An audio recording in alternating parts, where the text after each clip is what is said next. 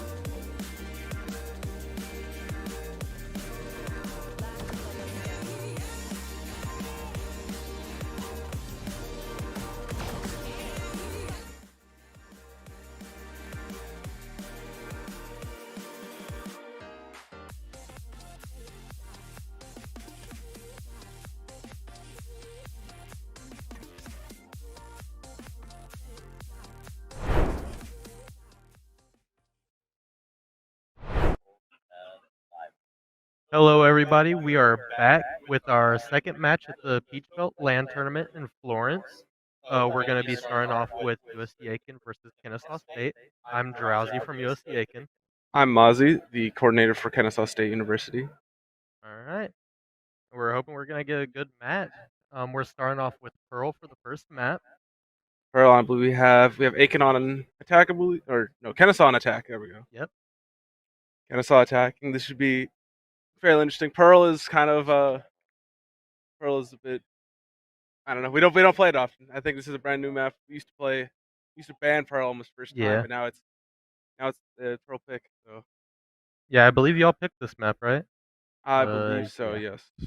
Yes. We were the higher seed, so we got first pick, and well, we picked something. I don't know why. All right. Go on. And looks like we're starting up Agent Select now, loading up into the match. So do you know the Aiken agent comp? I think they were talking about it. I might have like it in chat, but they are fairly certain on what they have going on here. Oh, I don't know. I'm kind of hands off for KSU, so I'll be just surprised. I did hear about the neon pick, so that was something I was kind of excited about to hear. I am excited to see the Astra from USDA, as it's like a newer pick. We started learning her about 3 weeks ago at this point. So plenty of time to learn. Yeah, so I'm excited for it. I haven't seen much of it. I say I'm surprised by our own picks. Re-up on Astra because Justin has been our smokes player for almost every other map. So seeing him not on smokes for Pearl is very surprising. Okay. I'm excited to see the Breach. Does JM play Breach a lot? JMO, he does not. He's normally the duelist. At least I think last time we played against you guys, he was a Raze. Gotcha. There's been a lot of comp changes. There's been a lot of changes since we last played you guys. We basically had to bring in a couple new guys. Some guys had to choose some school work over playing. So yeah, same for us. We've got a lot of comp changes going on. Yeah, I mean it just has to happen that way. So yeah, I do recognize Inga though. I remember that name the first time I casted this. Yeah. He is our captain and our highest rank. He I think ascended. Oh, we have. On our side, we got a couple of Senins, got a couple Mortals. I believe Dagon at one point might have hit Radiant. I can't remember. Gotcha. I think he's been very close. I don't think he's hit it quite yet. I'm seeing a lot of like utility purchases for USDA right now. Oh, right. Yeah. Like, well, kicking off with the classic B rush, gun down B long. You have the Chamber Lurk though, which could be that could make or break the round right there. He might be able to pick off that KO right there on the rotate. I think he is. Yep, and there he goes. He gets the headshot. Neon's gonna peek out of the smoke and hit the ass. Oh, Inga takes that Dagon though. He get traded. Say Casey with bomb plants, so we have. Absolutely, USCA the 2v2 needs to make something happen here to get that spike used. Denarius trying to work his way towards the spike. The graph getting figured out in Link, trying to get both swinging on him, but he is running for his life. He is fleeing. Yep. One bullet in the chamber, and he hits the headshot. Ooh, kill. Nope. Down to the fade to hold him off. Chamber's here to support. Justin taking him out. Ooh, and he's not able to get the half. 1v1. Ooh, and a nice headshot to close out the round for KSU. They're taking the first pistol of the series. They're getting rowdy up there. Might be the. Oh yeah. Might be the most important pistol of the series. You never know. Yeah. Everyone always says pistol's most important round. I happen to disagree with that. What do you I disagree as well.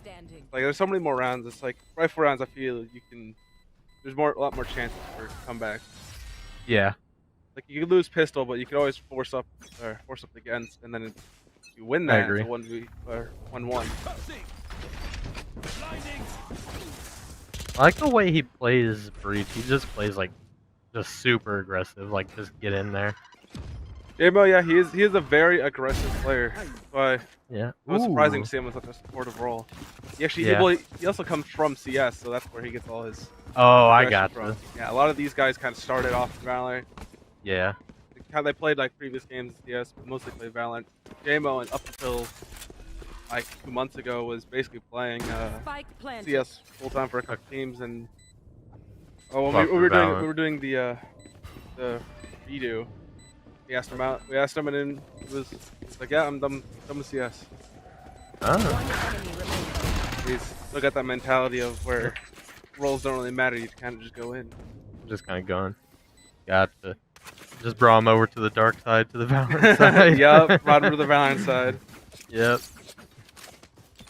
I bet y'all are glad to have him. He's a really good player. Oh yeah, we are. I was super glad when he said yes because him and Justin are very close. In fact, they're roommates, so it's always just kind of like, oh, Justin, what's JMO doing? Yeah, got that chemistry. Yep. Yeah. Dagon's been around at KSU for a while too. He was on our last year team, so I think there's much better chemistry than our previous incarnation of the team earlier. Okay. Smart move. USCA is at an advantage in this round because they do have a full buy-in to KSU's Spectres. Yeah, but right now it does not seem that matters. And Nereus took out one of our players, but instantly was traded back out. So I think we did receive that rifle as well. I'm not sure. Stacking up for an A hit. We got. Looks like they didn't. Yeah, we got Grap on though. Very far flank. And they're gonna lock down the Astra. Grap falling mid as well. Dagon instantly trading it out though. Searching for the rifle. It cannot find it. Got the rifle. Got 3v3 now. Got to stack up towards art. One guy's holding far back. They might just want to save, possibly. Ying and Nitwitted gonna work their way through art. That's what we made. Dagon needs to come up huge here. He's the one with the rifle. The other two still have Spectres. Oof, Dagon taking out University. Dagon. Ooh, gonna get. Oh. Unfortunate. 4K. 1v1. Oh, 1v1. Fade on fade. Nitwitted is half HP though, so this is very easy to turn for KSU. This is his second clutch situation of the match now. Oh. Doesn't get it though. Unfortunate. Justin chasing him down. Yeah. No. All players fall. KSU taking the eco round, so that's disastrous for USCA. That's forcing them really on another. Good KSU. Forcing USC on a save. Nitwitted. Oh no. Okay. Let's say man was about a hero rifle with no armor, no util. USC on a save. KSU now with the firm advantage. With this, they'll probably get this round unless USCA Thrifty's them back, which is always possible. I am happy to see USCA playing the way they are with their econ, because I've seen a lot of like plays where they just like flip by a lot. So I'm glad that they're getting that together. And I talked about flip buying a lot last match, but USCA does it a lot. It just with them. I'm glad that they're buying as now. Yeah, learning. I do remember that from the last time we played. I always remember just seeing USCA. They always just kind of had a rifle and just kind of like, why are they always having a rifle here? Yeah, why do you have like 2 Vandals and like 3 Ghosts? Yeah. Although, classic feed not digging here. Yeah. Ryan, take the first one. Ooh. Ghost gonna find the head. 3v3, but the raise for USCA is basically one shot and she's gone. Grap on the flank, getting 2. Yeah, so I was gonna take the round with 3 left. My ult's not ready. Grap, one of our more lurky players. He's always kind of in the background, so USA has to be careful of that. Yeah. Yeah, I haven't noticed that with him playing on the chamber. Yeah, he always just kind of sits in mid, make sure he always catches the rotates, making sure nobody's doing anything funky behind in case he's back. Just split the map in half, basically. Essentially. Impossible to cross. And even if he isn't out there getting kills, he can always hear those rotates coming through. A good lurk is basically required to successfully execute a site. Otherwise, you're lacking a lot of control of the map. For sure. It's like this. KSU is rushing in. Oh, the fade ult coming out. Diversity instantly finding Dig, and fade ult definitely successfully pushing KSU back as they are running away. Grab in mid. Ooh, finding Inga. There we go. Now they know that there's only one player left on B. Justin over here making a lot of noise. Got concealment. Looks like Kennesaw's running it down B long right now. UCA fell for the fake. Yep. See how Tango reacts to this. I'm planning out. Find the Astra. 4v3. UCA. They have the numbers advantage, but can they make most of it? Out of charges. Wrapping back around to join the rest of his team. Big flash. Ooh, they got it half. He knows this. Half. JMO. Oh, JMO very close. Oh. Just above. All three stacks. Oh. Grab. Coming in for the 4. UCA seconds away from winning that round. Very unfortunate. Grab. He's really good with his gunplay, I'll tell you that. Yep. I don't know much about the history of Grab, but I know he's been around quite often. Oh yeah. He's one of the survivors from the whole first team, so. Grab and Justin, the only 2 people that remain from the first team, from the first team we played against earlier, or we had earlier in the season. Oh, okay. Yeah, we had a kind of disastrous fall apart, very, very unfortunately. Oh, we got lucky. Good players. I'm glad y'all were able to make it still. They've been trying hard to get into fighting shape for this. They have had about a month time to form the chemistry, get those plays down. Which I will say, reading the playbook, there are some interesting names being said. There's the 3-piece chicken tender. Oh, I love that. I don't know what it is, but it is a play that is called. Teleport's ready. Very interesting ones. KSU stacking up for the B hit. USCA still very split apart. 2 players on each site. 3 people walking down B long now. Throwing grenade, trying to escape, but unable to. Get caught out by the chamber. Chamber v chamber. Grab wins out. Ooh, the Astra's gonna stall out the plant. It is a 2v4. I don't know if you did really challenge this. It is a very downhill match. Yeah. They're rocking Spectres too, so. One thing I've been trying to beat into their heads is, honestly, if you don't die on defense, you're losing 1,000 cred. So if you only have Spectres, yeah, pretty much. Try to ruin the other. Nitwitted though, does pick up 1, so that does make it worth it. Yeah, he did get that 1 rifle off KSU. Although KSU buying it back pretty easily. Inga calling the timeout. Yeah, on the timeout. They need to discuss. What do you think they're talking about up there? I'm not sure. A lot of it is probably tilt. We've got 1 or 2 players that are very tilt prone on our team. Oof. Yeah. So might be a little bit of calming them down. Might be a little bit of just like gathering our bearings, talking about each other. Getting that mental reset. The mental is the most important part, I'd say, of the game. Outside of just skills. If you start tilting, things can go bad. Yeah. We were on a stream. I'm glad they're showing a little restraint, because our last season match, we were on a stream and they called a timeout and they were just yelling at each other. You could hear it through the mics on the stream. It was great. Oof. The players got to get loud. I mean, I don't blame them either. Yeah. It was fun time. I'm out coming to the close.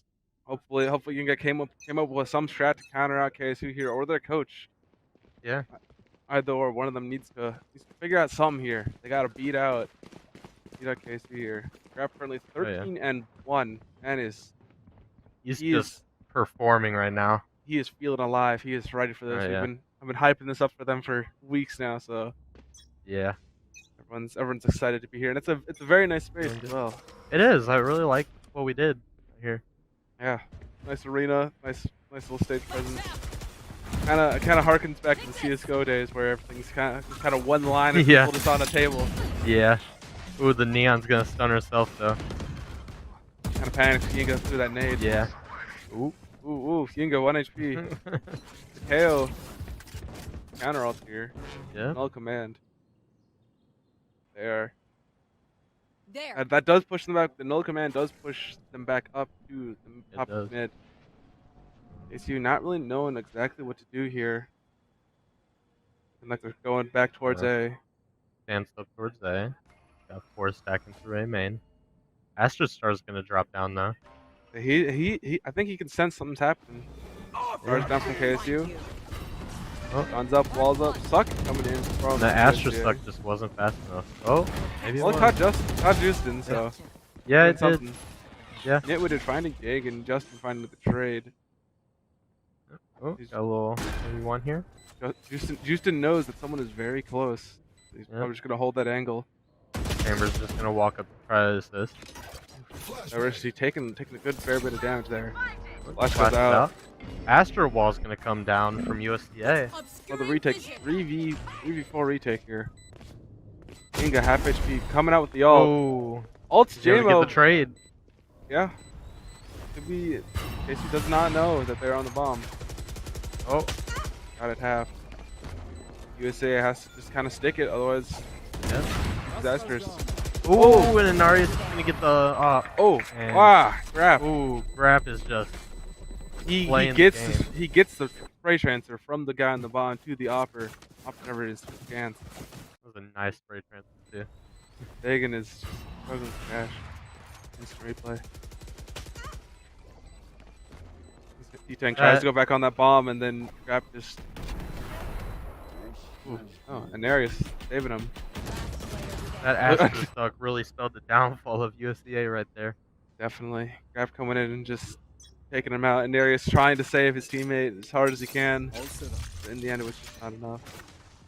The KSU is playing very quickly down mid this round. Yes, he does. I would say we are a very aggressive team. Inga finding one with a Bucky. Oh my. Bucky. And you play the close door angle. That's basically a free kill. At least one. Yeah.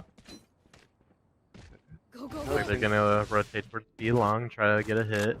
USA has just given up B very. Yeah, they just full rotated. Might be trying to go for that retake potential. Yeah. KSU just kind of stacked up. They're waiting out. They're clearing everything. I would feel bad for anyone who was trapped back there. They would. Oh yeah, that would be a bad day. That'd be very dead. Surprised Inarius on the eco didn't use his ult. Yeah. Oh, but he's able to get the pick on the planter. Trades out. 3v2. Ooh, 2v2. They started to figure out Grap is always behind him. Yeah. Come out with the classic from the Sheriff. Very winnable from USCA as Astra Smokes are going to come down. 1 HP. Both teams are very grouped together. They can put in just one shot. Oh, Diversity's gonna swing and get the double kill. Oh my! Very nice. You don't need rifles to win rifle rounds. Thrifty. Power of the classic. Very good. Power of the classic. I don't know how he does it. He just does it. He just does. Gives 2 rifles to USCA, meaning they definitely don't have to fully buy here. Again, he misses out the one tat there and one through his chest. Yeah. I'm proud of Diversity's progress, honestly, because before the Valorant season, he never touched the game. Wow. He picked up this game and ran with it. Surprisingly. He's just been very. He's done way better than you'd expect for someone so new. Sometimes it's just that natural talent that is what makes a person. You look at some of these pro players and they've spent thousands of hours in these games. They have the talent tag. Sure. It's not saved versus this time as the neon all pops out. How do you say his name? Dagan? Dagan. Gotcha. Ooh, and then Arya's gonna get the pick with the chamber ult. They saved the ult this round. Oh, I see why he didn't use the ult on the E. He's probably trying to save for an actual op. Rifle round. Oh, yeah. His credits is 45,000 credits, but if UCA lose this, that could be Inga not gonna find anyone with the raise. Okay. The USA no way to block off too, and JMO ulting out, catching all three. Ooh. Or JMO just swung that corner and just stared at an Arius there. 3 headshot. That's all it took. 3 headshots, 3 kills. Graf finding 2 of them. Really nice. 17 and 2 from Graf. Wow. No, he was feeling bad earlier because we were having tech issues. Now he's definitely feeling it. he's in his game now. He's in his element. He wants that trophy. Oh yeah. We all want the trophy, but yeah. He's working hard for it. Oh yeah.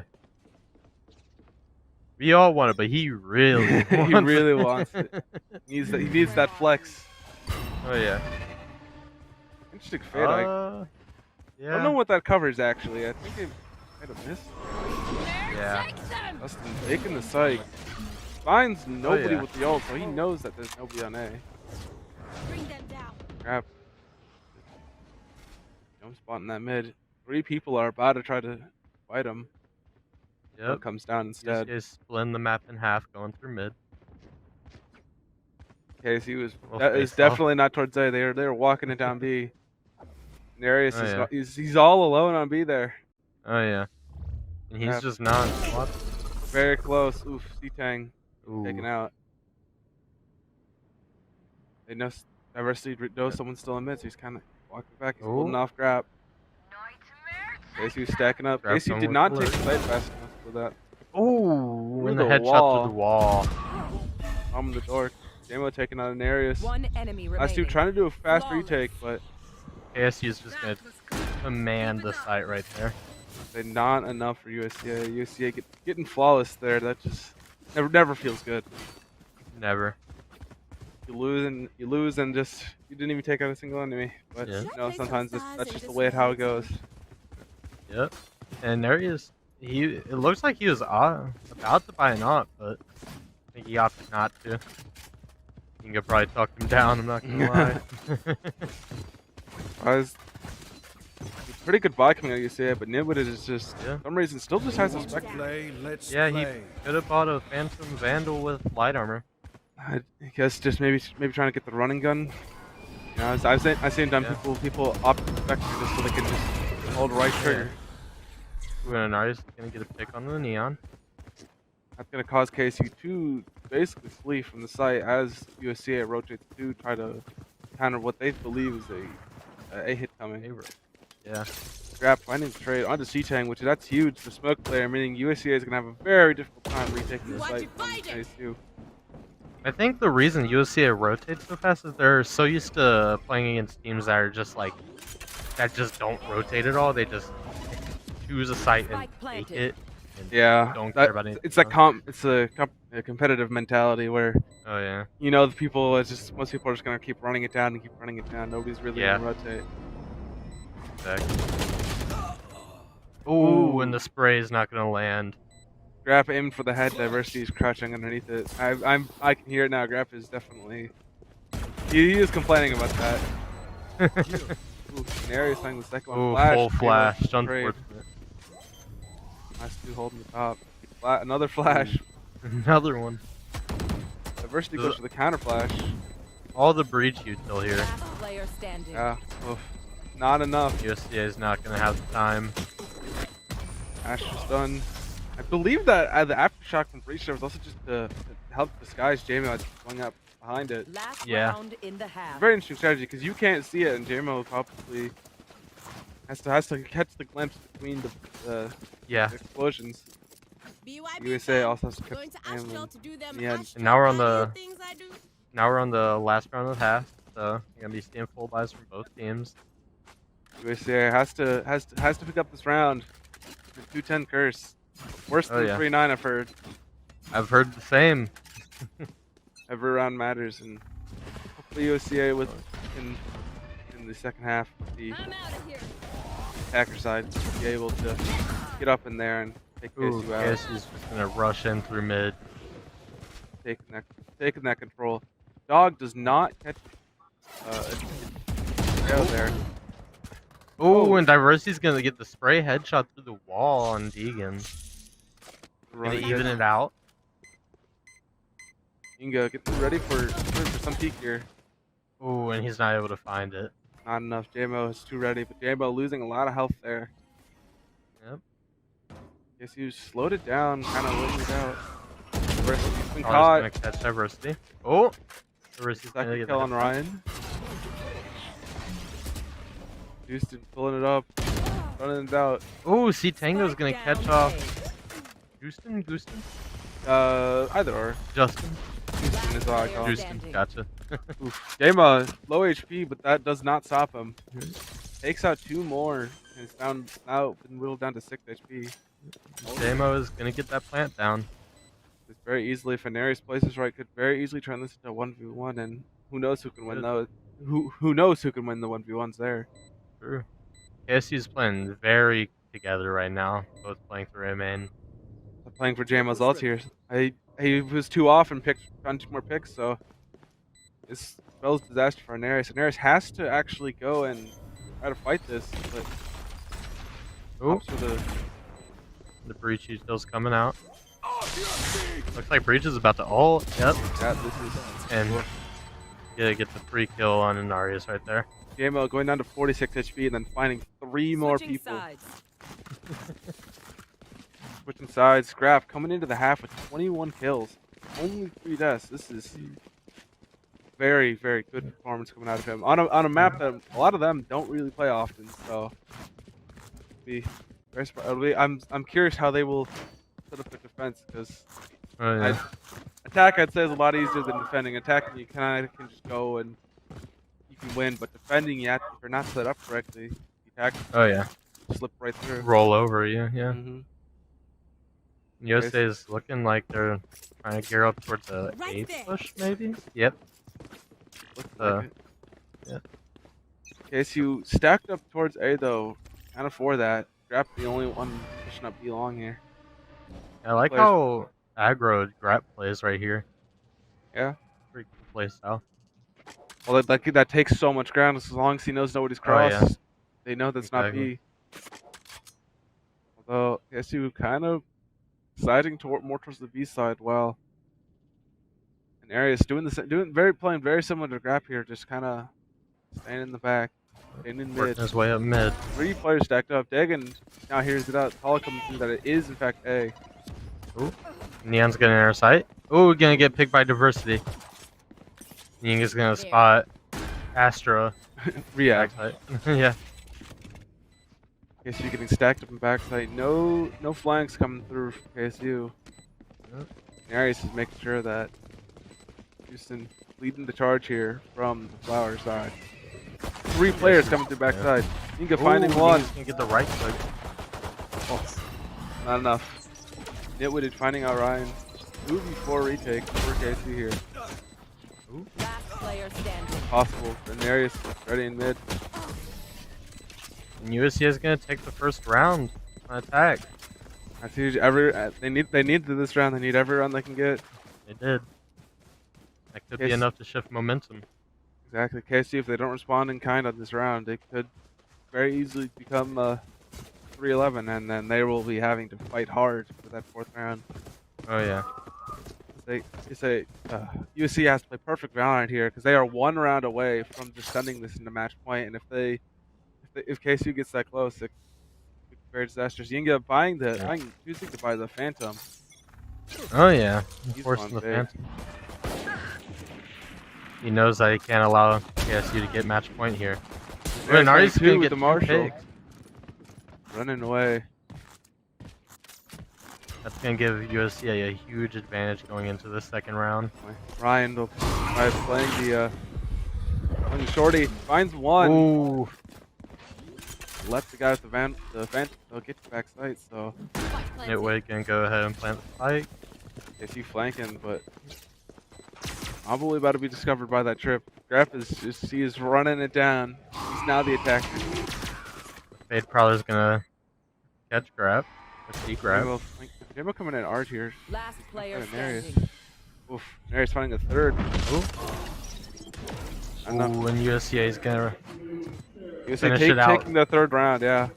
That's very, very good. Although KSU now has a full buy, so USCA has to be very careful here because this could turn very badly for sure.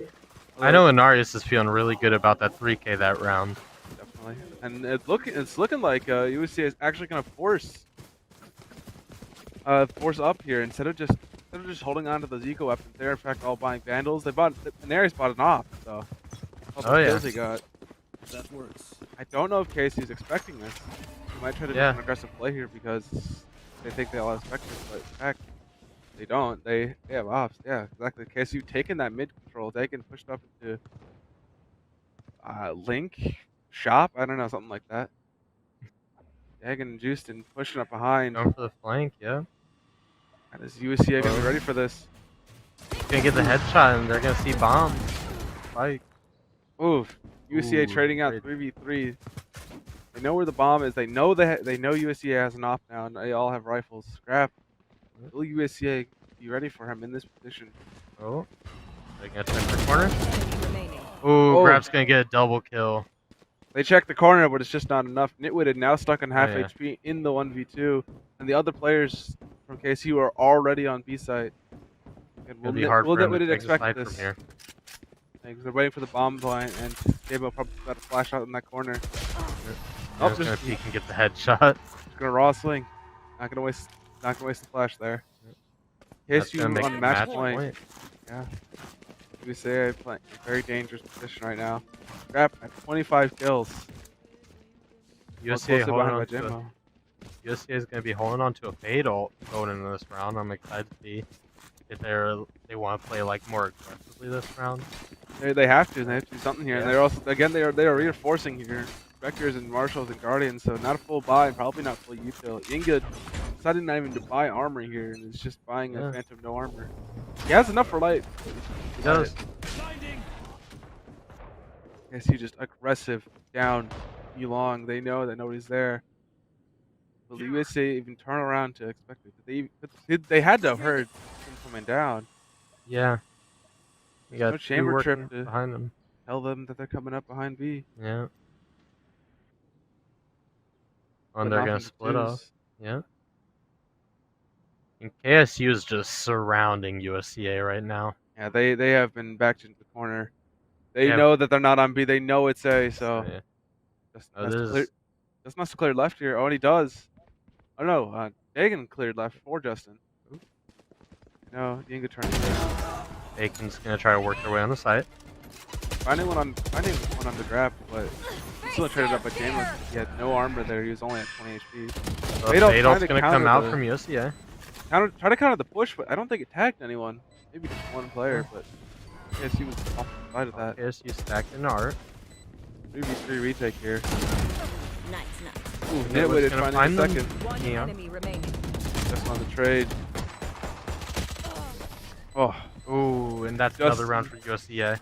Not enough. Very excellent round coming out of USC here. They were low on money, and now they come out on top. Nitwitted cocking his gun with his mind. I just love that as the observer. You don't see the hand move whenever they pull it up. Yeah, the little animation. Sliding back and forth. Inarius 14-14, followed by did with 13-13. So USCA, they're bringing it back. There's a good chance they can bring this back. USA is at a clear advantage this round since KSU is forced to econ here. Yep. Although KSU might be able to thrifty it. Rehab playing close with the shorty again, so will USC be able to expect that again? I don't know. Like 3 players walking down A, or 1 player's lurking back towards mid. Raze is kind of just like lurking behind a little. They have to expect. They have to expect. That. Oh yeah. He's his toes and takes his head off. Pick on Sitang. Doesn't get the rifle though, so maybe he'll try to push up with some smokes there, try to recover one thing, and that could turn the tide of the game. USCA giving up the rifle though, so they're falling back. But Ryan still not going for that rifle. He's still just waiting out in case USCA is just chilling there. Looks like USCA is full rotating back to B into the chamber and breach. They're anchoring. Inarius probably about trying to take on. Looks like almost two different pieces here, 2 different angles. Cool. Gonna fine. Taking a little bit off. Oh, and the headshot spray on the neon. Great transfer. 30 seconds. We have now going for the rifle. Oh, gonna get the rifle. USCA doesn't expect it. He only finds one, but he gets trades that out instantly. 2v3 retake. Ref has popped his ult, so both players on KSU are split right now. USCA is all grouped in main. Holding for that, but will they be ready for the grab off, chamber off? That could spell disaster for USCA if they swing off the tap. Oh, for sure. I think Jim was trying to find something here. Oh, and he's gonna find diversity with the op. He knows. Narius. Narius gonna. Oh, they're gonna get the half. Falling off the half. Trying to go for that rifle. Razor's gonna come out. Razor isn't gonna find him. Take a lot of health. Narius is gonna get the 4K. Finding it up there for USCA. This is a very close round for USCA, even though KSU was on the eco there. So USCA is doing really well on attack from what I'm seeing right now. Yeah, definitely held up by Narius. And Narius, I would say probably got extremely lucky with his spray transfer there, as when he swung onto him, looked like he was still moving, so the bullet just got really lucky that it tapped off his head. And Narius finding this last one. Trying hard. Looks like we're going into a timeout. Timeout from KSU as well. He sees something. Blame might be coming through from the KSU coach. Well, he's already done talking. Yep, he's done. Doing his little runaway. USCA might also use his time to try to find how to make a play, craft something here to hold off KSU a little bit longer. KSU just needs one more round, so. And honestly, USCA is still probably talking about calming down. They're probably pretty excited about this. They're happy. USCA, they're on the comeback, so yeah. They have to be careful not to start overheating as well. If they give up too much ground, it could just backfire right in their face. Yeah, USCA is just constantly forced by every single round. They have to, otherwise there's no room to eco. There's no room for errors, and Grap is buying an op. Dagan is buying a rifle with no armor. Yep. Got 3 ults on KSU's side.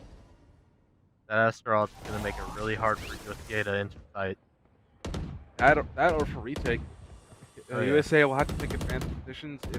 If the Astral Wall comes out, it'll completely block them off from being able to defend that spike from back into the mains, back far away. Ooh, Dagan finding 2. You hear C-Tang just jump on the box in front of him, looks up, and C-Tang is just there. Looks like the remaining members of USCA are going to work down B along with a KO ult. Going to try to force KSU back a little. Taking everything. Rhea, one guy can counter everything. Doesn't even waste. Doesn't even drop the bar. Waiting for that ult to go away. KSU could flank at this moment. The chamber has fallen. Oh, looks like we're about to see a Fatal come out. Nightfall can make his Nightfall plus the Astral Divide, so. Gonna find both Diversity and Yinga. And no one's probably back tight. One enemy remaining. Yep. Yinga not ready for it. They don't know that he's on the bomb. Yep. But witted. And that's gonna close out the match for KSU. 13-5 on Pearl. USA gave it a good effort in that second half. Definitely. I really like their effort that they put in. It really gives some hope for that second match that we got going on. I believe so. I believe it is USC's pick next onto Ascent. Ascent, the comfort map for everyone. So yeah, it feels like every single team here loves Ascent. Yeah, we began target banning it against players like Columbus and Converse. It's like we know they're going to be really good on it, so let's just make them uncomfortable. I think that's why KSU went out of the way to try to learn those awkward maps, because if you can make it awkward for the opponents, well, they can't do much there then. Yeah, I know we like, oh gosh. Yeah, I know USDA liked playing, or they didn't like to play Ascent a lot. They tried to avoid it a lot. They would ban it a lot. But recently they've been leaning into it. But I believe we're gonna go into a break for a few minutes while the teams get ready. Small break, let the teams recover. and we'll see y'all in a few minutes.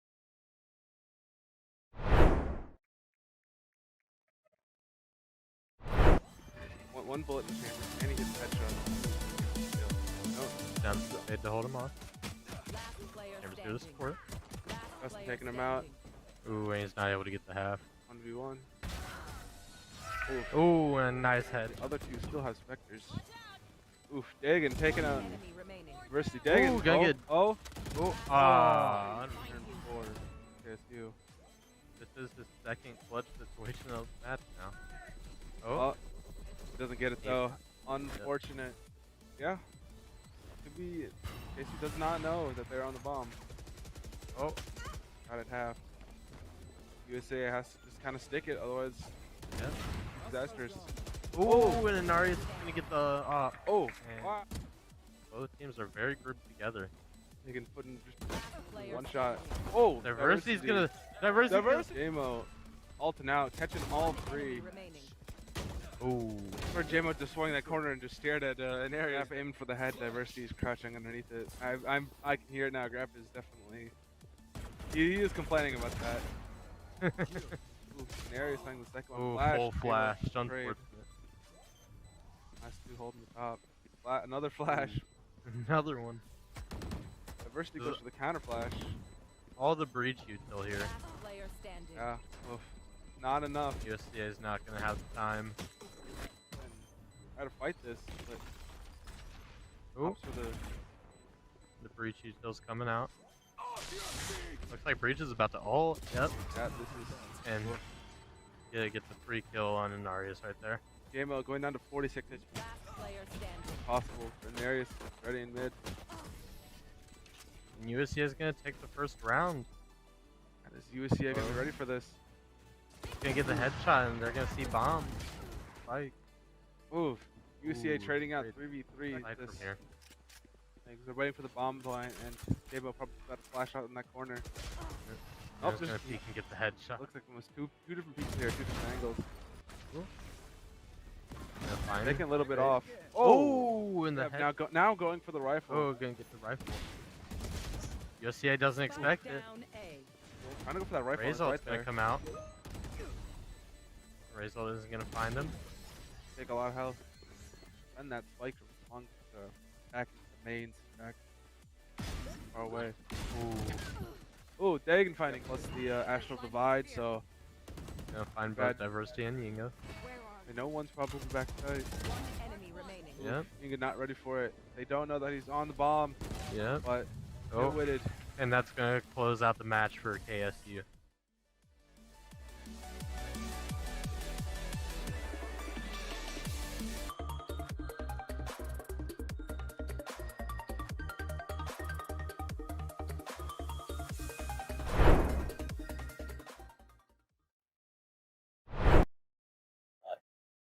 Welcome back to the PBC, the Peach Belt Conference. I am Mozzie, and this is. I'm Drowsy. I'm from Kennesaw. He's from USC Aiken, and now we are jumping into map 2 of Kennesaw versus USCA. And we're gonna be starting off, or we're gonna be going back into Ascent with KSU on defense first after their victory, 13-5. Yeah, 13-5 on Pearl, and yeah, here we got the bans. Ban system was kind of a bit different, but KSU clearly the USCA does not want to play kind of those like weird maps like Fracture and Icebox. Yeah. If you don't have set if you don't have set strats on those maps, it's gonna be a bit difficult. Oh yeah. KSU just not liking like normal looking maps. USCA will be attacking first on Ascent, so hopefully they'll be able to take some more rounds off KSU and maybe even the map. We'll have to see about that. Yep, and now we're about to go ahead and get into Champ Select. USCA is still already looking very, very decided on what they want to play. Same for Kennesaw. Yep, we got. I guess Ryan Ariab is now just the controller player, which is still very surprising. Yep. That's something I'm just not used to. I still like the Astra pick on Ascent. I know USCA prefers Omen on this map. And we are swapping up the smoke player for USCA here. I to that Nitwitted instead of being on the, I believe it was the Fade is now. Oh wait, yeah, you're right. I don't even know Yeah. my own team. It was like Anarius is on the chamber. Yep. I've seen a lot. They pass around the chamber role a lot. I mean, chamber is a fairly easy role to deal with. It's just kind of point and click half his Just abilities. click on them. Yep.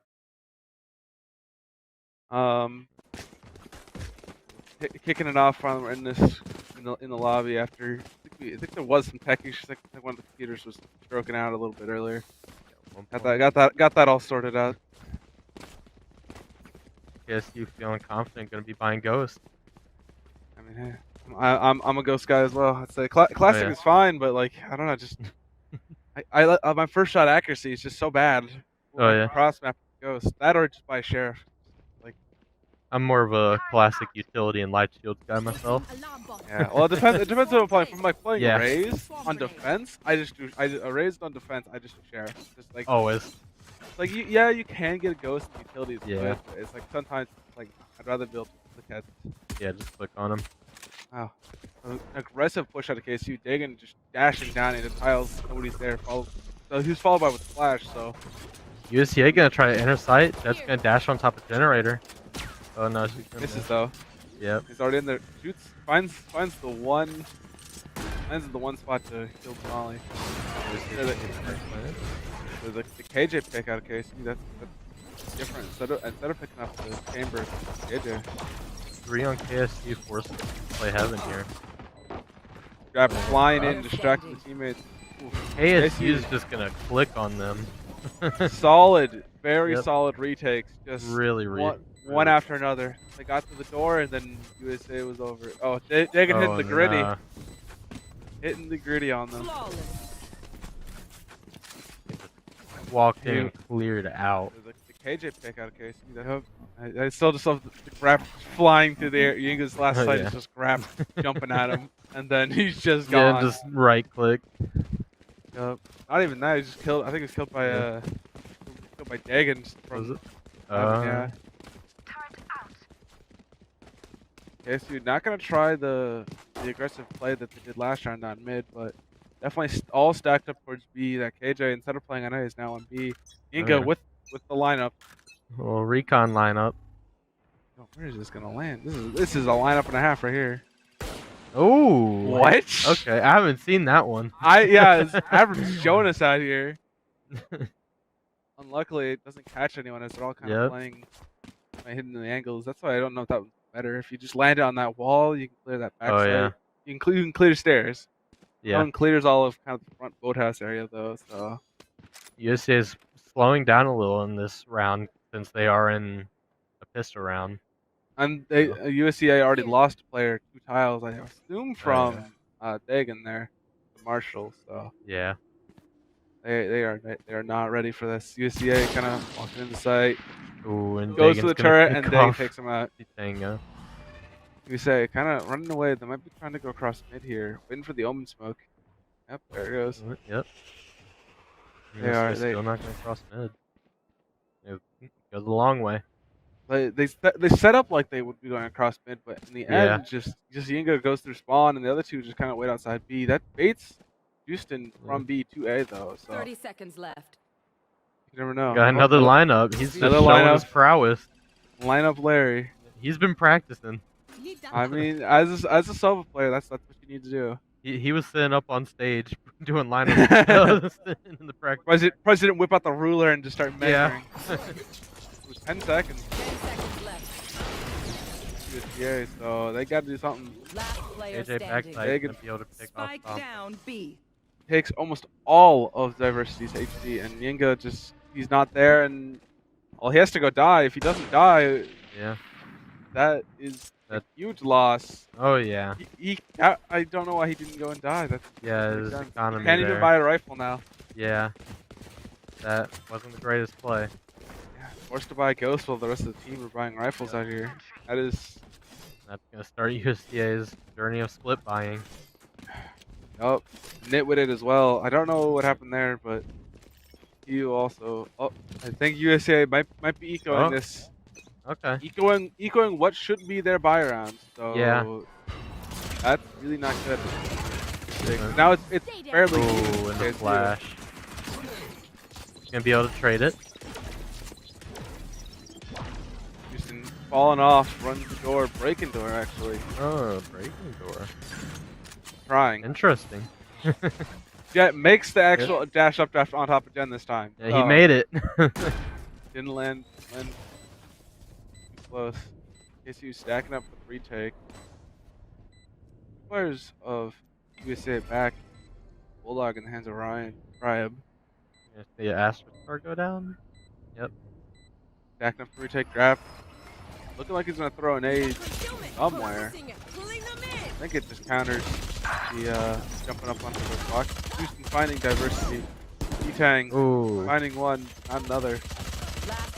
Shock darts. The shock darts are gonna come out. Oh. And Yinga's gonna be able to take it. Right, finding the headshot, but because of the Bulldog, it just does 115 and not enough to kill him. And USDA was able to win that Spectre round. That's looking really good for them. I'm surprised by that, but yeah, coming into another buy round, this might throw KSU off a bit, as the economy of the players are a lot different than what we normally used to. Normal buys, the third round buy, and then if USDA wins or loses, it kind of forces no matter what on Spectre. Yeah. Now, it's an even round, even rifle buy here. You got Yinga. Yeah, Yinga's. Well, he saved Spectre from last time. So. Yeah. But majorly an op, Dagan. Oh yeah. Oh, timing on that. He was watching top mid, and then just as he left, Jet finally walks out. I'm really hoping to see a walking KO. Down mid. Dagan not aware of this. This could D-Tang right now could be making a play here on A. Ryab, I don't think he's ready for him. This KO could shut down the entire defense for KSU if he activates it. Oh yeah, he does. There he goes. Look him in. And there goes C-Tang finding out Ryab there. KSU losing the smoke fire. This is very... Ooh, and the KO's gonna get knocked down. Off the spam. Houston Jamo finding the second one. Ooh, and Arya's able to get the Peeker's advantage. Going for KO. He's able to pick up the KO. Oh, C-Tang again on the flank. Houston is stuck in backside, but they don't know that. Yeah. He has bomb. Oh. Houston, half HP on the KO. Going on stairs. Just need to play as a team. Oh, and C-Tango's able to get the op. No clutch coming out of Justin. I think if Justin had swung on that KO instead of trying to hold the stairs, KO's half HP. It was very unfortunate. Dagan, I'm sure, is kicking himself right now because he was watching top mid. He was watching for a while, and suddenly he goes to look at tiles, and then that's the timing. C-Tang just walks up. And he finds Rhea up there, and then Jamo trying to go up through on the retake, trying to get on that KO, is taken out behind by C-Tang. So huge round for him. And KSU is going to be forced into econ round here. I'm glad to see the Stingers coming out after the buffs for it. Definitely. I miss Stinger meta. I remember playing back when Stinger was way too good. But, oh yeah. But then it got nerfed, and then it was a really niche weapon pick that you're almost better off just buying a Sheriff, hoping to spam someone down instead of buying the Stinger. But now that they kind of evened it out, it made it a lot better. Yeah, with the play here possibly. Maybe KSU will be able to do something with the Stinger. Brings on Yinga here. Ooh, able to get one headshot. Oh, finding two. Find the second one. Trap though. Finding three. Re-up. Having a rifle. Barely avoiding that KO Molly. One enemy. Team KO Molly too. Scrap, find another one. Like an make it really hard for USC. Win from KSU here possibly. Unless, Nitwit's gonna find one. Stealing sight. Yes. Paranoia. Definitely spotting him going there, so he knows they're on B. Closing him behind. Casey with two rifles. A bunch of rifles now picked up the main man. He's gonna smoke himself off to get the plant down. Dude, it has to try to play aggressive here. If he focuses that Astra, I don't think that's the play. He needs to take those individual fights as they tunnel into sight, but Spectre, I don't know how well he's gonna be able to handle this. Astra Stars. Oh. Stun sucks. It's gonna be a hard fought battle for Ninjas here. Oh, he's gonna find one. Enemy remaining. Astra? 3. Ah, unfortunate. He almost Close had round. it. Good effort. He did take the fights. He funneled them in, and he didn't think that Dagan would come around the back and thought he would just swing with Astra there. Just thrifty that round as well. Definitely. And USCA is very, mostly huge one just from Reib here. He just hides from the drone and then just takes one out, spams a little bit, then swings on the third one and really well done by him. Yeah, finds it. And just I don't know how he did not take damage. Yeah, I'm not really sure. Finding two. Almost winning out there, but Dagan's just coming off in the off position. And we're in it, and I believe Dagan's dropping the op immediately. So just is playing up towards main. Chambers is just gonna be lurking towards mid though, trying to pick someone off through market. Astra and Fade not really sure where they're going. Playing in spawn, that's not a bad position. Astra is jump spotting off the top of that well. Oh yeah, I gotcha. That gives you that vision into mid that you need. Okay. Watching here. So. Oh, he's able to get the picks on. Wow. It's the Ion Vandal, man. It's different. Ion. That's Vandal out there. I am an Ion fanboy. I don't know. So I'm not. Vandal really. Yeah, I'm not a big fan of any of like the electronic Vandals like RGX or anything. I know everyone loves it. Yeah. RGX I'm kind of mixed on. I like it. I have a bunch of the stuff, but I don't know. Ion is just that's the first collection I actually spent time collecting, and it took me a long time. So that there's a second one is super hype. I've been too busy preparing for this to actually buy it yet. So yeah, I'm swinging on the off there, losing scenarios. Ooh, champions, all shiny. All shiny. I'm desperate for the Ion. I'm happy to the Phantom, Vandal, Op, Spectre, Frenzy. Oh, Ares. Ares is kind of but there's good guns all around. Oh yeah. Ion set, so that's going on instead of the randomizer. Oh yeah, they knew what they were doing, choosing those weapons. Yeah, definitely. And like, the complaint right now I've heard is there's no pink, but like we had a pink version recently with the Chrono Void. Oh yeah, Chrono Void. Ooh, Dagan missing. Or maybe he took maybe went through the wall. I can't tell. I think it did. I think. Yeah, it did. Yeah. Well, he didn't miss. Just the wall just decided to take damage. Yinga is just chilling outside A right now. So. Yeah. That's. I don't know why you'd have your Sova that far away. I'm not gonna lie. He might have a lineup cross map. Maybe, but. But it's still not very. Houston ready with that Nightfall. Yep. Opted he would know there's 4 players. Now he's only going to catch 3. He does know that has dashed in. So, ready. Houston all alone. Ooh, right. Jamo. Gonna clear it out. Jamo, he's always ready. Inga walking up. Spectre. He does have ult, so I guess maybe he's trying to play that. I'm scared by that. So yeah, the playing in A main. Yeah.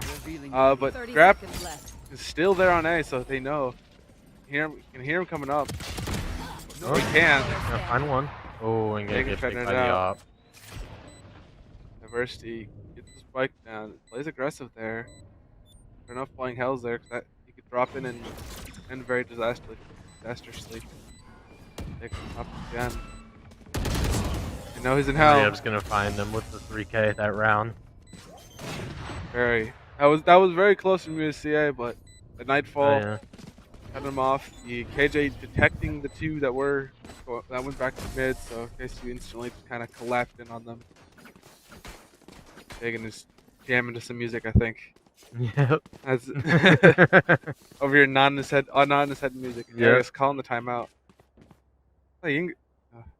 Arius has an idea possibly, but Inga was the captain, so I think it might. I don't know. think he might call it, and it shows Inarius' name for some reason. It was doing that for our game. I don't know. I see. Or he might Maybe. just be calling it. Who knows? He has an idea. He might. The team. Yeah, this is another very interesting strategy. The coach just run over to the side of the stage. Yeah, they. I that's something right there. Yeah. I remember the first map or match. One of the coaches was like, "It takes me like half the timeout just to get to my team."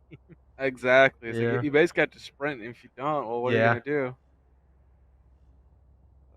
CSU or not CSU, UCSA cooking up some ideas here. Yeah. They're a lot stronger this map against KSU. As by this point in the Sure. last match, they'd only taken one round, and that was in like round 7. So they've taken 2. UCA, we find I think about 3 more rounds. It could be a very close match here from a very tough fight for KSU. Yeah, USA's economy isn't looking amazing right now, but one eco round and you turn it back around. Definitely. And Arius opting to just be with a Marshall instead of probably what I'd done like a Spectre or something like that. Try to a little bit more, but Marshall's gonna be a little difficult to pull off into full armor. Yeah, University walking it down mid. Nobody's actually there to watch it. Yeah. That turret is good for if people walk up mid like they're about to, but And they're gonna clear the turret. USA's just got control of mid right now. But KC has control of A main and control of B main, so they know that if they're anywhere, they're up at mid. Jambo is definitely ready. He knows that there's gonna be one close at one point. Very nice cross from Jambo and Grap there. Yeah, that was good. Grap backs off he's expecting the tree push. Yeah, stacking up. C-Tang with the lurk, but it's not enough. Grap finding another one in tree. 2 players remaining. 5. Grap finding second. Rhea finding another. Rhea finding 2. Casey's just gonna clear them all out. Rhea with 2. Grap with 2. That was USA's eco round though. That is true. And now CSU does the ult economy is looking pretty strong in CSU's favor. Went away from the null command, and we have the Hunter's Fears into the shadow ready.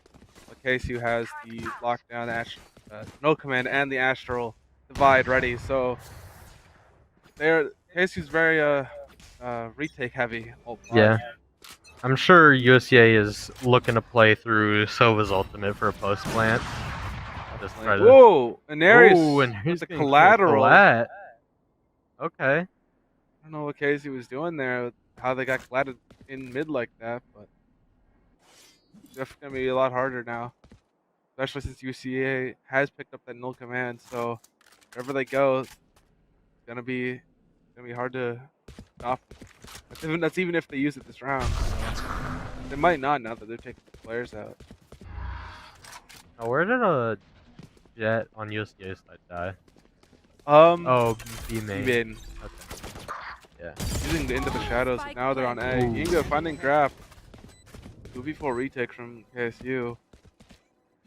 Only one ult, but will JMO use it? I feel it probably would not be less advantageous to use it on this. Probably just save. Try to pick up that op. But no, Dagan is not saving the op. He's trying. He wants this round. JMO's not with him, however. Ooh. The paranoia is gonna come out. Arius not being able to find the op. Oh, the spray transfer. Yeah, but it's evident. Oh, I see Jagan just going in trying to get as many kills, and JMO is holding the op now.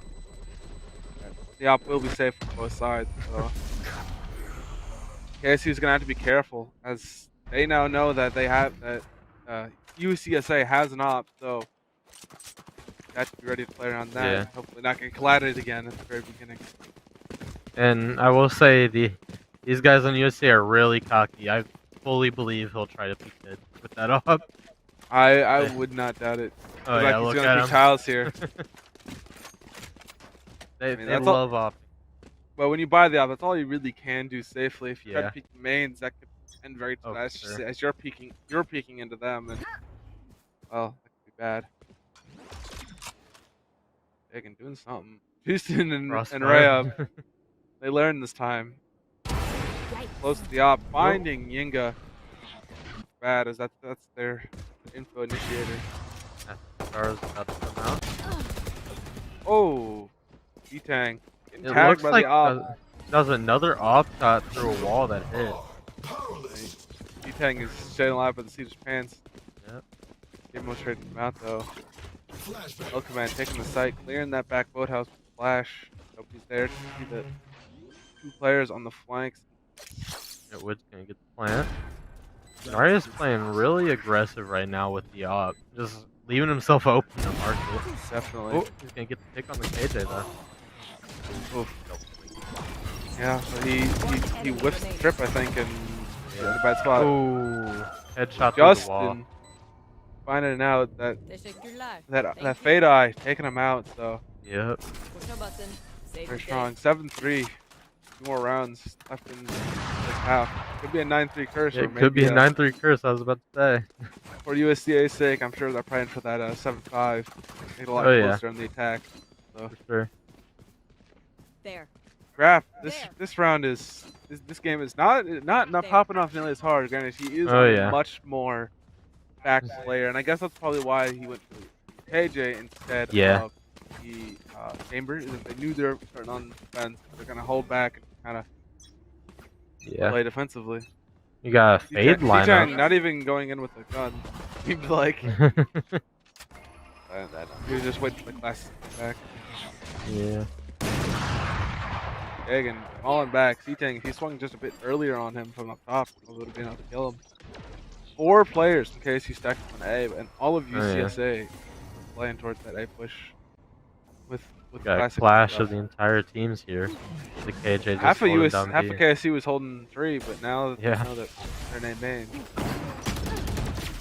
Oh, and the Jet's gonna dash out. Oh, gonna find the Jet. Traded out. KSC taking the advantage. Re-up Justin, JMO. Justin getting aggressive there. Oh. Justin taking out one, running out of ammo, and Re-up cleaning up. Re-up still glowing out here. Ashton player is he's popping this he's popping this game. Making up for the lack of grab. I should play some Astros. They're just not coming to grab fight. Wherever he plays, they're just not where he's coming. Hey, feels like he's psychic almost. Basically, KC with 4 ult here too. Blade Storm, Astral Divide, Nightfall, Lockdown. Hey, they have plenty. Tour de Force, Blade Storm as well on you the want to play? Let's side of play. KSU, and the Hunter's Fury still being held on to for many rounds. This is the last round, so they have to use it. So, they might be holding on to that. They'll take them out.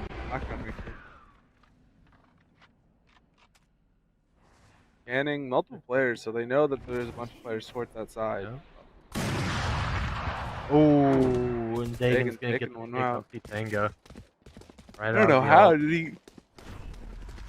Oh, was he C-Tank floating in the air? Yeah, he jumped up and tried to peek over the smoke. I see. I was surprised. I was like, wait, the smoke was there when his body fell. So. Yeah. Surprising. KSU holding back. Probably gonna play heavy retake here. This is gonna work their way through 3. They still have the Sova, and he's gonna clear wine with his recon. JMO's ready. Yeah, they know. The UCSA know JMO's there now. 3 players stacked 3. Wait, they're gonna teleport across. This is big sight. Dagan finding Inga. Shoots first. Ooh, Dagan with the 3rd. 4th. Ooh, the right click. Going for the ace. Oh, nope. Gamma takes it. Takes it on Daenerys. We're still holding back 3. 9-3. Yep. Can UCSA handle the power of the 9-3 curse? We've got the 9-3 curse. See if they're able to turn around with that momentum. Taking out the team. So whiffs the first 2, but then just finds that, connects that 3rd one, jumps around the corner, and just puts all the knives straight into Witten's face. Witten was turned to a very nice charcuterie board. I didn't say that right, but whatever. It's a hard word. charcuterie. I don't even like who even eats that like on the regular. It's like I mean it's good. It's like cheese That's and like meat. fancy people, you know? Yeah, that's real like rich people. That's what you eat. Oh That's what yeah. you eat when you go to France. That's like an appetizer. Picking it off. Side switched. KSU sprinting. Tango feeling confident with the ghost. Oh, I have to find one here, but ooh. Oh, I think his shoulder's peeking out there. So Dagan got the big peek. Goes for the skin, as you do. Yep. He did say he was putting on the Cavalier bundle earlier because it was the ugliest skin set. But he only put the ghost on though, so I'm disappointed. Oh, yeah, that Vandal is not. I don't think it's bad. It's not great, but it's not bad. I don't know. Sometimes some people like those smooth lines. I like the op on it. Kind of nice. I don't think I have the op, but yeah, it might be good. It's just kind of like the smooth lines. I don't know. Yeah, I gotcha. Ooh, we're gonna see a little one-way from the Omen. Area. Oh, the Omen is on the other side of the map, so I don't know who's trying to take advantage of that. You could fall it off. KSU storming into B main. Yep. Smoked off. 3 players of UCSA. Yinga will be caught out. 5v3 for UCSA. 2 players in spawn, 1 market versus broken big and getting aggressive here. Ooh, the nice headshot on that wedge. Diversity is able to trade. Diversity is low HP, so how much more can you do really? A lot apparently since he took out Grab. Ooh, Grab takes him out though. Into the final player, 40 HP. Grab. Yep. Tap swinging that corner and just takes him out. Gonna give KSU the advantage going into the second half. Gonna be able to go on a 4th or a bye.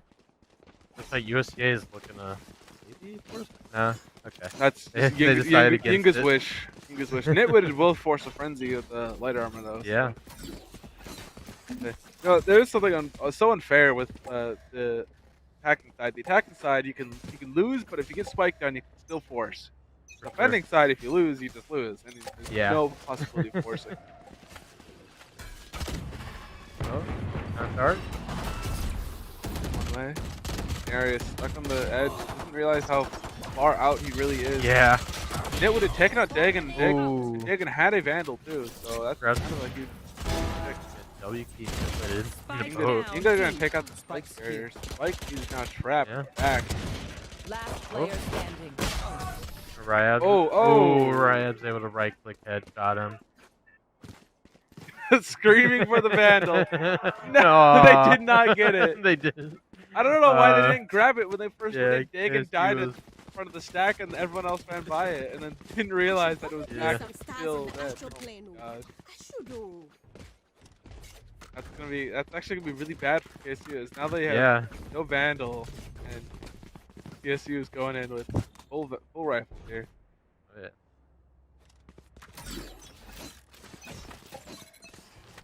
That is mid. That is mid apparently. That's all I heard. Yeah. Even though there's no jet even close to There's no jet anywhere. Well, there's a jet walking down. Oh, she's down mid now. UCSA is not ready. Dagan gets the blade storm up ready. Does not try to give. Dashin. Playing Star Wars out here. Traded out by Grab. Both flying and then everyone's trying to run and then. A little anime battle there. Basically. Just was the shock dart. Has anyone ever been hit with the shock dart mid-air and died? I bet it's happened. I feel like that's just like the most impossible shot to hit. You'd have to direct impact the shock dart. Hanzo. Literally though. You been playing that Overwatch too? A little bit. I mean, who hasn't? I mean, it's a good game. I've been trying because I haven't been able to play Valorant because my arm movement has been limited. Yeah. Oh, I'll play that Moira. Oh, the Moira. Moira, man. I got ranked my healer only with Moira. As you should. USCSA is just not allowed to touch the bomb with how much utility is going down on it. Yet would it fight for his life. Yeah, you could say USCA was playing Overwatch right there. Yeah, literally. They were playing Overwatch with the bomb.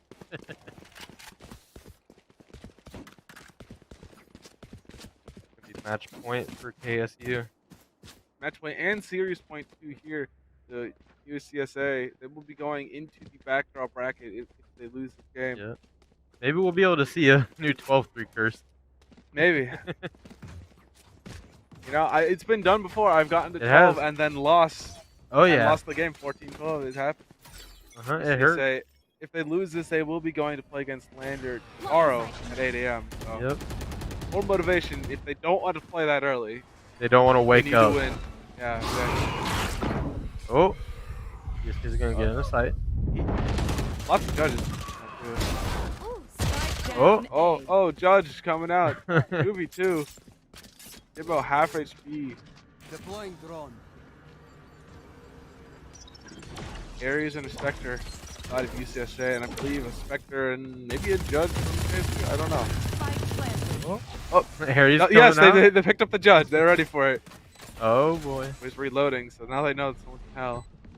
Still have the Spectre. I don't know why Gambo isn't up that right. It's how it is sometimes, I guess. They're not shooting the front corners. They're just shooting the back corners. UCSA has to hurry up. They're running out of time. Oh, gonna smoke him out. Drop. Oh, Brian. Well, you can go find the last one? Ah, unfortunate. KSU take series 2-0. Yep.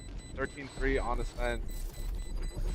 So, a very, very close game from both. Well, not very, very close, but a fun game to watch at least.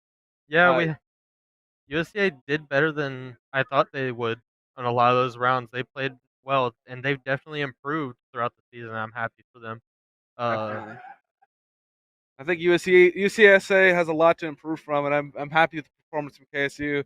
This new team, this is their first this is the first LAN experience for a lot of these guys, so I'm sure they're up there kind of shaking in their boots. Yeah, Dagon's been tough, a couple though, so he's surprisingly he's like the senior to this event, so I'm sure he's up there calming their nerves, and that says this is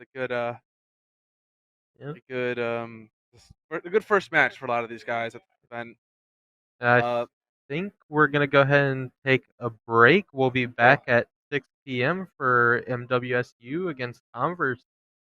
Oh, that will be something. Converse currently, I think, the leaderboard champions. I don't think they've dropped a single match. Yeah, they're playing really good this season. Yeah, so that'll be scary. Converse definitely I think they're gonna do a top bracket run here. But hopefully either us or Columbus will come against stop them. Yeah. But we will catch you guys then, and I'm sure they will have their own casters. So yeah, I will be back at I believe 9 for Columbus. So that's hype. All right, we'll see y'all at 6. Yep.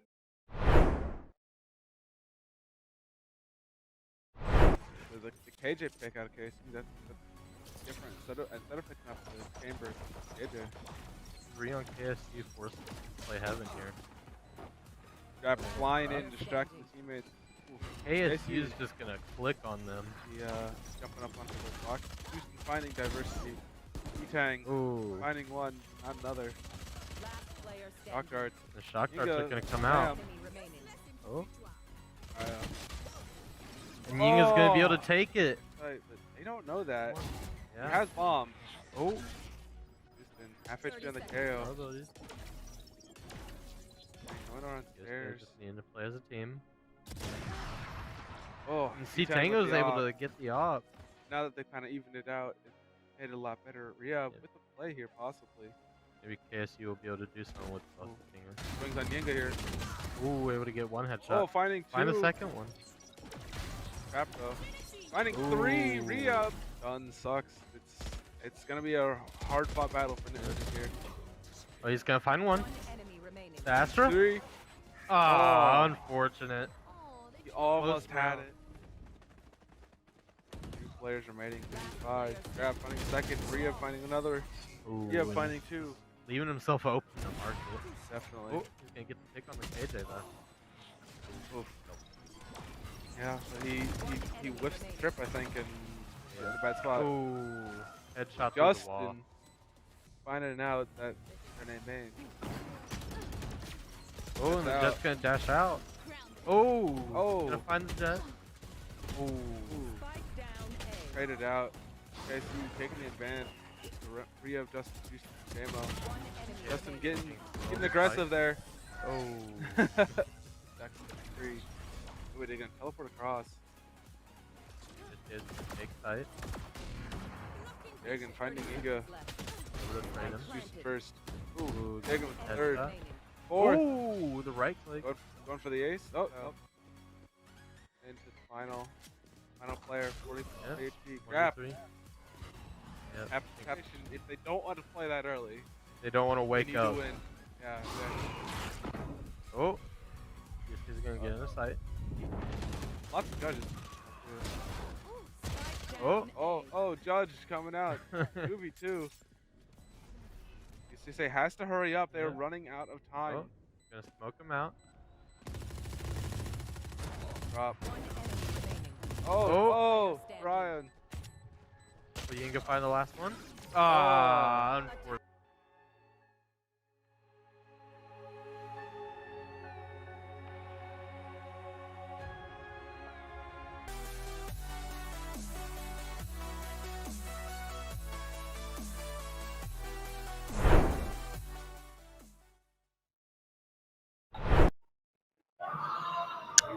Hello and welcome to the next game of the Peach Belt Conference with Converse versus Missouri Western State University. I'm Dawson. And I'm Jordan. Inga, in-game. And we'll be your casters of this game. This is going to be quite an intense game we have here, with Converse being the #1 seed. This is their first game of the day. And with Missouri Western beating out Lander, moving on to the next game within the series. For the maps we have today, we will be playing Icebox, and Breeze, and then if we go to a third one, we'll be Bind. A very interesting pick we have here going on between the teams. Personally, you don't really see Breeze picked all that often, and Icebox is more of a later game that they pick. And since usually a common pick, kind of a surprise in my opinion from what I see. And now that we enter Agent Select, we kind of see our traditional picks: Chambers, Sova, Viper coming in. It seems like we have a Reyna for the Duelist and a Jet coming in from Converse. Very interesting team comp we have going on here. Can be very aggressive, but also can play very well with their utility in the upcoming maps. And confirming in, we have both teams going more kind of the same team, except we have a Reyna instead of a Jet. And as we go into our first match on Icebox with Converse versus Missouri Western, we're going to see how they kick things off with the kind of interchangeable duelists that they have going on in the different teams. I'm very excited for this match. Really interested to see how Missouri Western plays against Converse, and especially on Icebox. Icebox usually isn't picked that often, and to see the first map. And we're going into the first round here as they set up for the pre-round. Chambers sent up his trip up for kitchen. The most common setup, kind of covers majority of that area. You don't have to worry about it. And from what it looks like, Converse may be going for a B push. And Viper setups. Chambers playing on yellow behind that box. It's a very common setup for him. We're gonna see how Converse jumps in and peeks towards that. And us with how they have it set up. We're trying to see how the initial round starts. Like they're going for full push. The Jet goes in, gets hit by the Chamber once, and they set up that Viper bubble to allow the Chamber to rotate out, giving Converse kind of being able to push in through the main way up to B. They're going to full commit to the site here. First round. No pick yet. Nothing yet. Blitz going in for the plant, being able to stick it and get it down, allowing them to be able to outplay for post-plant, putting more of the pressure back onto Missouri Western, trying to get that. An early pick by Wildfire, being able to shut that down long range, putting them at a disadvantage. Viper wall coming back up, back control, and it seems like Converse is playing that really well. Gaunches with 2 picks, getting refragged by the Reyna, and it looks like Icy. Converse is going to take the first round. Yeah, a lot of good refrags coming in from Converse, being able to play that post plant very well, especially with the Viper wall and the Viper bubble they had set up, forcing Missouri Western to kind of push into them into their territory, allowing them to get those picks, and especially with Gonches and Icy getting those 2 early frags early into the post plant scene and being able to play off that. Looks like Converse is gonna go for a force, and MWSU is gonna buy match the eco. They're gonna go for heavy save. Gonches and Wild.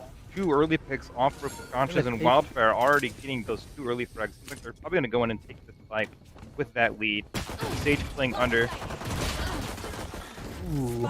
And we're gonna get the jet on the Converse side. And it seems like Missouri Western being able to swap down the post, putting it down to a 1v1, and Converse being able to pull it back out in the win. Missouri Western being able to stop that push with how fast they had that lead and how quick they pushed into that site. Missouri Western was able to hold them, but not enough. It allowed, basically, after all the trading, it allowed Arctic to get that final pick and hand the round over to Converse. Converse did lose a few players that round, which is really good for Missouri.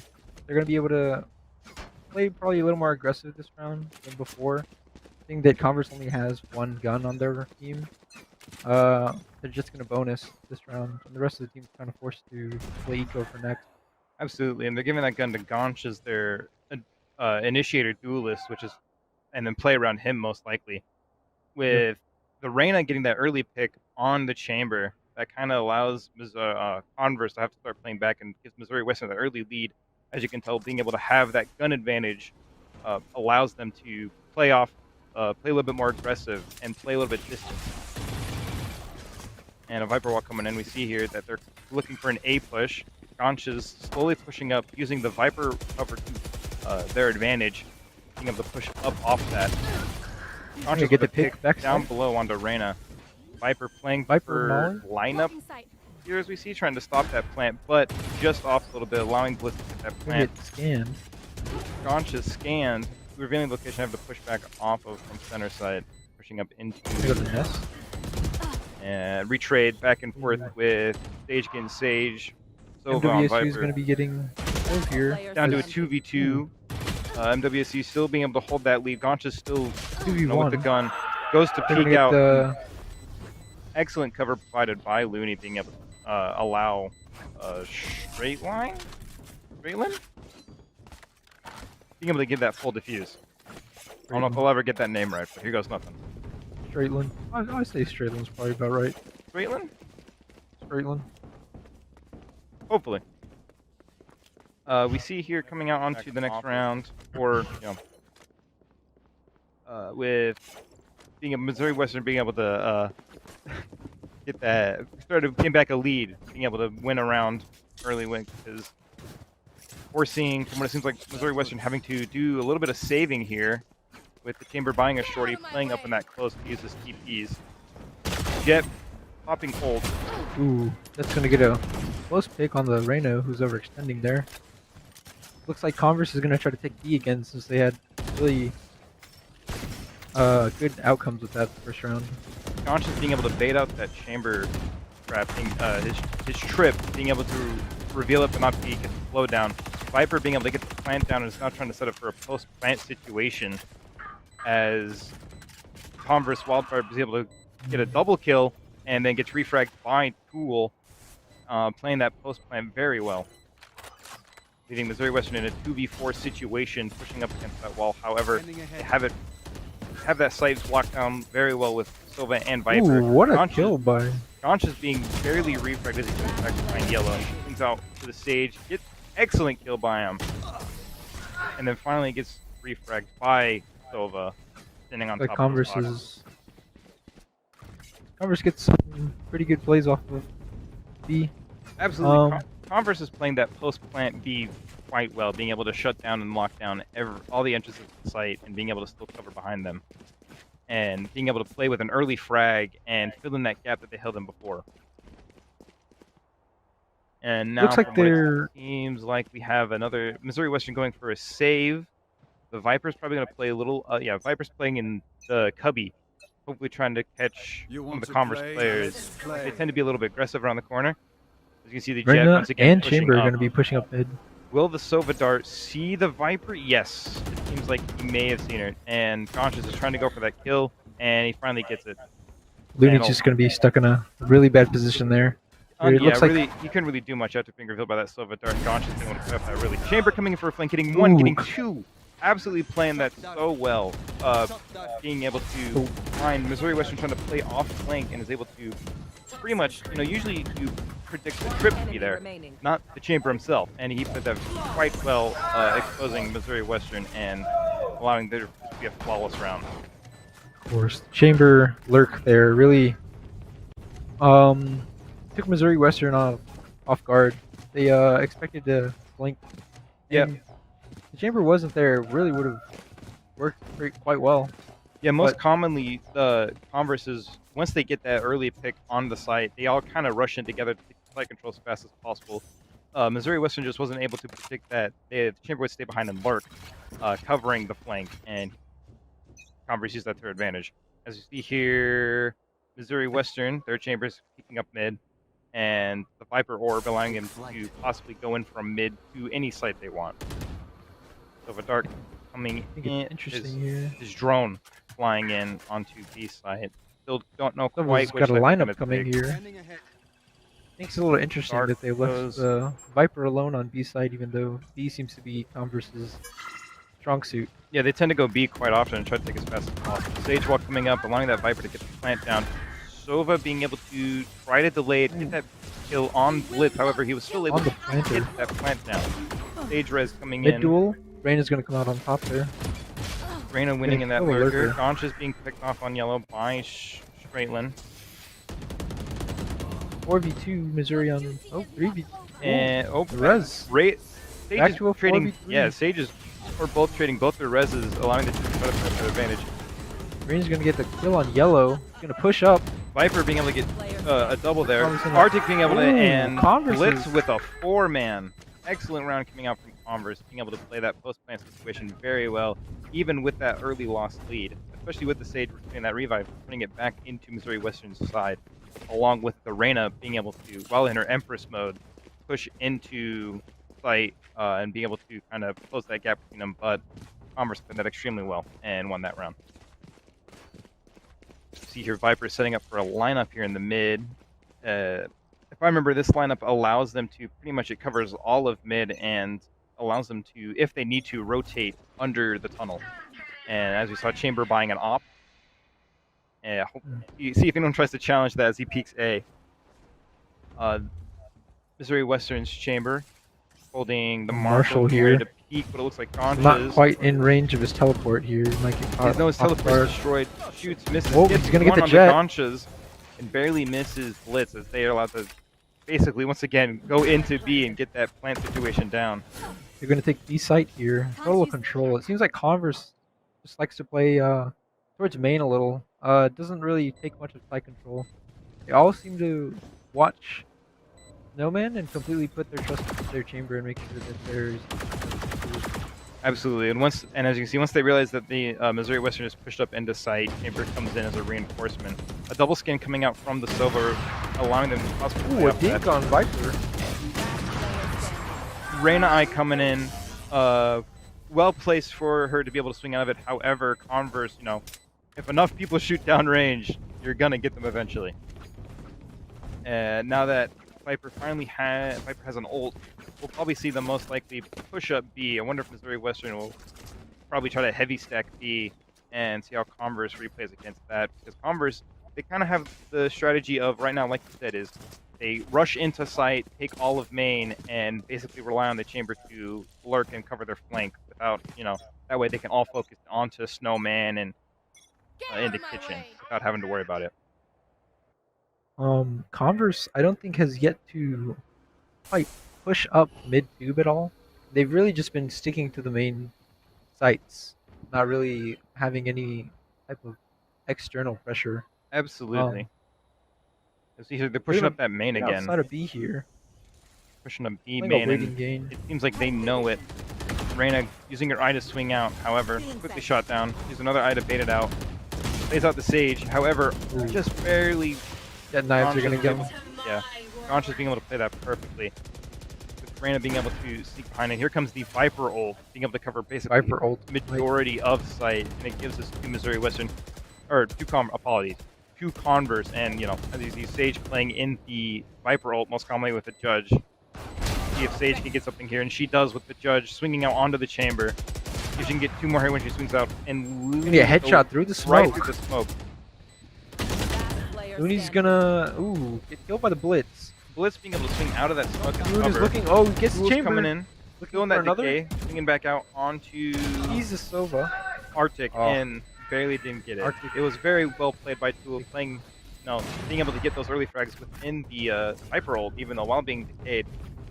Timeout coming in from Missouri Western. USU is gonna look for a timeout here, and so far I would say a very interesting half we have here in our hands, with Converse playing very heavily up B main, and even though they still keep doing that, Missouri Western, from what I've seen, they still have yet to really fully stack against that push. However, you also run the risk of the one time you don't fully stack B, they all go A. Because out of all 8 of these rounds, if I remember correctly, there's only been 1 push to A site, but they've all, rest of the time, pushed up to B. None of these rounds Converse has won has been due to the spike exploding, which is a little interesting to see. The main objective, or the easiest way to get around, is just to stall for time. It seems like they play a little aggressive, make sure that the enemy team can't get any type of diffuse or push up on them. And absolutely. Missouri has yet to, like you said, counter their B push and try to stall their entry. I feel like they've been trying to play for retake too often, and they haven't been able to quite determine a good strategy as to how to keep Converse outside. Absolutely, and like you said, one of the most common objectives of Valorant is to let that spike go off and explode. However, Converse has been able to play with such high aggression to be able to take that site control so well that by planning the spike, it more forces Missouri Western to push into them rather than Converse have to kind of control it. You see, he's gonna lurk up here. Floating There's around. 3. Chamber's gonna get the jet. Chamber. And now we're seeing here Missouri Western actually playing against that B main push, and especially working out for their favor, catching Converse off guard, getting 2 early picks. Converse has their Sage and Chamber pushing up A, which faking the B push here. Which absolutely, and like I said, this is the one problem that you run into is if you full dedicated, is they could easily fake up a push up B main. With Missouri Western's going to pick up them on the rotation and come on the site, or try to rotate for site before Converse even gets into site. They haven't even planted. Absolutely, still slow pushing as the chamber gets spotted out as back into the screens. Reyna throwing an eye, and it seems like we're going to get ready to do a full push onto the A site with the Sage going for a plant, being stopped by the Sova. Wildfire with that op pick, really slowing him down. Reyna coming in, swinging onto the stage, and it seems like they're going to try to go for a defuse here. However, not stopped by the Sage, being able to slow him down. And did the Sage, was that a 360? No, she just dropped down and flicked her mouse around to look for him. Gotcha. But nonetheless, a little setting. Absolutely, with Missouri Western being able to get that retake, taking retake quite well. However, they just couldn't quite fully retake it, and since the Sage was able to hold them back long enough, pretty much the chamber was able to set up for his, being able to cover bombs. So even if they were able to hold off that front line by Converse, Missouri Western still would have had to play against Converse in their op. Converse is pushing up B again. As you see here once again, Missouri Western playing against that early rush to B main quite well, getting that early pick on launches, being revived by the Sage. Let's see if they can get that refrag for that. Not quite. It seems like they really get that quite safe without any loss or repercussions for that. Looks like Sage walled up onto the tube to get the res there. Questionable for their post plant utility there. Absolutely. It seems like here the Sova is playing for possibly a rotate. Missouri Western also playing for a possible rotate by the Sage coming in. Maybe she gets caught spotted. No, puts it back into B main. you notice Converse is kind of stagnating outside of B, and the stage and Reyna, Missouri Western are kind of coming to their team that they're not here. They're not here, but however, they didn't account for the fact that Converse's chamber was pushing up into kitchen to be able to get that frag off them. But now we know he's pretty much pinned in tunnel. The chamber and the Silver are gonna have a little duel here. The chamber's gonna get cut off guard. Wins, and we have Spike down. Excellent play by the Sage, being able to, you know, Last player standing. chamber predicting out, and Reyna's caught when wall goes down and is refragged by the Viper, giving another round to Converse. A 9-1 game. As you see here, Converse pretty much has a very strong economy. They can really push whatever they need to. Wildfire taking a little bit of a dent, having to buy that op. However, he, if they can win another round, if he gets another frag and then proceeds to buy, he has, the chamber ult, allowing him to use his own op. And Missouri Western looking like they're going to have to save. Let's see if Converse can plays with this lead quite well and if they can realize that. 3 sheriffs for Missouri Western. I think it's, I don't know how. Here, Converse pretty much taking up tube control as long as partially their spawn control. Let's see here. Chamber's gonna be holding mid. Chambers pretty much has it all covered. Gonna There take he is. the enemy chamber out. Oh, I apologize. He's gonna pop his ultimate there. And Blitz is able to get the plant down, push up into there, get a frag. Oh, he's gonna get a nice pick from mid. What a wonderful kill. Nova Raptor. Pushes out. Gets the Raptor as well. Put down by Absolutely Converse. played well by Converse, especially that. No, Missouri Western was. Once they realized that they weren't pushing up B main, they started to take mid control. However, with Wildfire sitting there with his op and that frag onto Selic, being able to get that and pretty much stop the flank entirely, forcing him to rotate back for their spawn. And basically just being funneled into Converse slowly but surely. It's looking like Missouri Western takes control of the main, of A main or B main, depending on which site Converse goes to. Absolutely. It doesn't take any Sage Wall going to slow him down, and with Gonchas getting that kill onto straight line, BMAC being able to get that refrag. And it looks like Converse may be going for a rotate. Looks like down a man. A there. Oh, the Viper ulti. Especially with the Viper ult, forcing him to being pretty much rotate into A unless they try to push into that, which you don't most commonly see, but still definitely doable. They're gonna have a clear sight here if they can get onto sight before the Silva notices. Let's see if Viper's gonna drop the wall. Wall's gonna go up. They're gonna take sight here. And this looks like they're starting to notice that they have pretty much all of sight control. And Converse being able to play that, get that early sight control and allow Blitz to get that plant down. Looks like they're going to try to play for Viper. Their Viper's also going to pop their ultimate. Absolutely. Basically covering all of the floor and still revealing part of the bomb, allowing the chamber to pretty much still cover it. Looks up here, BMAC on the Reyna pushing in. Op shot missed. He goes around to the... There's gonna do some duels outside. Ooh, BMAC in that frag, going in and out. Hopefully she can, grab a few more. 2v2 now. One enemy remaining. Last player standing. Get taken out by Ice. Icy being able to pull that off, and Icy on the rope being able to get that kill onto Selic. Ice is gonna secure the round with a 4K. Switching sides. Well played by Converse, especially being able to do that quick rotate, giving them that early sight control. Let's see here, an 11-1 going into the half. As we see here, we're going to see how Missouri Western plays on their attacking side and how Converse plays defending it. It looks like, genetic split, Viper go B. It looks like the chamber will be holding Ace. It looks like it's pretty heavy on A side. Yep.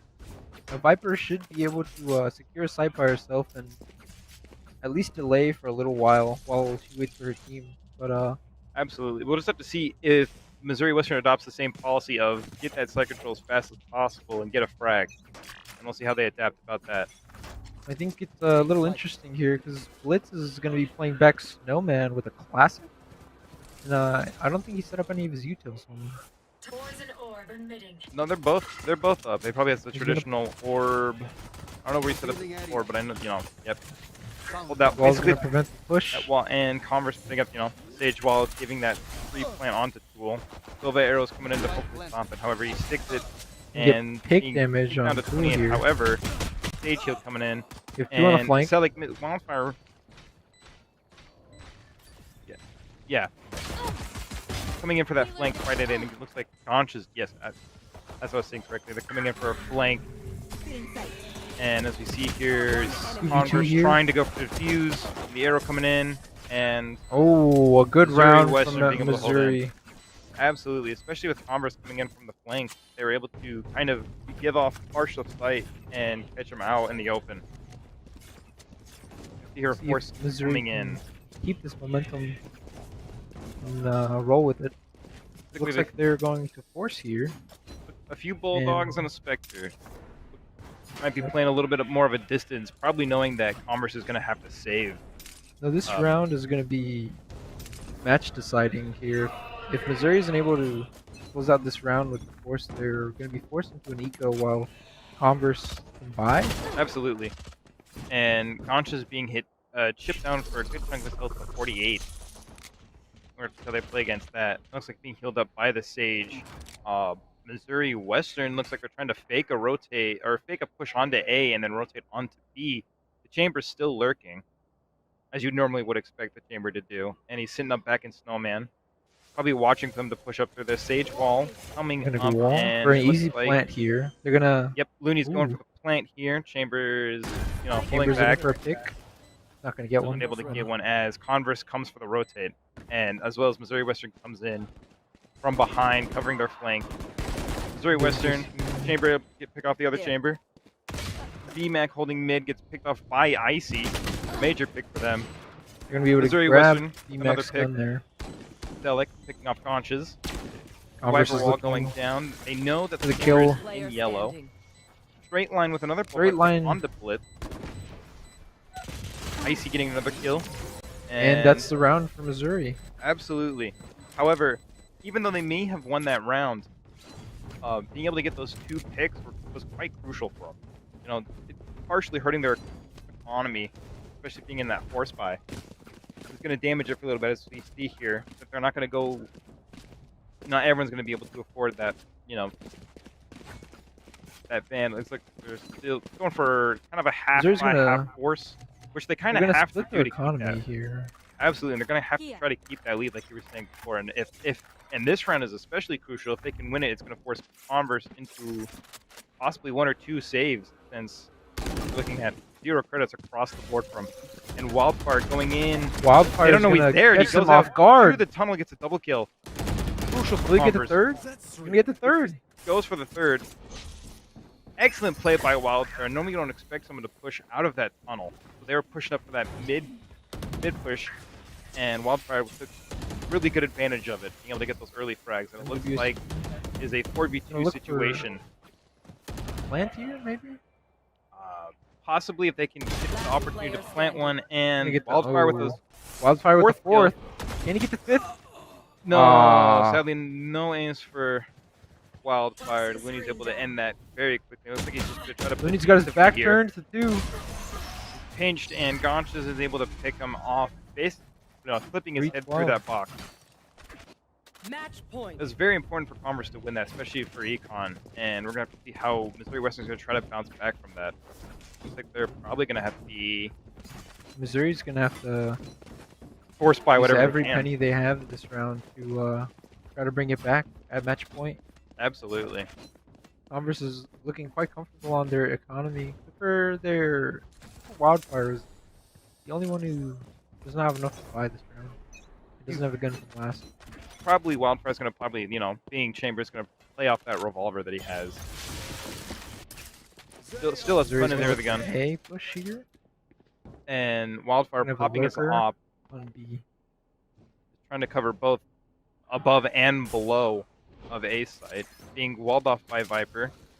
Like he's just going to sit there and wait. Looks like MWC might be leaving here. Might be going for a fake. They're walking there. It looks like... Oh, their Chamber gets to pick on B. Pick onto Gonches. It looks like they're going to try to take that as fast as possible. The ult orb, and he's going to get his ultimate as well. Absolutely, which is going to give him... allow him to get that side control and be able to be in a much more comfortable post-plant situation. They get Sage Wall coming up. Nova Arrow coming to cover Snowman. Tool coming in plant. Absolutely trying to probably play for his ult. You coming in from no man there. No one coming from possibly, Missouri Western trying to hold down mid. Holding the flank. Wildfire with a pick with his op. Started shutting down the other chamber, which is very crucial for them. And it looks like with caps for a defuse, looks like Converse is getting retaking the fight very well. Blitz with another kill. Oh, Wildfire with the kill on Looney.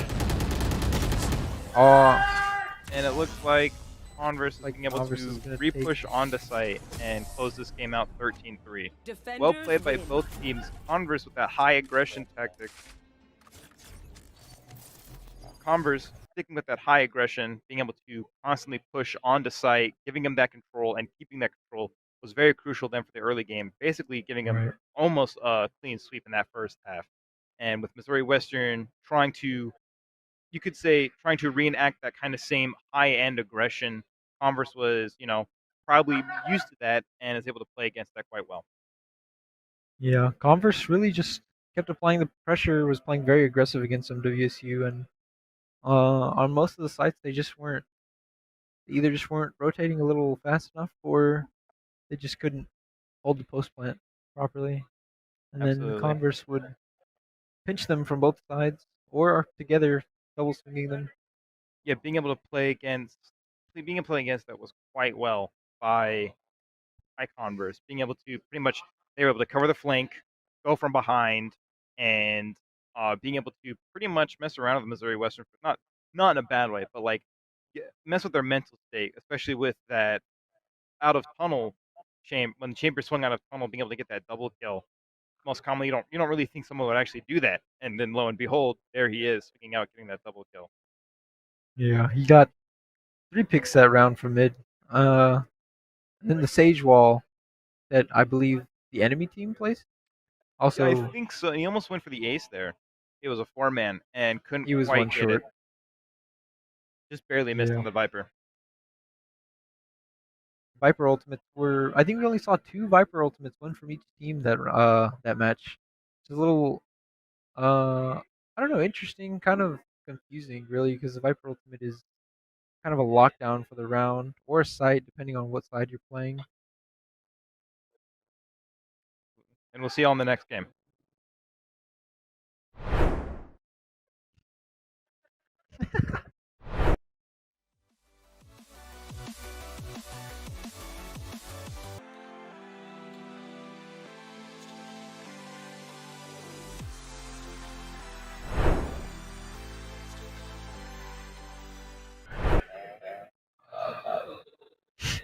Welcome back to the second match of the Peach Belt Conference of Missouri Western versus Converse.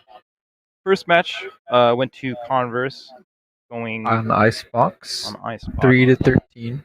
Absolutely well played by Converse. High aggression, being able to take those picks and play with that lead very well. And our next map will be going into Breeze. Missouri Western's pick. Converse is going to be defending this map, and we'll see how they play this since they attacked last map. They played quite aggressive on the main pushes, really focusing in on sending the pushes they went through. We'll see how they play defense on Breeze.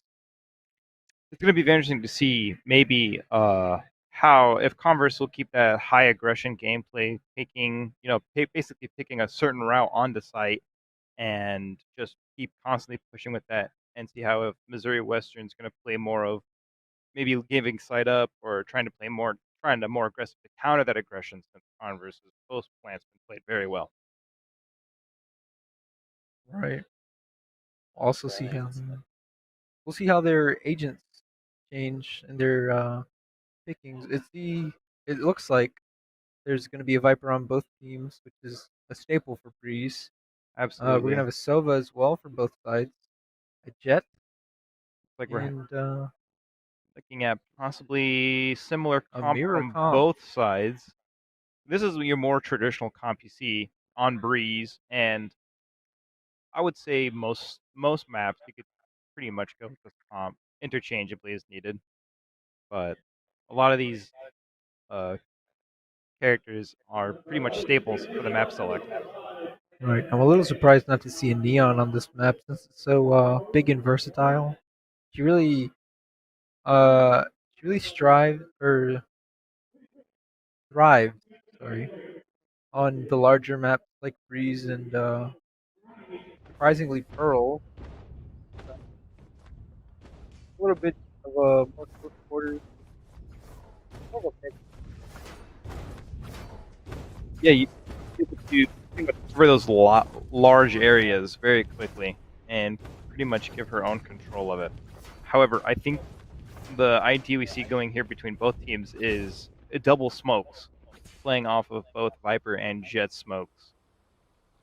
Well, the Jet smokes aren't really they're not as the best. versatile as you can. Yeah. Yeah. But it's, a smoke nonetheless is still a smoke to try to get some control. Your chamber is going to be on top of the site here. Look for a. Ooh, he's going to see. Top of at one of least those two. pyramids. Call back his teleports here. Gonch is with an early pick onto BMAC, trying to get it, and he does get another one with Tool with Straight Line getting that refrag. Straight Line is going to push in, or. Oh. And as we see here, a secret, they faked onto B, getting that free plant down. Their chamber is me. on B. Straight Line's going to get 2 picks kills. here. Well played, and it's going to be a 1v2 here. 1v, yeah, absolutely. Wildfire's going to get the absolutely Viper. He's going to change knows that. The You have to play careful due to the low HP, knowing that he's there now. Going for probably going to try to stick it to half. And he's going to get it. The kill on. Converse is going to get the first round. Well played by Converse. Being able to, being fooled by the fake push onto A and basically giving up B. Right. Well played by Missouri as well. This round was a lot closer than any rounds we saw on Icebox. It looks like we might be in for a intense match here. Absolutely. Especially with Missouri Western pulling out kind of, you would say, somewhat of a trick play with that, pushing up through main and then just basically forcing Converse to rotate, giving up a site, and they just were able to just walk on in and take that. Looks like they're going to push up mid here. Like Silva got a few scans there. Missouri's going to push up 3-4 bottom mid, and their chamber's going to be elbow. Converse is yet to move. Looks like they're going to be holding down the door. Ice is going to be watching mid. He hears one. Might be able to get a pick. Swimming pick mid. Onto Straight Line. Well played. Now, all of Missouri Western here is mid. And it doesn't look like any of the Converse B players are going to try to peek out and contest it. They're going to get another pick mid. Gonch is getting that pick, basically clipping through the door. And now that... There's a spike as well. Absolutely. We're going to try to play for that control. Wildfire is going to get picked off by BMAC. Blitz gets BMAC. And Converse is going to take another round off of Missouri. Well played by Converse, doing those duo swings, allowing for the refrags, and pretty much playing around mid once sight was dropped there. Missouri kind of split up a little bit there after their pick, or after they got picked off their spike carrier. Absolutely. Kind of continued to push towards B even though the spike was dropped mid. And Converse was pretty much able to pinch them with that. Of course. Converse is there quite well. Gonna switch Viper to A this round. Like Conches might be going for a little bit of an aggressive mid push here. He's gonna get a nice pick there. Absolutely wonderful flick by Conches. He's been traded by Straight Line. Straight Line's gonna look for another on the A doors. Oh, it looks like Missouri Western might go for an A push here as soon as this Viper smoke drops. Wildfire's gonna get one from the flank, get another one. Second. Kind of putting Missouri Western in kind of a panic, trying to find where he's at. Looks like he's playing Ring Around the Rosie with the enemy Sova here. And Tool's gonna get him. Eventually finding each other. If you go around in a circle long enough. Looks like Tool and Acelic. Oh, Acelic with a nice pick on that. Acelic with a wonderful flick. Go off. Well played by Acelic. Good flicks by him. Basically turning the sides from what it looked like from the side of Converse back to Missouri Western. Situation here. Blitz is gonna get Acelic. Gonna molly off backside in case of a lurking or a straggling Sova there. Fortunately, he's not checking there. his corners. It looks like they have defuse set up for long. Looks like the Sova's gonna be looking to stall here. Getting a good stall. Viper's gonna counter with Molly, and well played. The perfectly placed Viper Molly, kind of forcing the Sova to either stick back into elbow, giving up bomb, or swing out into the Viper. Put himself in a really awkward position there. Really well played by Converse. Well done by Blitz, especially in the situation he was put in a 1v2. Looks like Blitz. Looks like both teams are having a bit of a communication right now.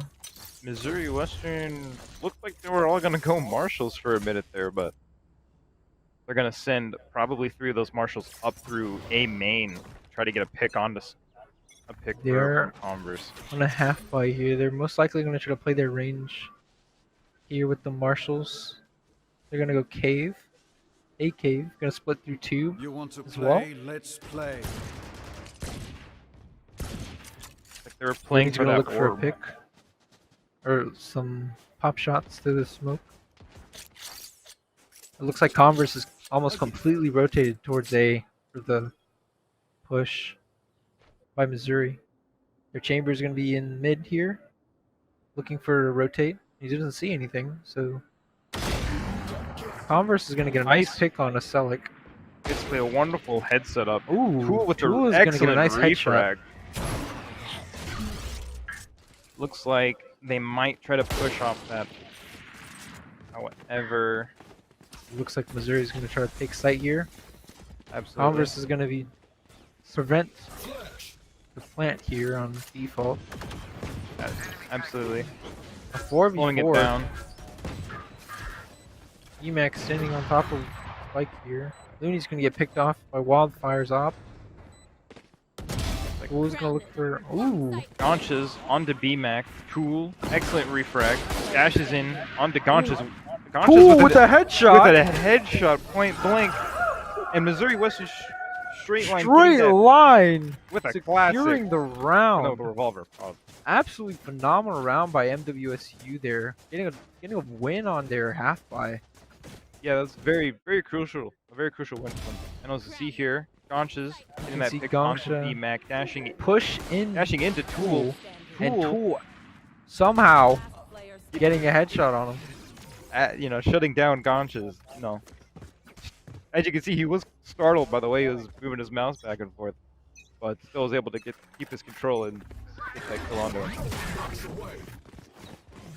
Missouri Western's going to look for a hard push through B main here. Gaunches with an aggressive kill onto the chamber. A nice lineup from the MWSU Sova Dart. Gaunches pushing up on their flank with their Sova. Tool is going to be watching their flank. We're going to see how Converse tries to retake. Tool is going to pick off Gongsha. There's going to be another in window. Refragged by Arctic. A 1v4. We'll see if Straight Line can do. Gets picked by Wildfire from mid. Well played by Converse. Being able to good retake. Being able to pretty much corner all of Missouri Western into B site and push in from all sides. Of course. Looks like Tool got caught off guard. Didn't really expect for more than one person to come from behind. Really tried to put his focus on as many choke points as well as possible, but it ended up hurting him in the end. I'm pretty sure what could have thrown him off was when he got that pick onto Gaunches. It being the jet, you don't expect the Sova to also lurk with your jet. Of course. It looks like being able to use that to their advantage. Jet's gonna be pushing up tube this round, maybe. Looks like pretty much. She might be able to Conscious find is some going picks here. all the way up through You're two. gonna have a good. Gonx is gonna have a really good read on MWSU. He's gonna get the chamber. Absolutely. He's gonna push up for another. Not quite finding one. They seem to be pretty much giving up tunnels, knowing that he's there. The Viper still playing up in the short. Gongsha might drop here. Get behind Missouri. DMAC pushing onto site. Looks like Missouri's gonna take site.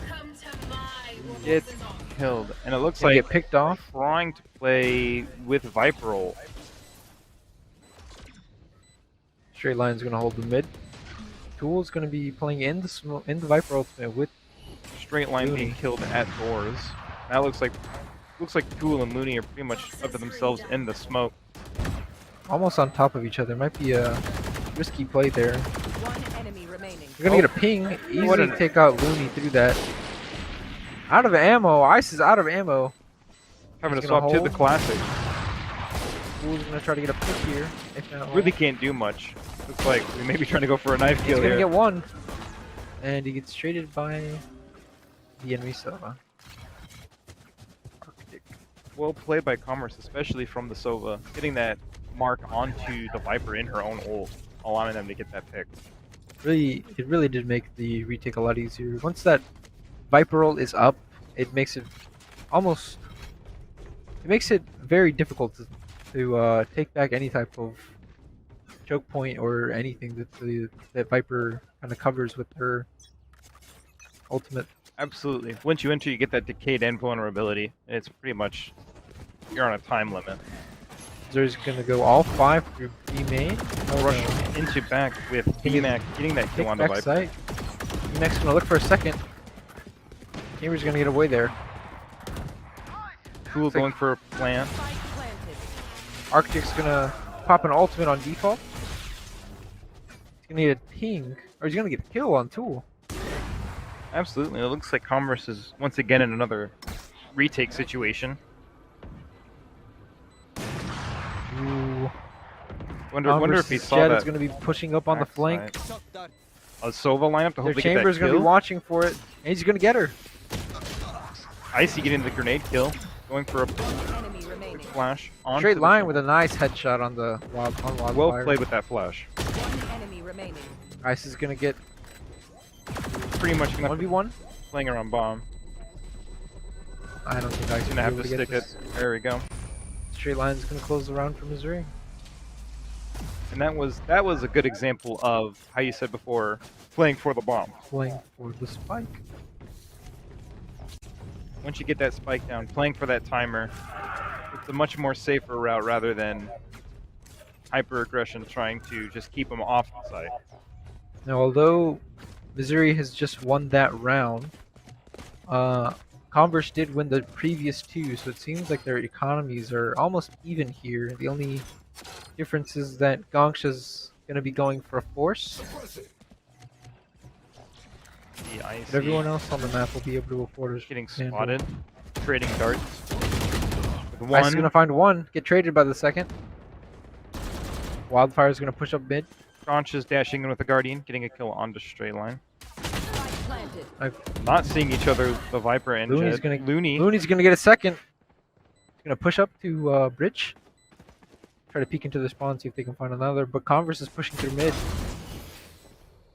Wildfire's going to find I don't think they know Looney's there. Players. Well, now they do. Looney's going One to get enemy him. remaining. Blitz. It's Blitz against Looney. And Looney's going to take it Looney. with a 4K. Well played, Absolutely Looney, beautifully played absolutely. by Looney. Blitz going to tap that defuse, not knowing Looney was right around the corner.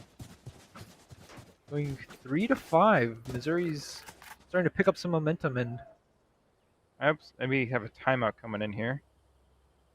Esty is going to call a timeout. I In believe that he last is- round, I'd have to say Looney played that very well, pretty much pushing up onto stairs, getting that control as fast as possible, and Converse not being able to probably fully communicate that, hey, someone's here now. And he was pretty much able to get that pick onto stairs and rotate onto yellow. It was really a beautiful push, and especially with the picks he got on entry. as you can see, it's kind of put Converse into a little bit of a thinking spot here, where they've now lost 2 rounds in a row, and if they don't do anything about it, Missouri could get a lot of traction off of this and run that momentum and just take it to the end. Absolutely, and especially in this first half, just 2 more rounds and we're already back to a 5-5 game. Could be very close. Coming out of the timeout, I'm very interested to see how the players switch around the map, if at all.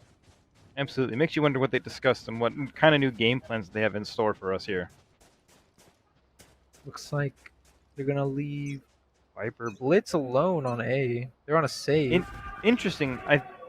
They probably did that because Blitz has a Viper ult. So pretty much if they try to push onto that, they can play around that. Ooh, a nice pick by Gongsha. Pick. Going He's gonna be able to get that gun.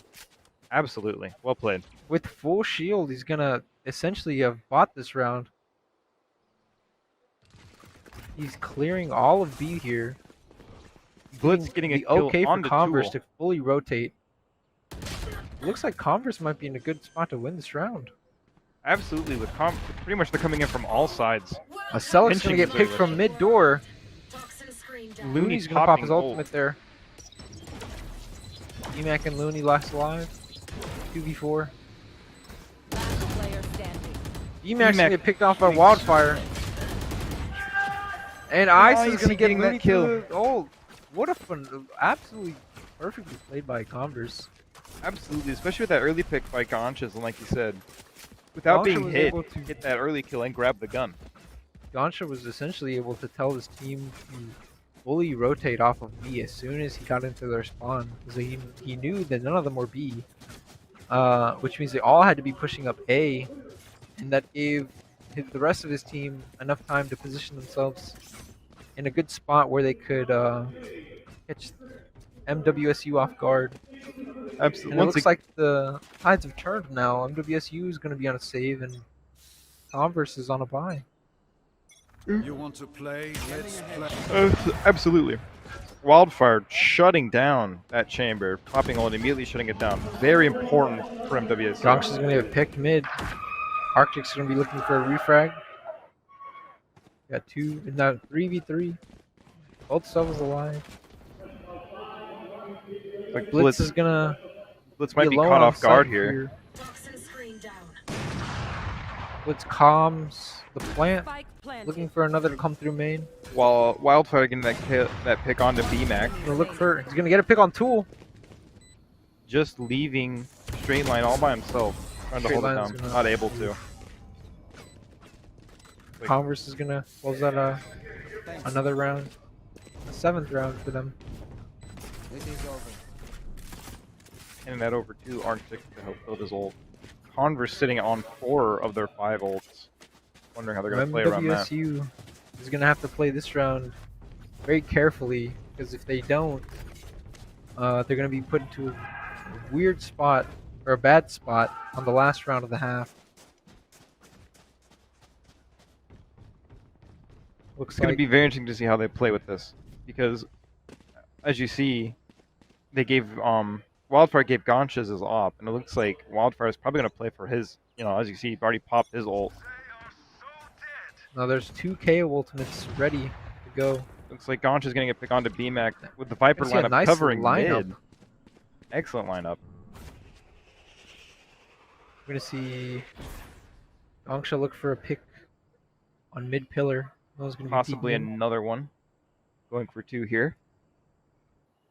MWSU looks like they're going to be walking towards B here. Main line pushing up. Wildfire's going to get a pick on the Looney. He's going to look for another. Might be able to find it if they... Seems like they may have heard the TP. Possibly trying to go through mid to figure out where they want to go. They're all grouping here, which is beneficial for them since it's a 3v5. We'll see Gongsha pushing up mid. Oh, with Arctic's gonna get traded. Getting a refrag. Gongsha's gonna get his refrag. He's gonna look for the third.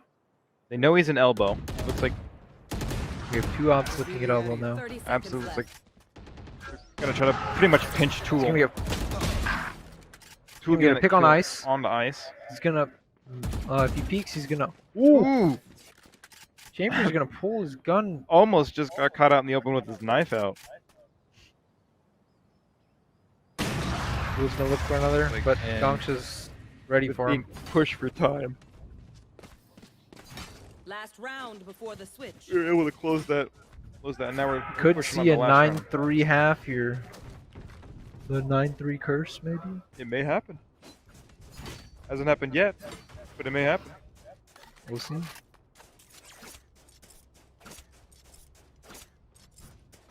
Looks like Missouri's going to be pushing up the A here. It looks like A split we push, have maybe? 2 ops. Wildfire bought himself both a Vandal and an op. Since it is the last round and a half, it's not really matter. Missouri is not going to be able to comfortably buy this round since they lost the last. Looks like Viper is immediately going to pop ult into B. Emax is going to pop his ultimate as well. Being shut Missouri's down. going to try to work up A. Converse is ready for an A push here, though. And absolutely, as you can see, they've pretty much blocked off all of B. Going to see a Sova ult. Clearing. And a KO ult. They're going to push in with that. Goncha's in mid, Goncha's getting a going to pick, get 1. getting a refresh. Goncha's going to get a second. Now a 1v4. Looney versus Looney pushing Converse. up through tunnel. Converse Don't does think have the he's- bomb. Is he getting... He's teabagging.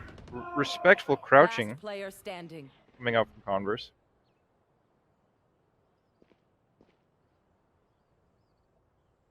Looney's... And Yes, Looney might be smart trying to move. push up. Might be cut out. Ooh. It's cut out by Wildfire was but he gets the expecting pick. him, but Looney's gonna get him anyways. Ice is gonna get Looney as refrag. That's gonna be 9-3 going into the second half. Here we go. The 9-3. Let's see. Will we have? We're gonna start another What would timeout happen? here. Timeout starting off the half. We're Teams gonna starting to discuss here. Very interesting half. Going in with Missouri Western. As it looks, four rounds in, kind of started to get a headway, and after winning those next 2 rounds, Converse called the timeout, discussed about it, and ever since that timeout called by Converse, they've pretty much regained control of this match. now. Missouri hasn't really been able to get any momentum here because every time they do, Converse has kind of shut it down. Once they got 2 rounds, Converse called that timeout and they were able to shut that down. But going into the half, they could come out and be able to turn this around. Absolutely. We're going to see what's discussed in this timeout and what could happen here.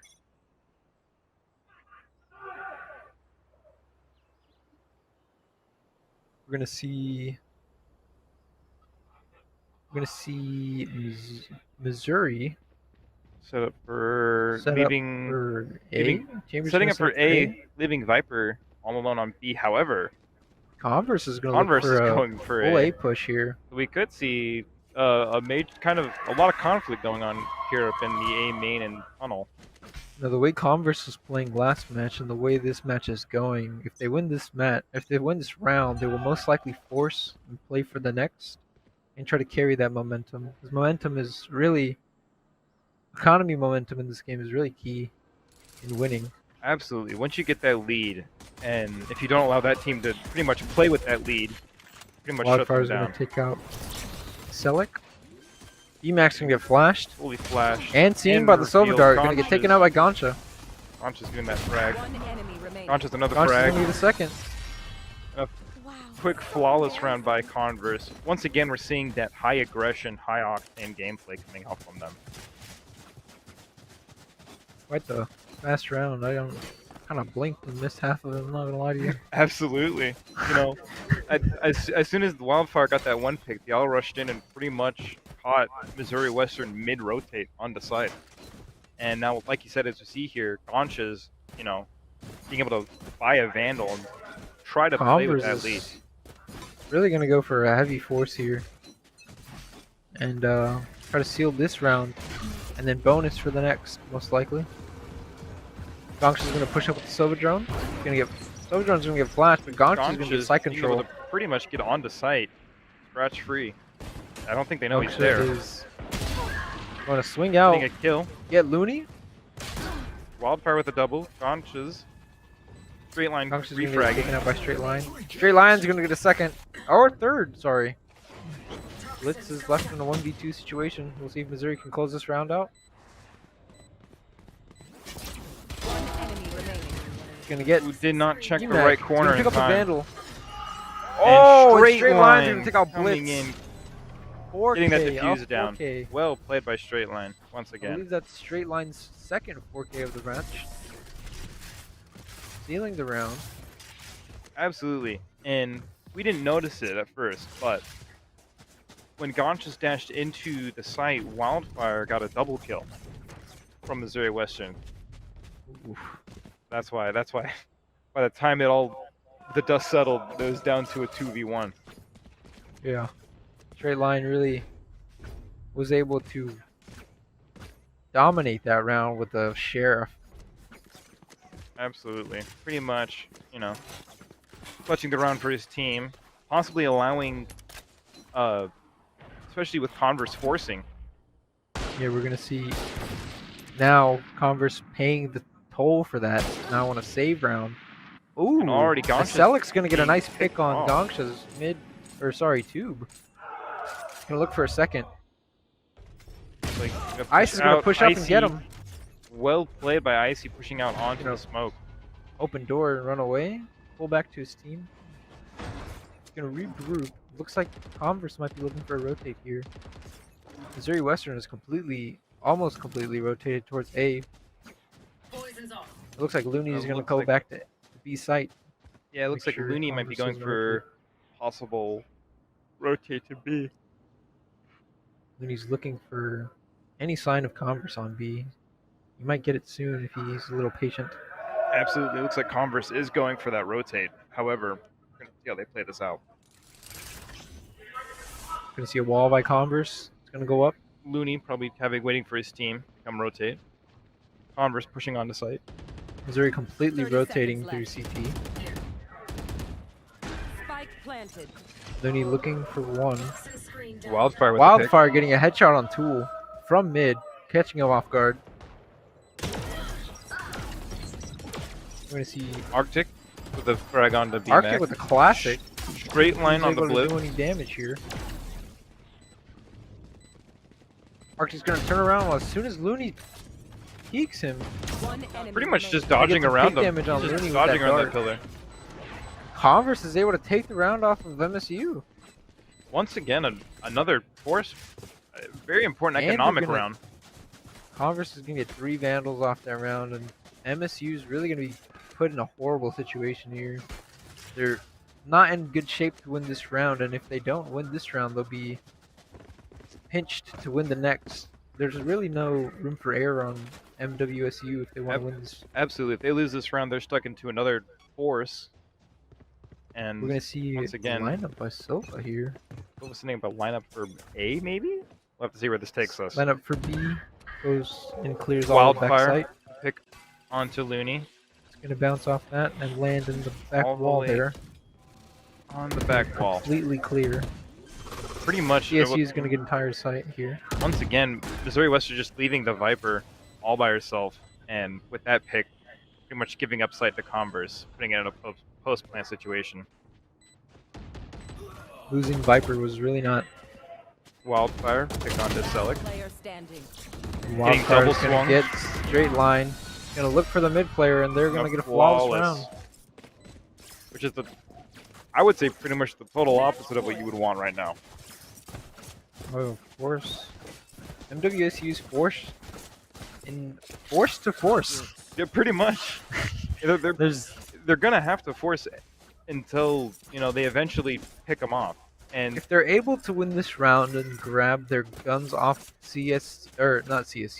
Converse, then they'll have to win another. They'll just continue. Well, they have to win every single round to go to overtime now. Pretty much. Converse has enough to buy for at least 2 rounds after this if they lose this one. See here, pushing up with the Silva drone. Gonch is getting ready to dash in. Gonna get the ult KO off. Going for a hard push here by Congress. Gonch is gonna get a nice pick on BMAC and Tool there. Through the wall. An ultimate. Get a third. Well, Gonch is looking for the fourth. Gonch is getting it fourth. What a nice headshot on Gonch. Well played by Converse. Pretty much being able to secure site, control it, and not be able to give it up. Well played. Really well played by Converse. That timeout after Missouri got those first 2 rounds really decided the match, in my opinion. If Converse hadn't taken a moment to pretty much analyze it. Yeah, they iced them out as well as analyze what's going on. Makes you wonder what they talked about, because after that timeout, like you said, it pretty much just went back to being one-sided, completely shutting them out. A good game played by both teams, though. Wasn't really one-sided at all. Both teams had some good plays. Each one of those rounds could have gone either way. Oh, of course. Straight line, especially in those 4Ks, really securing the rounds. Gonch's as well. Gonch is their, I think he's one of their top duelists, being able to get those frags in straight line, pretty much being able to secure the lead that, or close the gap that they would have. Yeah. As a duelist, and well, we saw that from both our duelists and initiators on both teams, which is good. They've been fulfilling their roles and playing properly.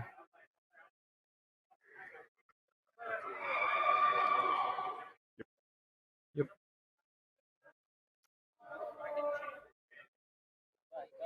We'll see you all in the next game. We'll see Have you a guys great day. in the next game.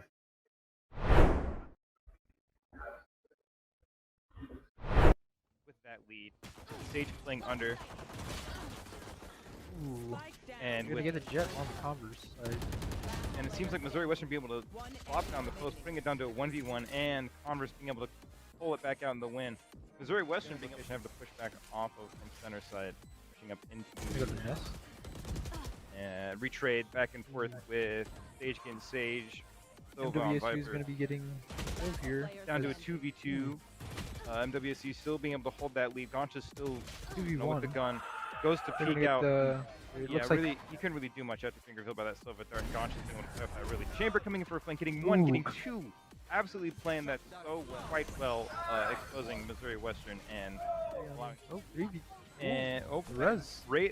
Sage is trading. Yeah, Sage is both trading both their reses, allowing the team to try to press their advantage. Green's gonna get the kill on yellow. He's gonna push up. Viper being able to get a double there. Arctic being able to Converse gonna get a headshot through the smoke. Right through the smoke. Looney's gonna get killed by the Blitz. Blitz being able to swing out of that smoke. Looney's looking. Oh, he gets the chamber. Coming in. Doing that decay. Swinging back out onto. He's a Sova. Arctic. And his ultimate there.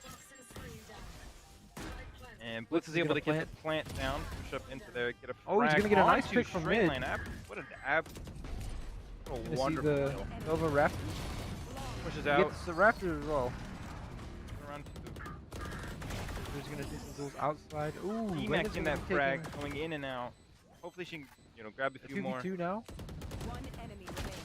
Last player standing. Get taken out by Ice. Icy being able to pull that off, and Icy possibly if they can get the opportunity to plant one and Wildfire with the Wildfire with the fourth. Can he get the fifth?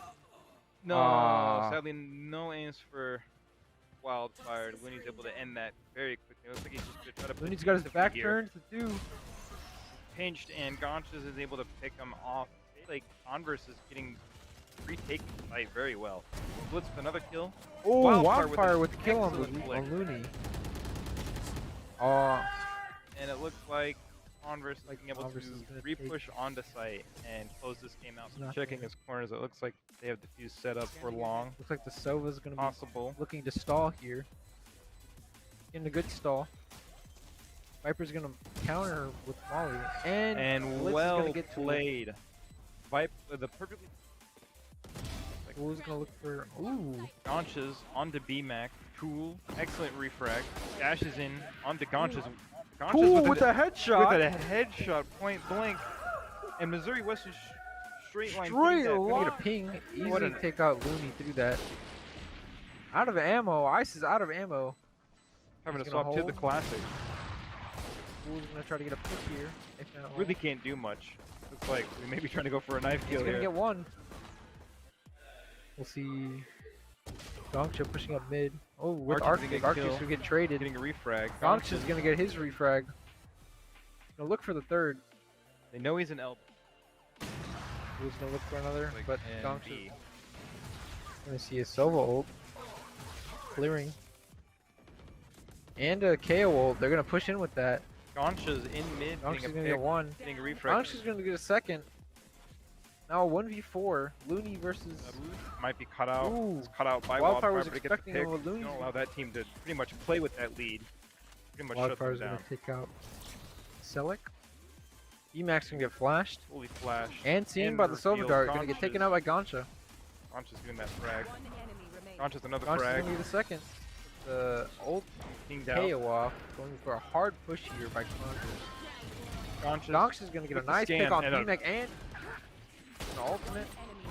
Get a third. Well, Gongcha's looking for the fourth. Gongcha's and he gets it. it.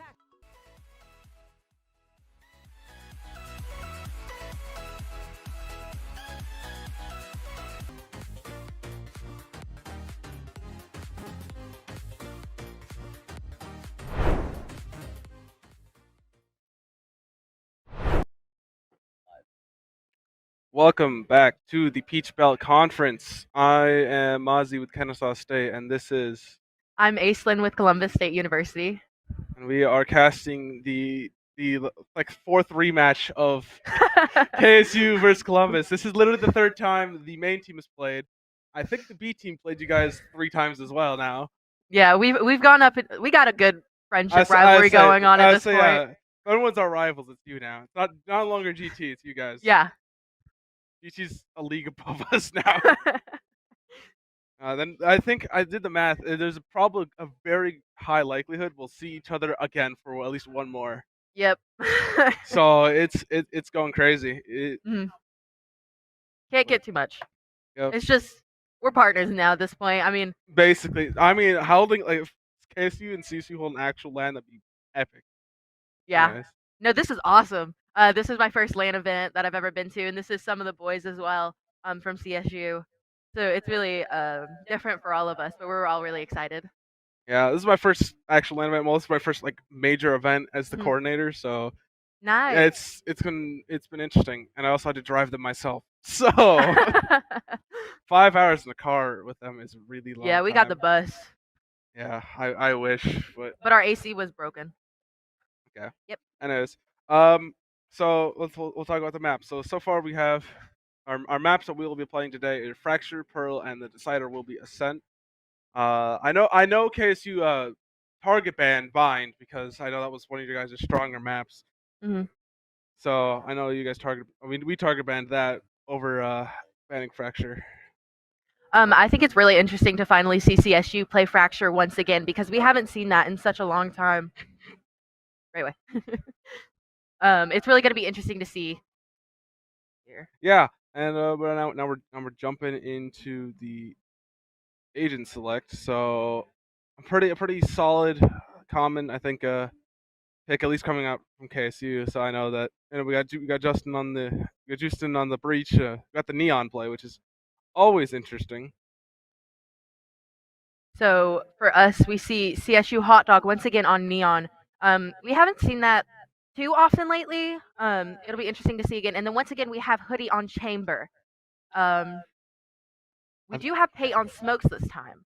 I think this looks very familiar now. If we have the neon versus neon, this is a very mirror looking comp, all except for the Fade versus the KO, which, I mean, both have merit, but to me, I think KO is better because you throw one knife at the site and it covers the entire site. Mm-hmm. Fade, you got to know the lineups, and I assume he knows the lineup. Let's hope he knows the lineup. Yeah, hopefully he does. Beautiful Fracture. That I wonder how long that line goes. I've always looked at him like. I know. I always just sit there at the edge, before a map start. I'm like, huh, what's going on here? No, it's obviously like dimensional rifts and stuff. I'm always like, what? I wonder just how long that line goes and how divided the world is. I said, do you think this is like time travel or this is like alternate dimensions? I think it's the colliding together? ultimate. I think they're colliding. I think so too. Yeah, all this Omega stuff. So Who knows? There would be so much lore. Yeah, I mean, I'd say I know a lot of lore. I think the lore is great too. Oh yeah. It's like it's a pretty cohesive story, and they're leaking the new map. It's gonna be a flower map on the second Earth 2. That's gonna be so cool. We'll have oceans, then we'll have flower. Do you think they'll release a flower agent after that, like they did with Harbor? No, they released a water map, and the next agent was water based. I'm so excited to see Harbor. Oh, we are going right into it. We are gonna start off with CSU attacking. Now they are going through a push through a main. Cody able to get one on the flank right off the bat. Right, Rehab trading it out, yeah, almost immediately. Taking all that space. Is CSU attacking? No, CSU's attacking. It gives CSU plenty of time to be able to get into the site and get that spike down as everyone is pushed back, looking for this flank, looking for a hoodie on flank. Yeah, and we got Graf on his own flank, getting caught out by that trip. No, is that a trip? Well, he got by it somehow, not getting caught. So I don't know if Paint Mob will be ready for him. Houston is going to be pushing up. Grab right there, but he's blind. Oh, Soup Lizard coming in, saving Paint Mob out here. He's finding J-Mo. Hot Dog finding Ryan. Houston finding no one. Nice. CSU gets the first round on the board. Now, we haven't played this map since the new changes have come out, so we're going to see how they're able to adjust around it. As we've seen before, this is CSU's dominant map. People started banning it right off of the bat as soon as I saw how skilled we were with it. It was immediate. I think we haven't played this in around 5 games. Everyone was just banning it, so I'm really excited to see this again. We'll see if KSU is able to watch those strategies from before and learn to just be able to adapt and overcome CSU's stronghold on this map. Definitely, and yeah, I believe the second time we played against you guys, we target banned it, but then we got absolutely rolled on bind, and we weighed our options. We put the time to fracture, and I think we were like, yep, we'll ban bind instead of that. Ooh! Graf coming in with a beautiful headshot with the headhunter onto Hoodie. Oh, someone actually knows all the names. Oh no! I try. Yeah, no, I tried too. It's like earlier, like he was saying like all the oh, this person has an ult, this person has an ult, and I was like, no, that's Nightfall, that's Aftershock, that's whatever. He's finding out someone out. 4v4. Hagen sliding out. Oh. Right click. Hot Dog. They are jumping at him with shorties. Hot Dog is overwhelmed there. Hot Dog was just spraying back and forth, just trying to get as much damage as possible, hoping that Pate would be able to finish him off, and that is exactly what happened. That is exactly what we want to see. There he goes, getting one.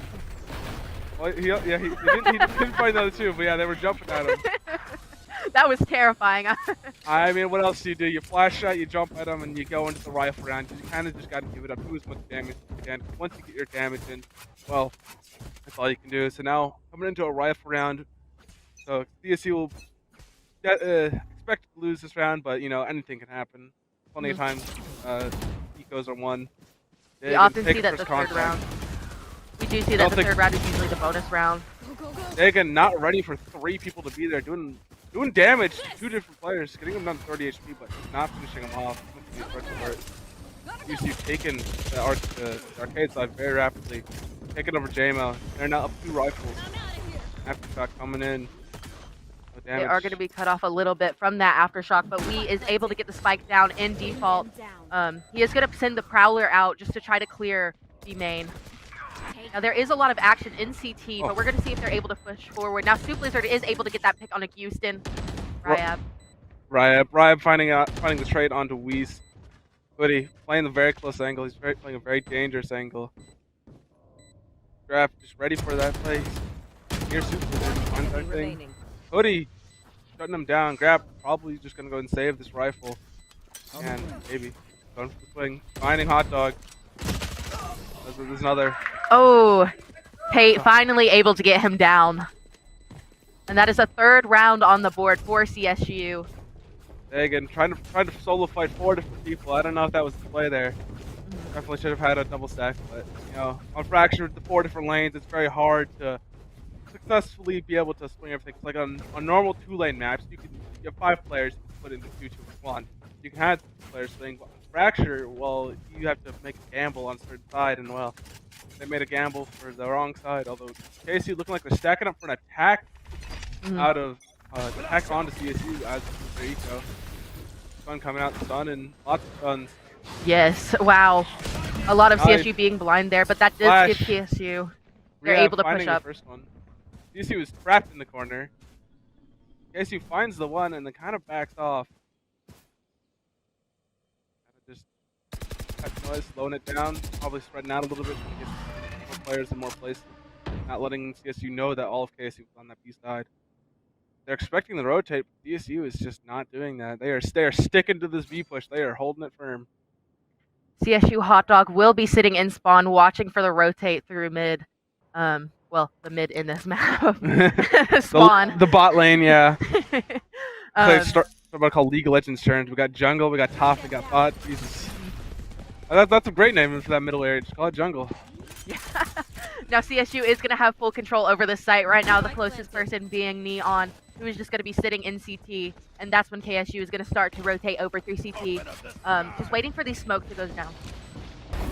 Well, I have to hold, and yeah, Ryab. I think Ryab got his ult very early, so he come out. Ryab 3 kills so far. Once they know they killed one arcade, only 1 player left. Oh! Ryab with the getting 4K. A 4K.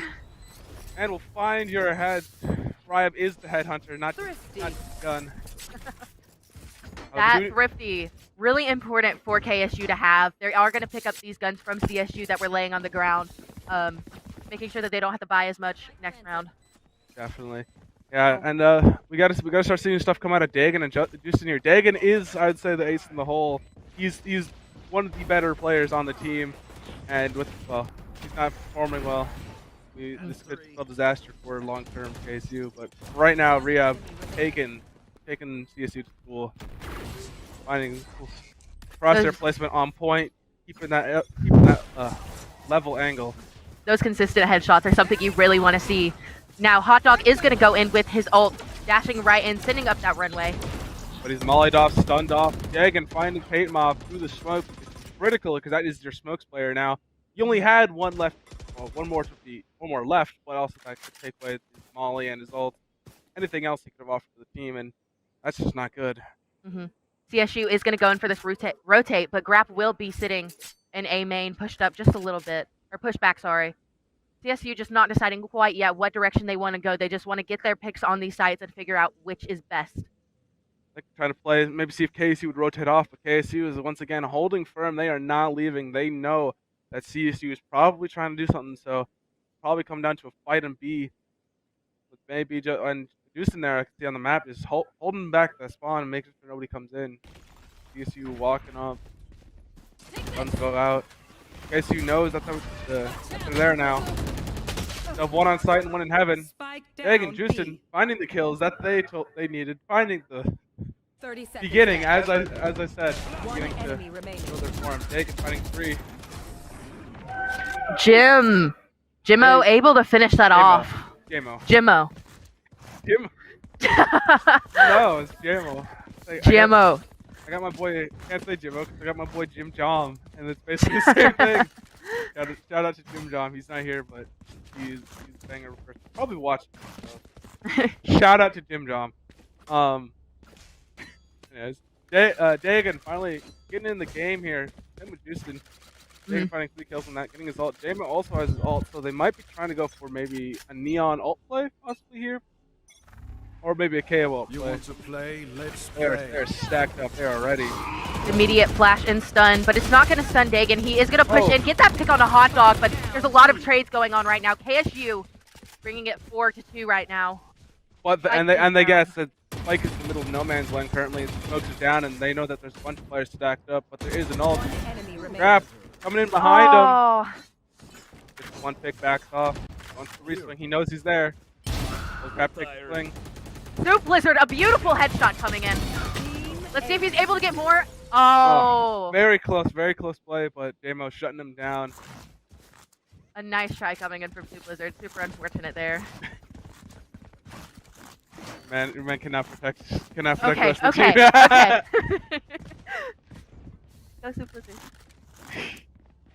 This is after that round, that forced CSU now onto Eco. We got it. Okay. I don't know. It just kind of reminds me of Whis from Dragon Ball, so that's what I was calling him the entire time I was casting. He could have bought a rifle here, but he decided staying with the team, buying a stinger. Just deciding if they all go down, their money, just go down together. Now there's a lot of action coming in from backside, through screens and arcade. Hot dog gonna blah blah blah blah. Screen. Oh, the screen. Okay. Yeah. That's the arcade side. I don't know why. I don't know why. Well, I guess it was called arcade, and then there was no arcade machines, and then I was like, where are the machines? Yeah, I don't know why it was called arcade, but now in this new in the new update, they actually put arcade machines in the window. They did? I think it's on like I want to say like on that wall. So can't see, but I just pointed on here. But I think that arcade machines is actually arcade now. Now that was. Oh, it looks like they're gonna get the full defuse. It's halfway there, but we able to get that along with Hoodie. A 4th round going to CSU. That was out of the blue. We were talking about we were talking about arcade machines. Ooh, Real coming in with the timeout. He's picking up the coach role, and now he's. Oh, we've been told just to talk to the individual team captains, but if they're all going there, Drew's giving advice. We were told just to talk to one team captain, but you know, after this game, we need to walk over and be like, look, after this, everyone needs to turn around right away. So looking at the replay, what we're talking about, the ult came in from Houston, got a lot of players, but JMO went down very early, and it looked like a 2v2, but in the end it wasn't, and just everything kind of fell apart. That was really important that we came in with the swing there, so Pei and him could double peek at the same time and get the pick.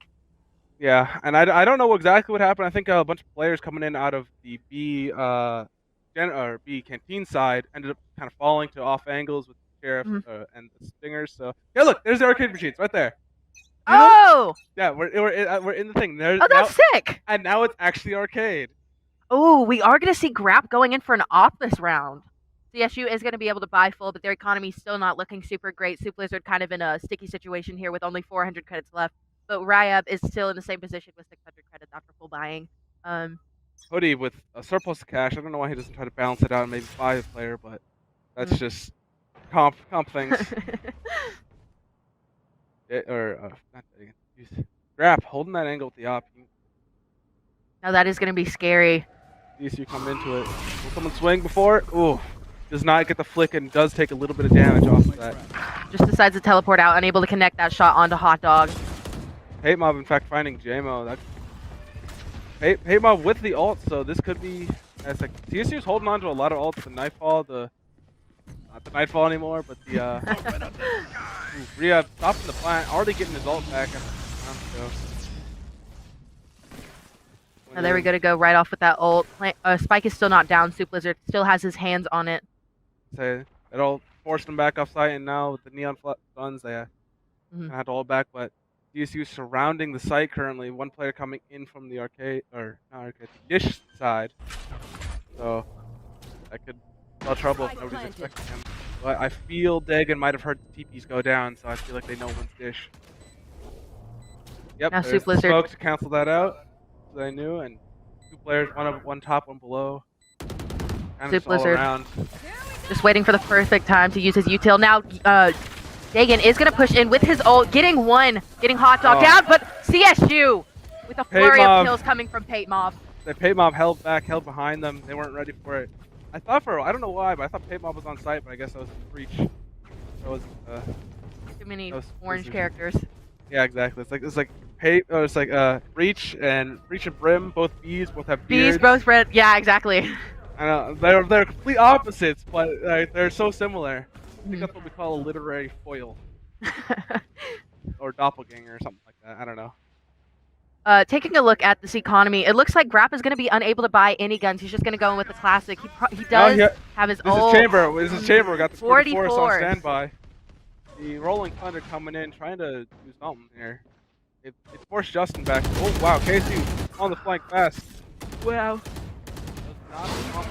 Taken and Raya and then followed by JMO. Hate Mob able to get a third. It is 5v2 right now in favor of CSU, and they're going to get more aggressive as they push up A main, knowing that they have this site under their control. Houston going down to Hoodie with the flank. Oh, so I was going to say they didn't have sight, and now they do. Hoodie just kind of takes them out. Hoodie always consistently flanks whenever it comes to this Fracture map, and it just always works out in his favor. It's something amazing we love to see. Now, Grap is going to have his sortie force, but the problem is the way he's going to be able to push up through Canteen, through this CT site. It's just going to be hard to get on there. I mean, he's not to save rifle, so he's kind of he's gonna go in and try to do as much damage as possible. Unless CSU pulls a rank to just absolutely throws. Close. Hoodie finding it through the wall, finding that angle. Knows where Grap's head is, flicks it off, even though he can't see it. Flawless victory. Okay, I'm not gonna lie. That fish skin line they released, pretty heat. Oh yeah. I bought the fish charm just because I love what they're doing recently, where it changes colors. I love that so much. I wanted to buy the new knife bundle where it was like the circular one. Yeah. Yeah, Ion. Oh, I'm buying. Or that. no, the circular one where it's the knife and it's a ball. But it was like $100 for the whole set. I was like, no. Wait, what the Fiddler the Chaos one, the long ass No. sword? It's a ball and you like twirl it around your hands. Pernovoid. Yeah. Super cool. I love it. Oh yeah. I'm not spending that money though. I do. I have spent way too much money in this game. 1.3K to be exact. Oh my gosh. Wow. I could have spent that money elsewhere on much worse things. That's true. It's like everyone has a hobby. Everyone kind of judges, but it's something I enjoy. I play Valorant. I have 2,000 hours in Valorant almost. Bring them down. It's not like I buy all these skins that I don't use. CSU coming in on the A push, going in hard. Yeah, we were going for a very slow, methodical push right there, just taking our time trying to figure out which site was best to push. But now we have an idea. We're going in for this heavy push onto A site. Hate Mob able to get the first kill of the round onto Jimmo. Hate getting a second. He's just wow. Hate Mob. We's finding Justin, who was trying to get early from spawn, was early trying to stop that push, but then just kind of fell. Dagan about to take the fight. Hot dog holding off Grab finding his head under. Dagan also finding another head onto Hate Mob. This is definitely bringing it closer. Does we know that he's going to be sitting up in sand right now on top? He does, and Wee's able to get it down. Now Dagan is all alone. Wee's finishing off. Wee's knew he was up there the whole time, but I guess it all came down to timing. If Grab had swung him just a bit earlier during that reload, there would have been nothing Weez could have done. Weez is feeling himself this game, 12 and 6. I mean, hey, someone has to. And he's playing Fade. I think that's really awesome to see too. Yeah, we had Rehab on Astra, and he was playing against USC Aiken earlier.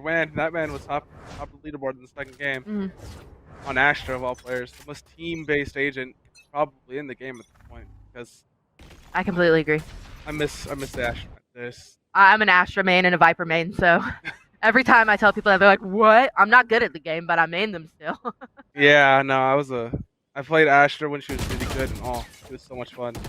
A little bit of action going on in B whenever Hoodie comes to that flank. Yep, they're starting to figure it out. They're starting to learn. He took a bit of damage and got out. He dealt just a tiny bit, not enough. Big and blinded by the dog. Hot dog coming in, sliding the dig into the end. Face your fear. Nightfall is going to detect 2 in spawn. That's also going to force him back hard. They're pushed back quite a bit right now. They're just going to have to push through CT, but we will be waiting for them unless they falls back onto sand. And that looks like that's what he's doing. They are going to be able to watch right here. He needs to watch this. Oh, and there he goes. He goes down to grab. But Hot Dog is able to Hot Dog finding 2. Two and some. Down to Rehab. Rehab and JMO. JMO finding 1. This must be a classic JMO moment. No, not. This might be a Ryan moment. Soup Blizzard coming in with the Rolling Thunder. He is going to get stunned and push back, and Soup Blizzard getting that kill. Oh no, not Ryan. Single ult. I mean, last round. I would be melding, but I mean, I get it. An ult to win the round is still a win in everyone.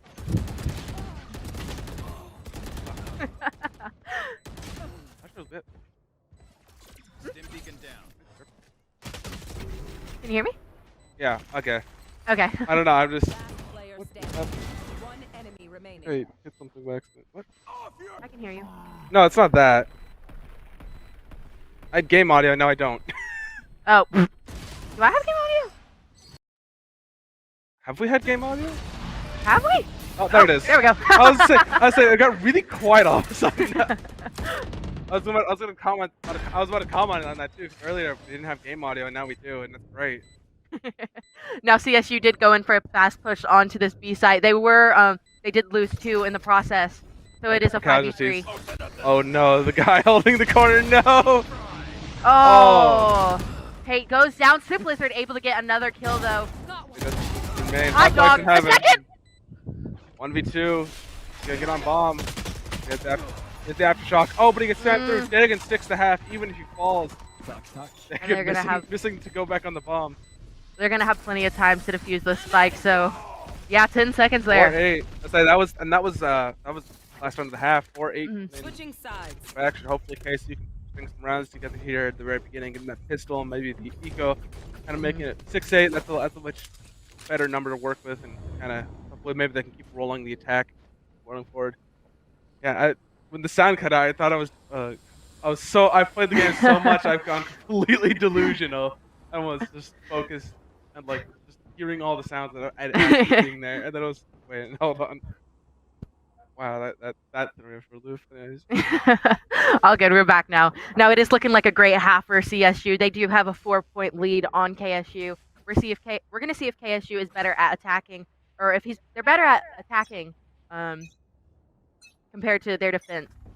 I mean, it's fractured. That's honest. That's kind of that's a lot of the thing. And as KSU walk up this dish, what do you think of the dish change? I don't like it. I don't like it either. It kind of took away the charm of it. I mean, yes, it is from a competitive standpoint, it is a really tough angle to hold, as you have 2 different ways you can go around to 1 point. But I liked it. I like drop. I don't like the dish. I think drop really needed some improvements. Yeah, that's because I hate this map when I play it. I don't mind this map. I'd rather have this map over frickin' Pearl or Breeze. And or Haven, actually. I hate Haven. All of them. I hate Haven so much. Give me Bind every single game and I will be happy. Yeah, everyone else hates Bind. Bind is like one of the first I like Bind. I know, it's so much fun. I love playing Raze on it. Oh yeah. I learned Raze and I learned Satchel just so I can play Bind in a more fun way. Now CSU is currently going to be stuck in CT right now, unable to push up at all, as KSU has a pretty good control of the site.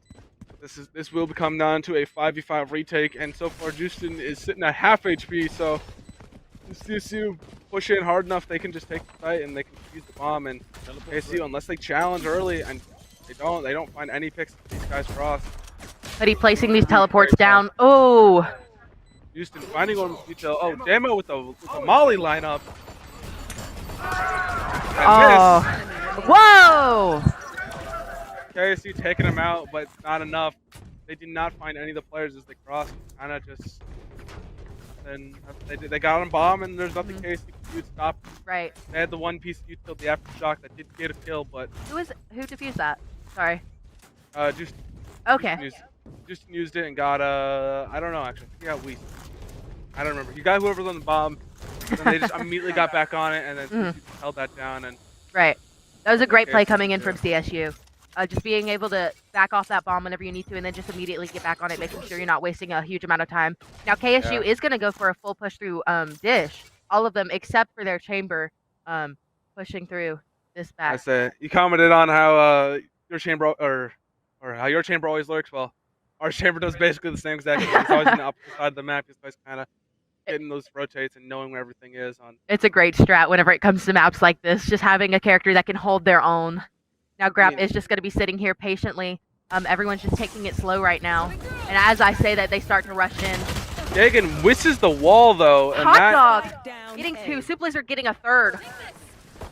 Now, that was bad. Dagan threw up the wall and it just kind of made a line. Hot dog getting a 3rd. We'll see if they're going to go for a flawless victory or if Grap is going to be able to get a couple picked off of them. Hopefully Grap can take a couple specters away from these guys, but no. There's one player. Hot Dog getting 4! Double dink, too. I hear that. Oh. Wow. Missed wall kind of messed up KSU there as they were using that wall to try to get on site, but without it, they were torn to pieces.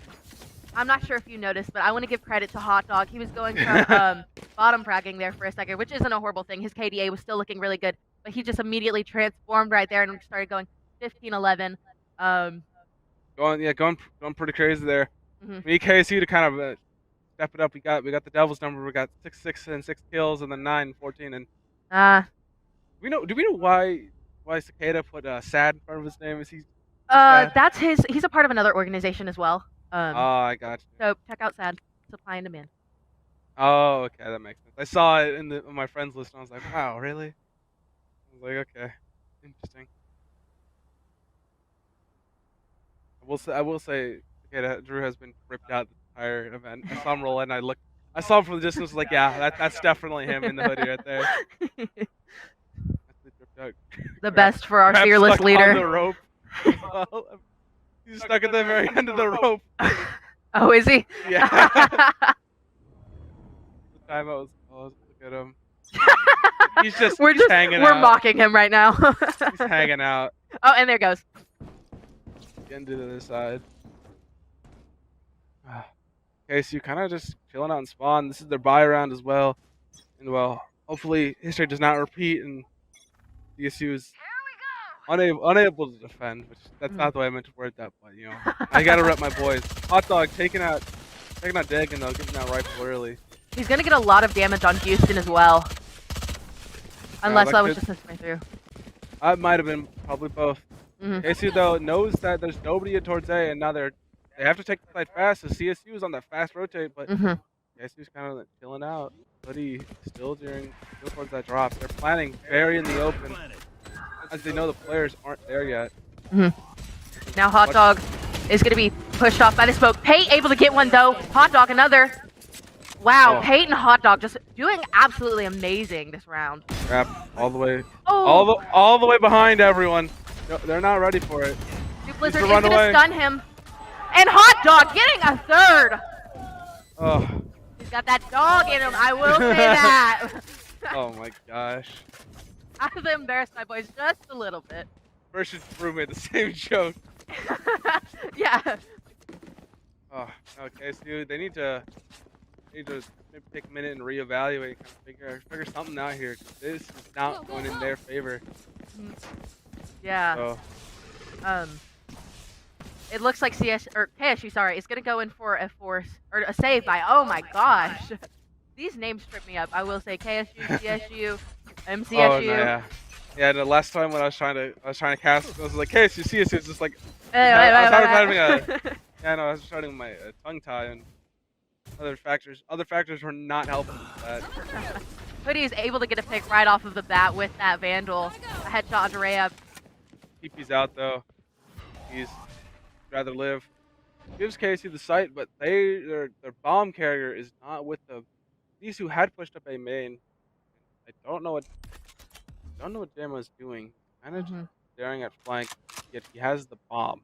Yeah. I think he just got told he has the bomb, and so he's starting to make his way towards me. I feel he might have picked it up by accident and nobody realized. No, he's going to go in with the flash now that he realizes that he has the spike. Now the Neon is going to have a good control of RK. They're going to push in. Hoodie will be there along with Lee. Be able to get on Dagan. Lee getting taken out by J-Mo.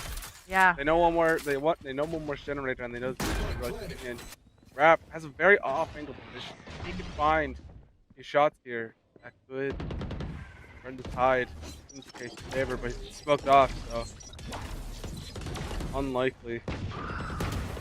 Now, J-Mo finding another one. Hoodie finding the trade on the J-Mo.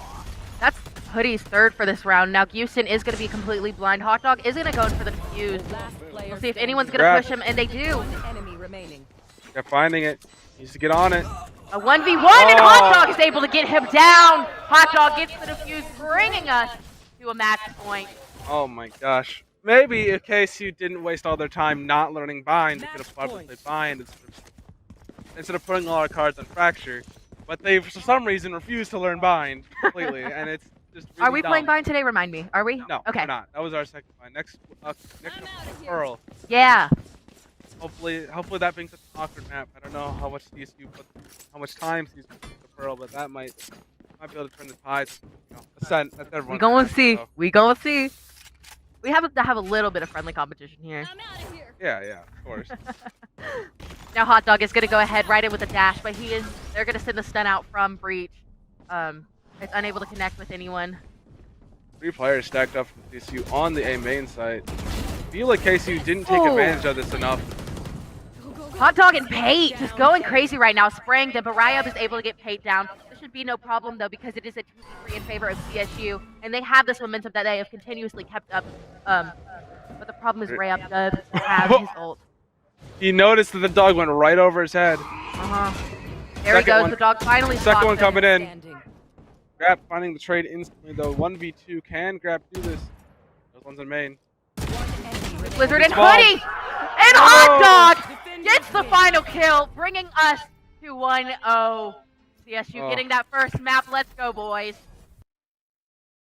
I mean, KSU just needs to, learn other maps other than just 3 maps. Like, they've been basically scrimming the same 5 maps, and they refuse to learn anything else. And I'm just questioning. It's like, why? Why not just learn the map? None of you like it, but still, like, it's good to know it. So if something like this comes up, where a team is clearly dominant on Fracture, like that, you can play the other map. I will say that KSU did a really good job, since Fracture is CSU's most dominant map. We've seen 13 O's come from that map from CSU. So I think KSU, sorry, they put up an amazing fight. I'll definitely have to give them that. They will be doing push-ups during the break. So we're gonna go throw it to a break, and we will see you guys on map 2, which will be Pearl. I don't know, Pate Mob will be ready for him. Houston is going to be pushing up. Grab right there, but he's blind. Oh, Soup Blizzard coming in, saving Pate Mob out here. He's finding J-Mo. Hot Dog finding Ryan. Houston finding no. 4v4. Hagen sliding out. Oh. Right click. Hot Dog. Right, right now, the closest person being Neon, who is just going to be sitting in CT, and that's when KSU is going to start to rotate over through CT. Just waiting for these smokes to go down. Well, I have to hold, and yeah, Ryab. I think Ryab got his ult very early, so he can come out. Ryab 3 kills so far. They know they killed one arcade. 1 player left. Can't see, but I just pointed on here. But I think that arcade is actually arcade now. Now that was.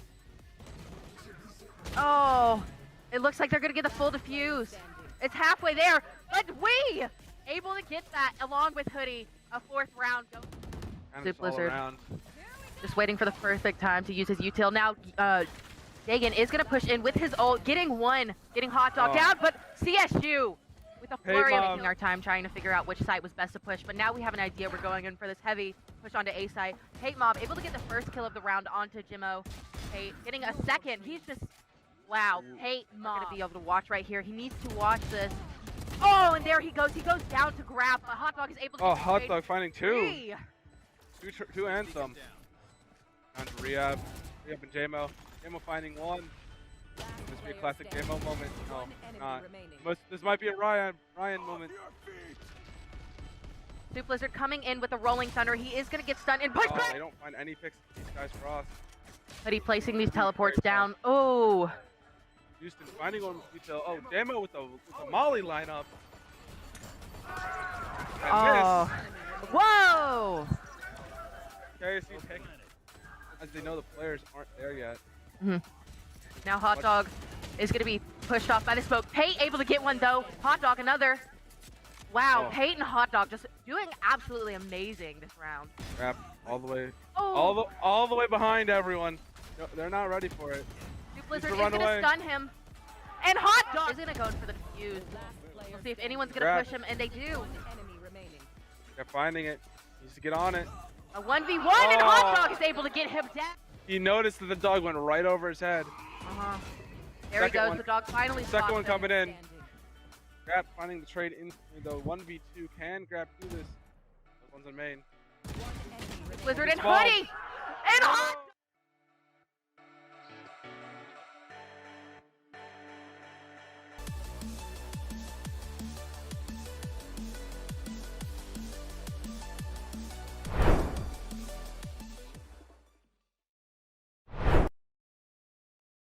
Hi everyone, we are now back coming from the Peach Belt LAN event with CSU going against KSU. So CSU is currently, the score is looking 1-0, CSU in the lead. Our first map was Fracture, now we will be moving on to Pearl. This is really going to be interesting to see. I don't think we faced KSU and CSU has faced off against Pearl a lot. I don't think so because Pearl is a newer map. Because before we were rocking like Haven and kind of like Icebox and a few other maps, but now Haven's been swapped up for Pearl because instead of like Haven is a bad map for almost everyone on the team. Before Haven was a good map for most people, and then we got 3 players, and then most of the team like Haven now. And I mean, I don't disagree. Haven. 3 sites. It's I don't know. I always play it. I always lose. I just die. Yeah. It's like I can't do anything. Haven. I hate it. I know that CSU, they love it. Now with Pearl, we have seen CSU play them a lot more, but I'm pretty sure we do have a change coming up. I could be wrong whenever we look into it, but CSU has been playing this map a lot, so we'll see how it goes. Yeah, I know. At KSU we've won so far on it, so we're probably gonna be rocking the similar comp as we had to earlier. And there we go. Instead of KO, they have KSU has the breach. The breach, yeah. I don't. Yeah, that is interesting. I don't know how JMO exactly feels on the initiator role. I know he's a lot more of an aggressive player, so I know he likes the duelist, but Dagan is mechanically just a better aimer. So you put him on the. You always got to put the best aimer on the duelist role. Now, once again, we are going to see Hot Dog on this Neon, so he will be warmed up and he will be ready to go on Neon. Same thing with Dagan as well. Once again, we do see Hoodie, or no, not Hoodie. On Fade. Kate will actually be taking over the chamber role now, which is great to see because he was getting beautiful picks that last game that were really changing the direction in which they were going. The game was going. Yeah, and we. I don't know how much CSU was watching, but in case you played Pearl earlier on the same comp against USC Aiken, and we beat them. So I think the guys are kind of having that same confidence. That was a bit of a moral booster, but after some talking, and kind of just they kind of just got to move on. You got to keep moving forward. You can't let a 13-4 slow you down. You got to focus on the next map. We play Pearl, and Pearl's kind of like that a wild card, the wild agent. Not a lot of teams know it as strongly as compared to other core maps. Oh, look at these. Ooh, very cute. PBs. PBs in the postcards. They should totally sell this. That's the original Jet logo too, and the Phoenix one left there. That's interesting. 75% off. Jesus. Woo! Where's that sale at? I'm gonna go to it. No, I love like these little secret stuff in these maps. Sometimes I'll just go around and I'll be mid-match and I'll be like, oh, that's new. Yeah, the world building. Well, yeah, right. in the lore, this is like where they come out of at some point. They come to that vault door and they just walk out into this arcade store after being a secret lab. And then CSU taking off, going on B very close to the grab. CSU is attacking. They're gonna start off attacking, going in for a fast push onto B main. These Astra smokes really coming in handy since we have Astra on both sides of the team. Yeah, Pearl is just such a large map. It's like on the other maps you can kind of go with Omen, Brim, kind of whatever your player's more comfortable with. But with something like Pearl and Breeze and Haven, you kind of need the Astra play just because the map is so large. Astra has that global utility. I think that was an attempt at starring off the trip, but it did not work. See, this flank is going to be really crucial. Soup Blizzard is going to be sitting right there, and they're not going to check those corners. Soup Blizzard just really chilling with that trigger control, just holding back, and he's unable to get the third with Dagan. But Dagan finds 3 here, though. Dagan turns up, goes huge. That flank somehow worked out. Half a leader goes. Ugliest listed. 4. No! Whoa! Goes to the weapon switch. He's not ready for the swing from Weiss. Dagan gets 4, but it is not enough. KSU didn't clear the corner. If they cleared that corner onto that was Super Blizzard, they definitely probably would have won that round. But super unfortunate. You could watch right here. I was Echo. You're good. No, but it's just they need to check those corners right there. Corners will really get you, especially whenever you're going so quickly on a rotate or on a flank. You're thinking so quick, like I had to get onto the site. You really forget to check these corners, and that's where it really becomes a flaw. Now, once again, CSU is going through a push through B, a little bit slower this time, not going in nearly as fast, but as soon as they get momentum, they're going to take it to their advantage, and they're going to keep going, and they're going to keep pushing in as far as they can, trying to get these picks. Yeah, and Graf again taking that advanced position, but he gets dogged out and is forced to flee, forcing a 5v5 retake from KSU. Hot Dog spraying through, doing a bit of damage. Yeah, coming around the corner, not enough. Justin finding 2 along with J-Mo. Dagan finding 1. CSU down to 1 player, surprisingly. Looking for a Spectre and picks up a classic. Hey, is it a 1v1 right now? We're going to see how it goes. Oh, and he gets it! Pay getting 4 in the round. Yep, thinking Pay is going to flank, go back around towards that main entrance. Not decide to clear behind him and just kind of goes to that bomb. Very unlucky from Dagan, being forced to pick up the classic there. He probably should have just reloaded the Spectre, the Sheriff, but he, thought that was the Spectre, goes for it, and it kind of didn't work out in the end. Finding many though. So this is just instead of just reloading and try to fight, he goes for that, and it's just not enough. Page is ready. And Grab puts a shot straight through his chest, but then decides to... That's unfortunate. I don't know. Grab must have been thinking something. I think he's maybe a bit tired. I don't know. It's like, he's close. I don't think he could have made that angle in time. I don't know. It happens. Can't dog the man too much. Now, once again, CSU is going to be pushing this B site because, that's what they're good at. They're good at holding the site. They're good at getting in. So they're just going to continue to pushing it as it works. When they start to see resistance, I'm sure they'll switch out. Now, Houston is going to get the first hit of this round onto Hot Dog. He's going to able to get a second. Onto Weiss. That gives a rifle to Super Blizzard, though. 4v3 retake coming in from KSU, so... And yeah, CSU has not gotten the bomb down either, so... And it's now, the spike has been trapped into bracket, so... This very easily can go to KSU, even though they have a Spectre and they have a rifle. 2v4, spikes down in the face to the backside. Super Blizzard taking some damage there from the Dagan spam. This... I think it's been sent for KSU. Hoodie is going to push out. Oh... KSU able to get their first round on the board. Now that's just unfortunate. Super Blizzard and Hoodie were just stuck back there in B connector, just unable to really do anything. Now when we take a look at their economy, CSU is going to be struggling a little bit, but they're going to have enough to buy. KSU on the other hand, they're looking pretty good. Neon, it looks like she's going to be using her ult, deciding to save that gun for another round since it's not even worth it. They can't even buy a gun, so being forced to use the ult here. Yeah. Unless Ryan decides to sell stars, and light armor. But they have to definitely make a play around this. Again, CSU is going down B. KSU has yet to reinforce that B push. So far, it's just Grab, and I guess KSU's gambling on just multiple-time retake. Right, just when they're going to switch in, or when CSU is actually going to switch to an A site push. I think that's what they're thinking right now, but of course I can't be in their heads. Now Hot Dog is able to get 2. Hoodie getting another, but JMO. And they are taking off. CSU is running for that A site, giving the spike to Hot Dog so we can get that bomb down as soon as possible. Caps it. KSU gonna need to rotate. They're gonna go through main, so CSU definitely holding this back site. Yeah, pushing through this T spawn.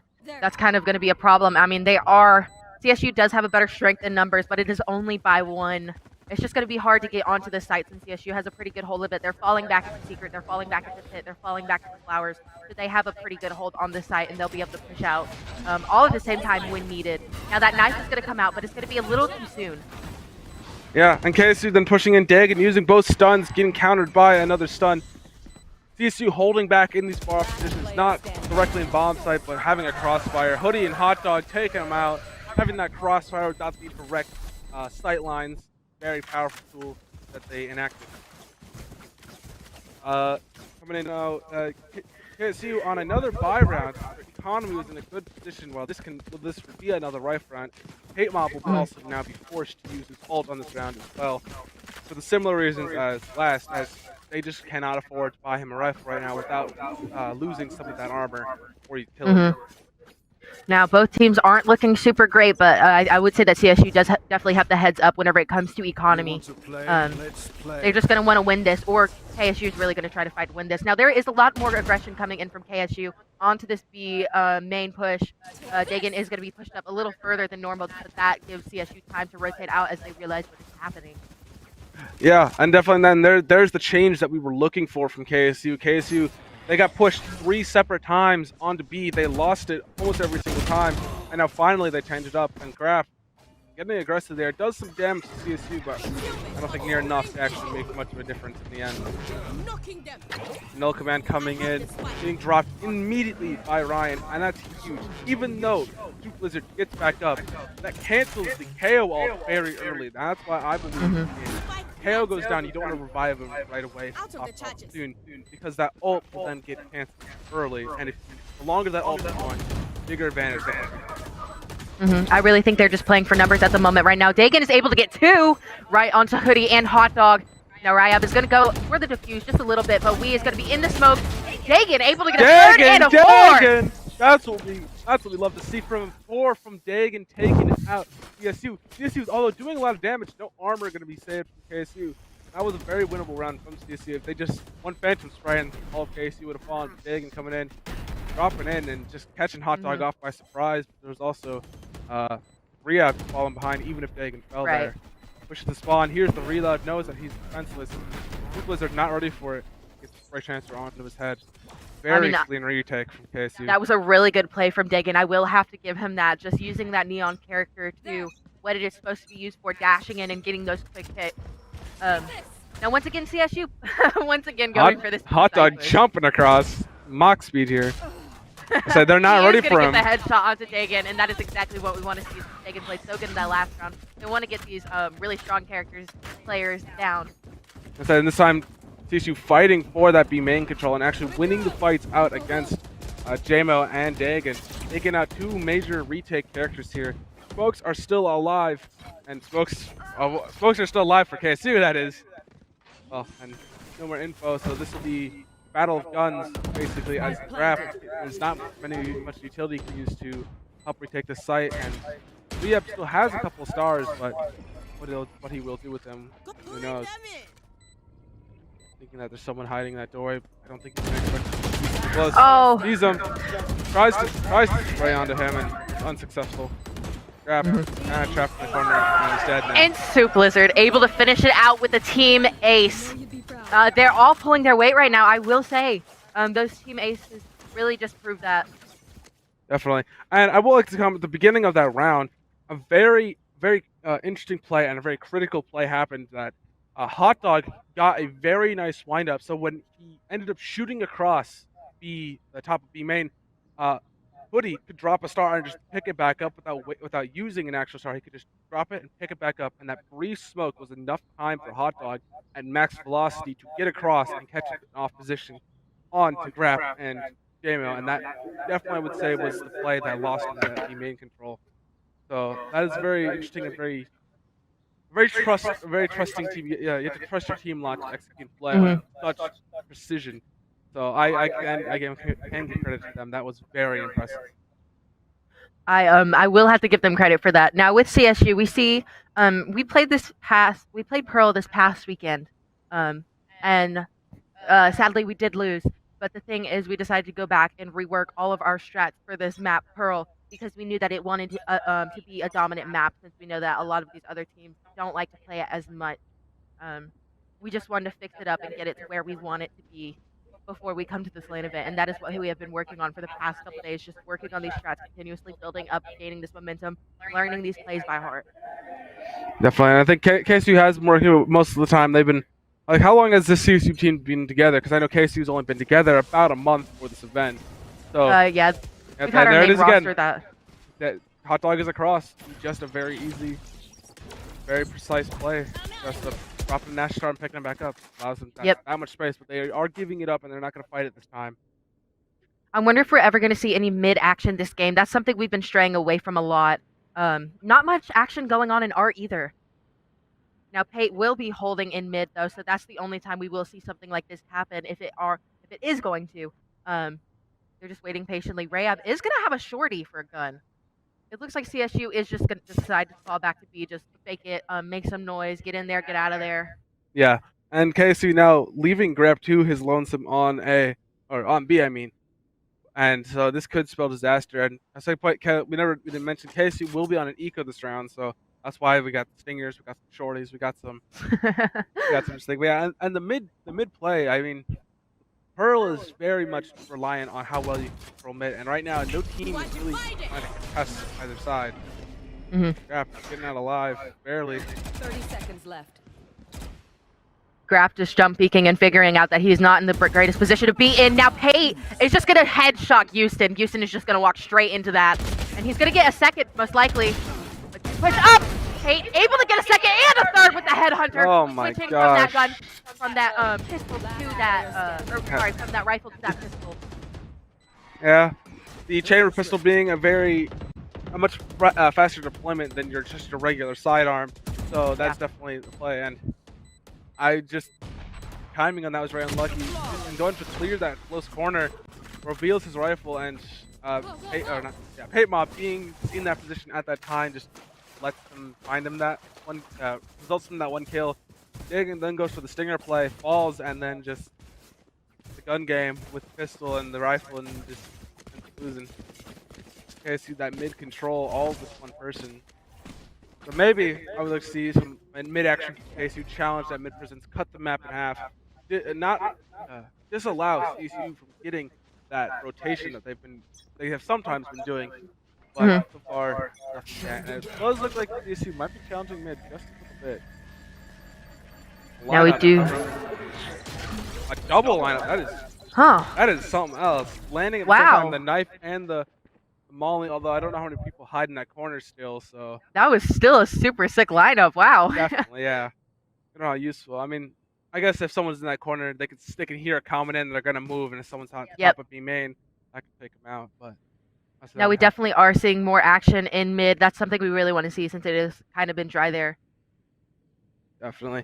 And CSU, I believe when they played your B team, CSU was very insistent on breaking that mid trip that is currently sitting in that B link area. The main team, however, does not seem to be insist on that. And the comment I made last time was that if you just break that trip, that takes away so much info from KSU. KSU now can just leave that to one person, and as soon as that trip is triggered, they know someone's there. And if that trip is broken constantly, that denies them, and they're forced to have two players playing that position. But right now, CSU pushing into A through art through main. Finally, we're getting that split with main, the mid control. It is still a 5v5 with 25 seconds on the clock, and Spike finally goes down. Now CSU is going to back off the side a little bit. Houston and JMO pushing up through Flowers. Now they're going to have full control of the site. Now it's just a matter if he is just able to push in, and Hot Dog is able to get a pick. The Hot Dog, and we go down to JMO. JMO finding 3. He is that. If I know JMO for anything, it's the spray transfers. Whoa, what? Wow, right. KSU almost just lost that Soup Blizzard, catching 2 somehow. I think one after another. They were stacked up together. You just keep shooting and they get both of them. That could have turned very, very poor for KSU very quickly. I was saying, JMO, if I know him for anything, it's the spray transfers. He somehow pulls out of him a lot of the times. He will just with a swing. He'll just get one, get another, and then always finds a third. That's what I know JMO for, and that's what we need. That's what KSU needs him to be for this entire rest of the series. Everyone needs to be firing on all cylinders, and I think we're finally getting a bit warmed up. The match is a lot closer than this last map was. Yeah. The problem is KSU's economy is still not looking great by any means. Graf once again going to be forced to use his 24 to save. I'm sure that he bought for his other teammates. Definitely. Although this could turn very poorly as... And are they listening to me? They are not. They just. I maybe said that too loud. They decided to break that mid trip. They took that space away. But as I was saying, that could go very poorly for Graf on B if they decide to go there with the K wall, as that will just leave him with nothing but a classic, and that is never good for any game player. when you lose your true to force, you lose your headhunter, you lose your rendezvous. It's a bad time all around because you lose all your utility just with that one ability. Now it looks like Neon and Fade on KSU side will be rotating in through that hallway. It's just gonna take us a second. Hot Dog is gonna dash in, get a little bit of damage done by Rhea, bringing him to 76 health. The Nightfall coming into follow CSU on the site. I don't think it caught many players. I think Rhea managed to somehow outrun that. Hot Dog finding Dag and Justin finding Hot Dog, Weiss finding Justin. Back and forth, 4v3 retake for CSU. KSU pushing in, they have the smoke, they still have the actual utility, they have the op, which means that they could probably get on the bomb, and as long as Scrap is holding that position, he's ready for 1v2 rifle. Now Grap is going to be alone. He's going to be able to get Soup Lizard actually able to get him down. I thought Soup Lizard was going to die there. He has 26 health, but he is able to get that kill onto Grap, get him down. The 6th round goes to CSU. Now it is 3-6 on the board. Grap not getting that wide enough swing. Catches a headshot, but unfortunately it goes through the wall and he does not find another bullet to connect his chest and finish the job. He did still have that true to force, so maybe that might be up to Roger. Right there, yeah. Soup Lizard moves to the side just enough that the bullet grazes through the wall and disables the damage. I'm sure probably did something along, did about 120 or 130, so Graf, kicking himself and very upset that the game allowed that to happen and the bullet not doing enough to bring Soup Lizard down and forcing him into that 1-1. Now Houston is going to have his Nightfall, but he is going to get marked by this KO knife. He's going to be unable to use it. You saw he was pulling it out there, getting ready. Hot Dog able to get 2 picks off the bat as they get onto the site. He is going to be sitting back and elbow. He's going to decide to push up a little bit towards Haven. He gets the stun onto Rayab and is able to get him down. That brings him 3-8. Head on the flank, and that Grab left alone in 1v5 with nothing but a headhunter. Again, he's just kind of, he needs to go in and kind of die, but as long as he can take a couple players with him, that'd be great. And there's one. Getting them away from that flawless victory. He's unable to get the second as we just kills him with that Vandal.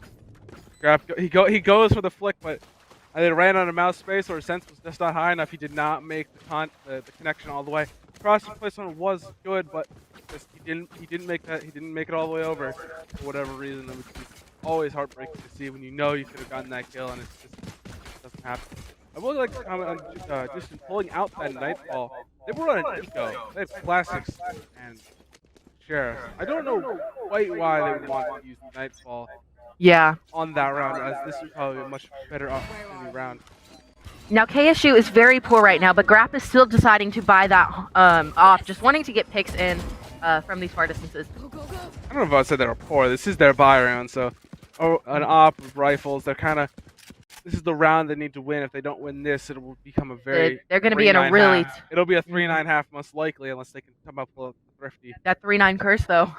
Yeah, although I don't think it didn't help us that much in the last map though. Ah, dang. KSU was kind of quiet. They made presence B and then kind of fell back again. KSU is stacking that A site. They love to stack that A site. They make the B main aggression and they kind of fall back. If they lose that B main aggression, there's just the players fall. It's very very hard to retake as all of KSU will be needing to rotate in from the A side. But something could be said that they only need 2 players because of that trip in mid. Holding down that flank position, they don't need to watch that, unlike on the A side. Expecting the push. Hopping off the Rolling Thunder, they know. Oh, Soup Lizard catching him even though he's stunned there. Stuns don't do nothing. 1-for-1 trade there on the Neons. Jamo hiding backside. Oh, we is just too fast, able to get him down before he's able to do too much damage on him. Now he is going to be watching this connector and Rehab falling to paint mob as well. This was a very even fight that's turned very sour just because Weiss took that extra wide swing and. Right. It's not looking great for KSU. As before, we've said that they're really going to need to win this round if they want to get their economy to where it needs to be, or else it's just going to be pistols. for the next couple rounds, I feel as though. Unless they're able to do a little bit of damage here. I think KC realizes that, and they're now running away, trying to flee, save that off, save the rifle, try to bring something into this next round that could help them win this next round, and not send it to a 3-9, but possibly just a 4-8. From there, KC might be able to enact their tactics to bring it to a much more even, win the pistol, win the eco. That should be the goal of KC in the next round right now. They know that this half is kind of done. There's no chance that they can get above them at this point, but they can try to hope for that 4-8. And yeah, KC now gonna have to force weapons. We do have the ults coming out of Dagon here, and now I'm gonna not talk strats because I'm not gonna try to reveal what I think to you guys. They might start listening like they did with that trip. Now, we are in a timeout right now, just giving them time to collect their thoughts. CSU definitely does have some momentum that they want to keep up throughout this round, or throughout this match. They just want to bring it to 2-0, I'm sure we don't want to go into a third map. Just get it one and done, because, I mean, we did start this game at 9 o'clock at night, which, honestly, though, isn't that big of a deal. These boys are up until 4 in the morning playing Valorant every night. Like, I don't know about you. That's your guys. I mean, is that just a CSU thing? I mean, sometimes for me, but I try to go to bed around 2. It's just just midnight to 2. That's about my bedtime. And that's the demon hour for the CSU boys. They get on late at night and just grind together. I don't know. I don't know about those guys. These guys go to bed early. We're kind of boomers, and we're boomers in a young body. We go to bed early for college students. So 2 o'clock's about my bedtime. So yeah. I think Pate goes around to bed at 2. Blizzard and freaking Hot Dog are always up until like 3, 4 in the morning. I have to join the Discord call and tell them to go to sleep. Let's play. I cannot. I play too many games late into the night like that, and it's just if you're losing, it hurts. Finding a connection, but only through the wall. Once again, that happened to him earlier in the day too. So I'm sure he's just absolutely livid that that's happening again. Yeah, just taking that advanced position with his ult, but finding no one going around. Unable to connect those op shots. It really sucks, especially whenever you're playing a character like Chamber, who's really op dependent, or really works well with the op. Now Hot Dog is able to get a pick onto Ryab. The ult is gonna come in. They're gonna dash in quickly. Holding that front position, that ult could be the deciding factor, as it's basically a secondary weapon that's faster than the headhunter. One enemy remaining. Finding the damage there. Pate mob finding 2 more. Pate! 3-9-1/2. Bringing us to a flawless victory with that 44. Those 2 kills.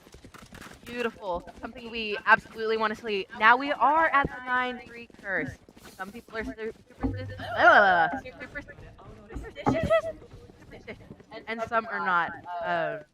We'll see firsthand if this curse is true or not, but I think that CSU has some great momentum.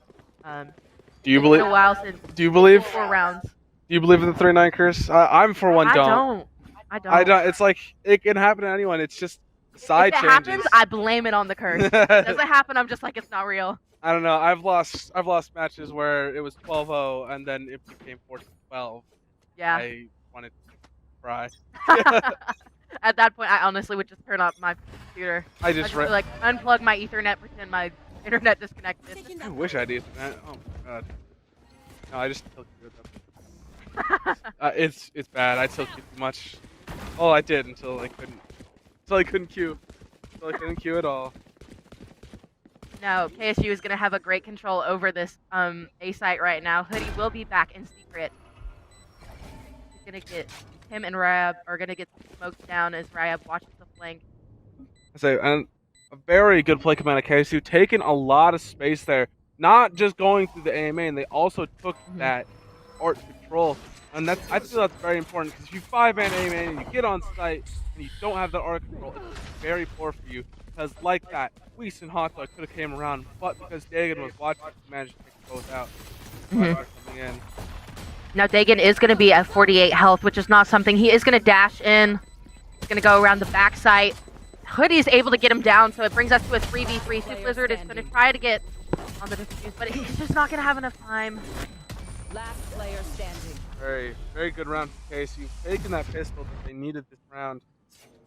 And just taken what they needed to go forward with this. If they win this eco, it looks like we got Dagon forced up a rifle, so this could be very dangerous. Dagon with the hero rifle has to find these kills, and if he doesn't, and KSU loses this, it'll throw CSU into double digits, and it'll be a very dangerous path forward for KSU. CSU just deciding not to buy it all, just go in what they got. They're pretty confident. Just want to get that one up on that eco. Now Hot Dog is going to go in and just destroy that teleporter off the bat. Oh, he walked right into Grop. Grap able to get free before Soup Lizard is able to get him down. Now that is extremely important. Grop?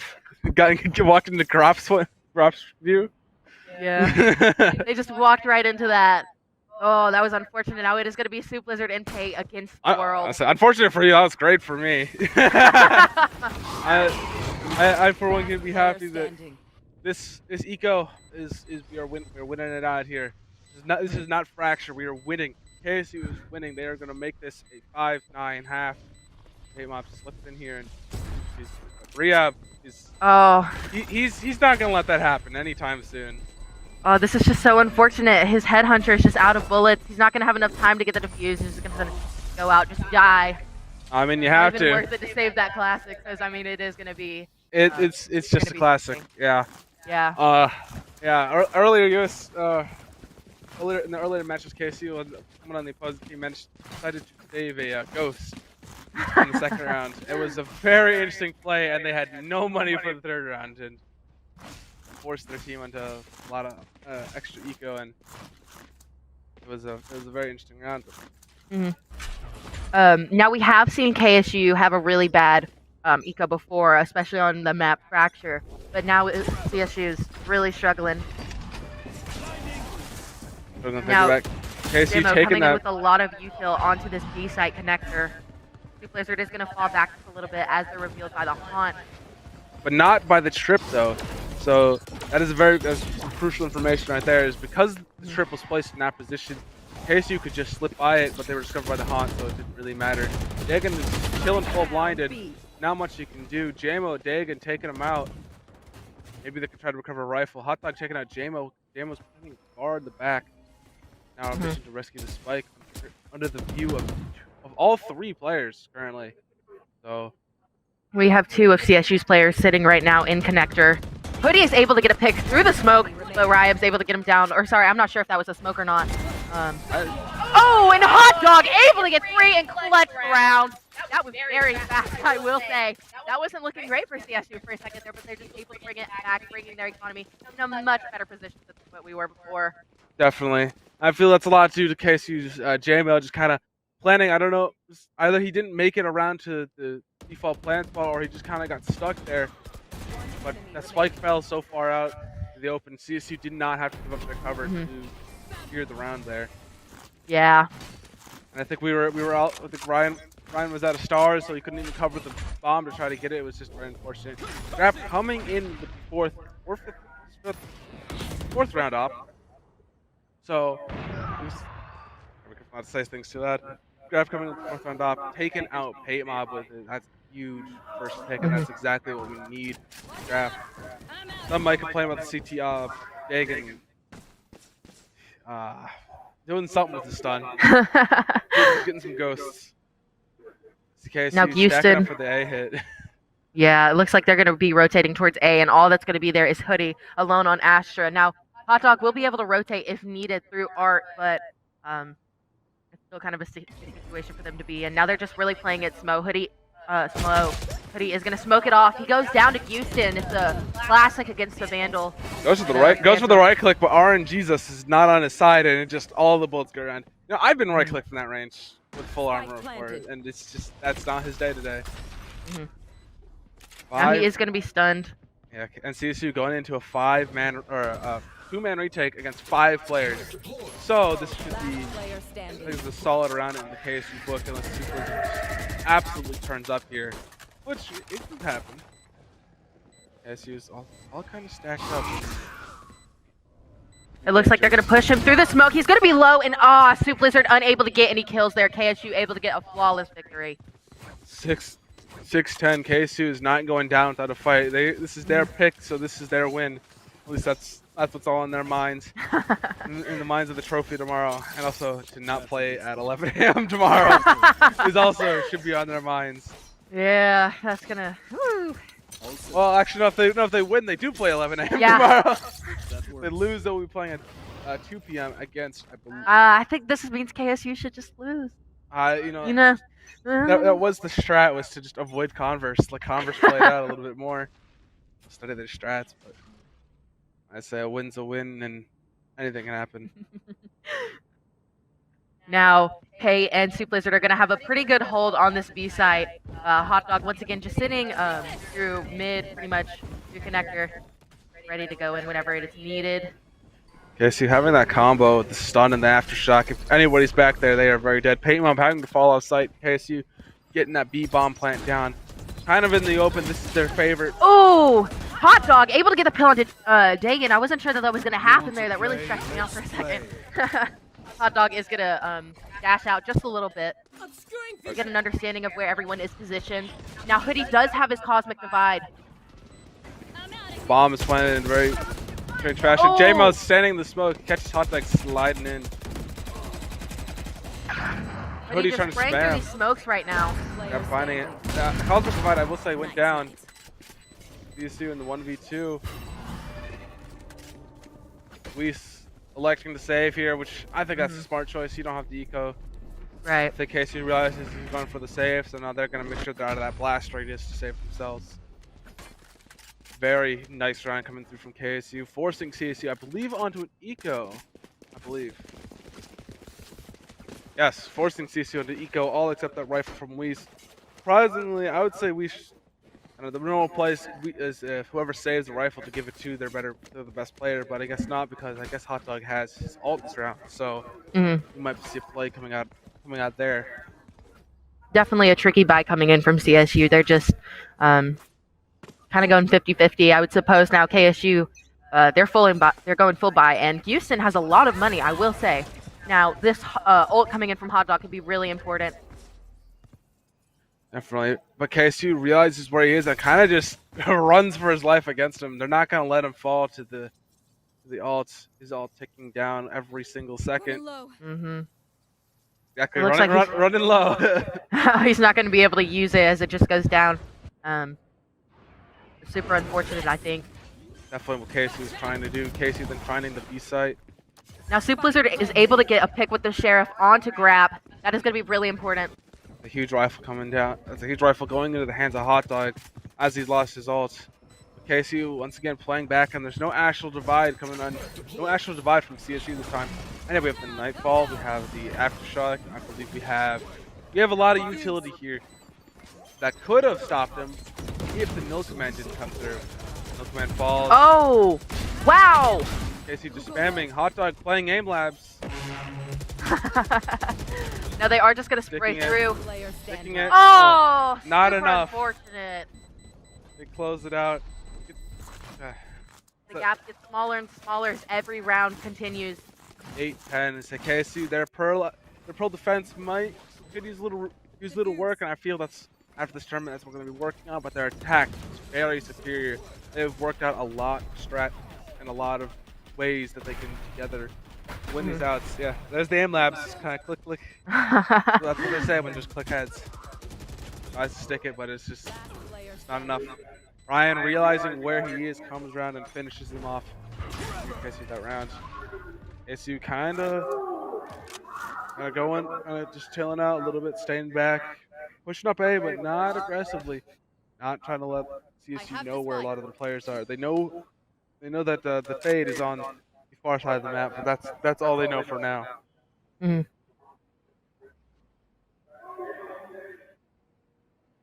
Stacked up for day. Very quietly, grab on the flank once again. I'm just waiting. CSU kind of looking a little antsy here. Yeah. Now Hot Dog and Hoodie will be on the site.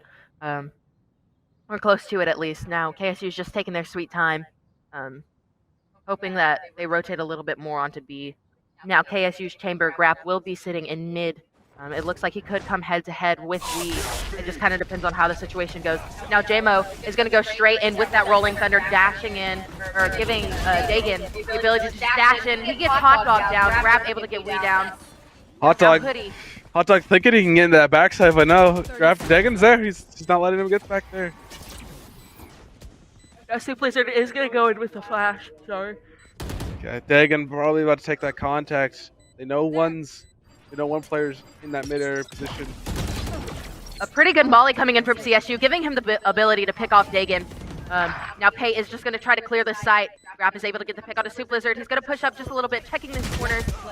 Oh, he's unable to get him as Houston gets him down. CSU, oh, goody, almost getting to half, but deciding to back off. Now he is vulnerable and low, and Houston gets him down, bringing it 9-10. I don't think he backed off. I think he got pulled all the way by that Astra Star. Astra did not allow him to sit there and say they're using Astra very well here, along with the Breach. They're using a lot of the utilities in a conjoined fashion to just give KSU those advantages, clearing that back of B behind the screen, pulling them off the thing, pulling the players off of the spike on A, and coming in with the aftershock, which could one-shot them as soon as that vulnerability hits them. KSU going for an aggressive A hit here.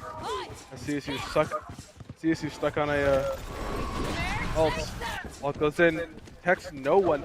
They know the site is clear. They know the backside is clear. Dagan and Grab finding one apiece. Wee's finding Dagan. The ult. Now Rabbit's just gonna spray through this box and able to get the kill through the wall onto Wee. Now he's gonna push back as KSU normally does, which is making me a little bit antsy. That's gonna give CSU a little bit struggle getting back into the site. CSU only with Stingers too. Well, Stingers are a lot more powerful now. Picked up one rifle, but Stingers are powerful, but it might not Blizzard be enough. Is gonna go ahead and get a kill with that. Last player standing, and it is Hoodie, but he goes down to Grab, bringing it 10-10. KSU has now tied it up. This could be the start of the end for CSU, as since KSU's now tied up, they're gonna call the timeout. They're gonna get ready, and now is a very strong game coming from KSU. They are heating up. Both teams are heating up. They are ready. This is a much more even scoreboard compared to the last game.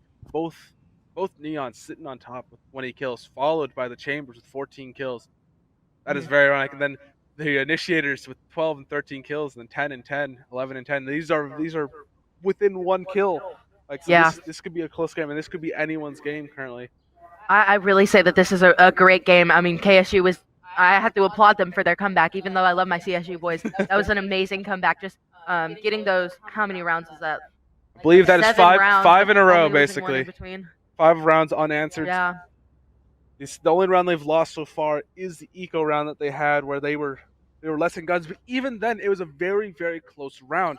So it very easily could have became a 8-round unanswered win. But so far, it's just 5. Right.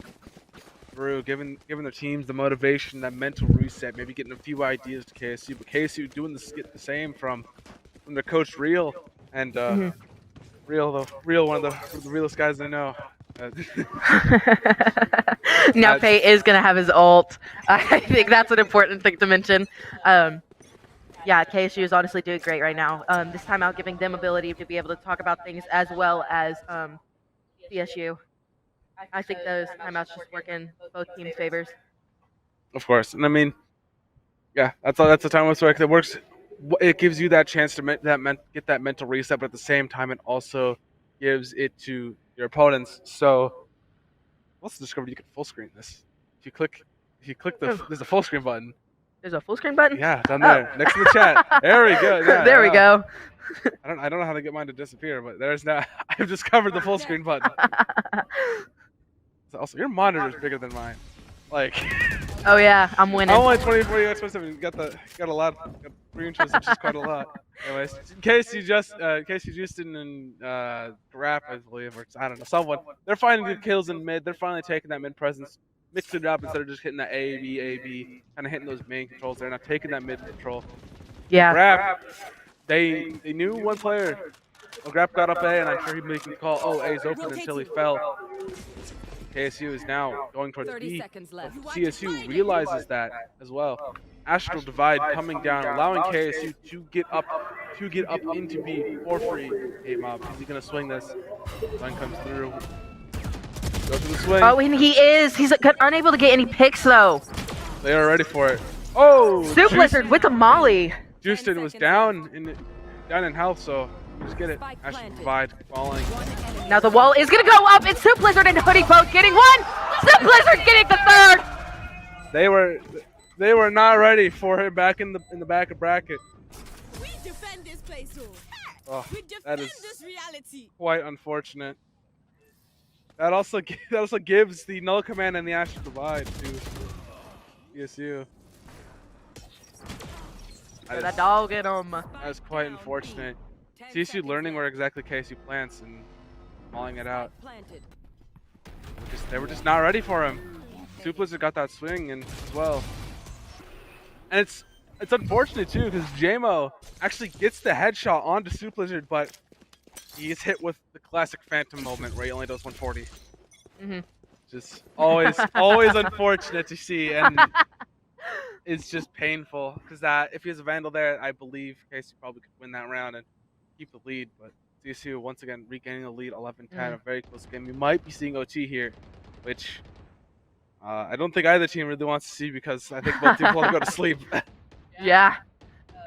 Pate did have his op out, just having a lot of trigger control, not shooting right then as soon as he saw Rap's shoulders, just deciding to save it for a little bit later. Now Soup Lizard is going to be in B connector, and that's like where Grap is going to be connecting or pushing through B connector. Oh my gosh!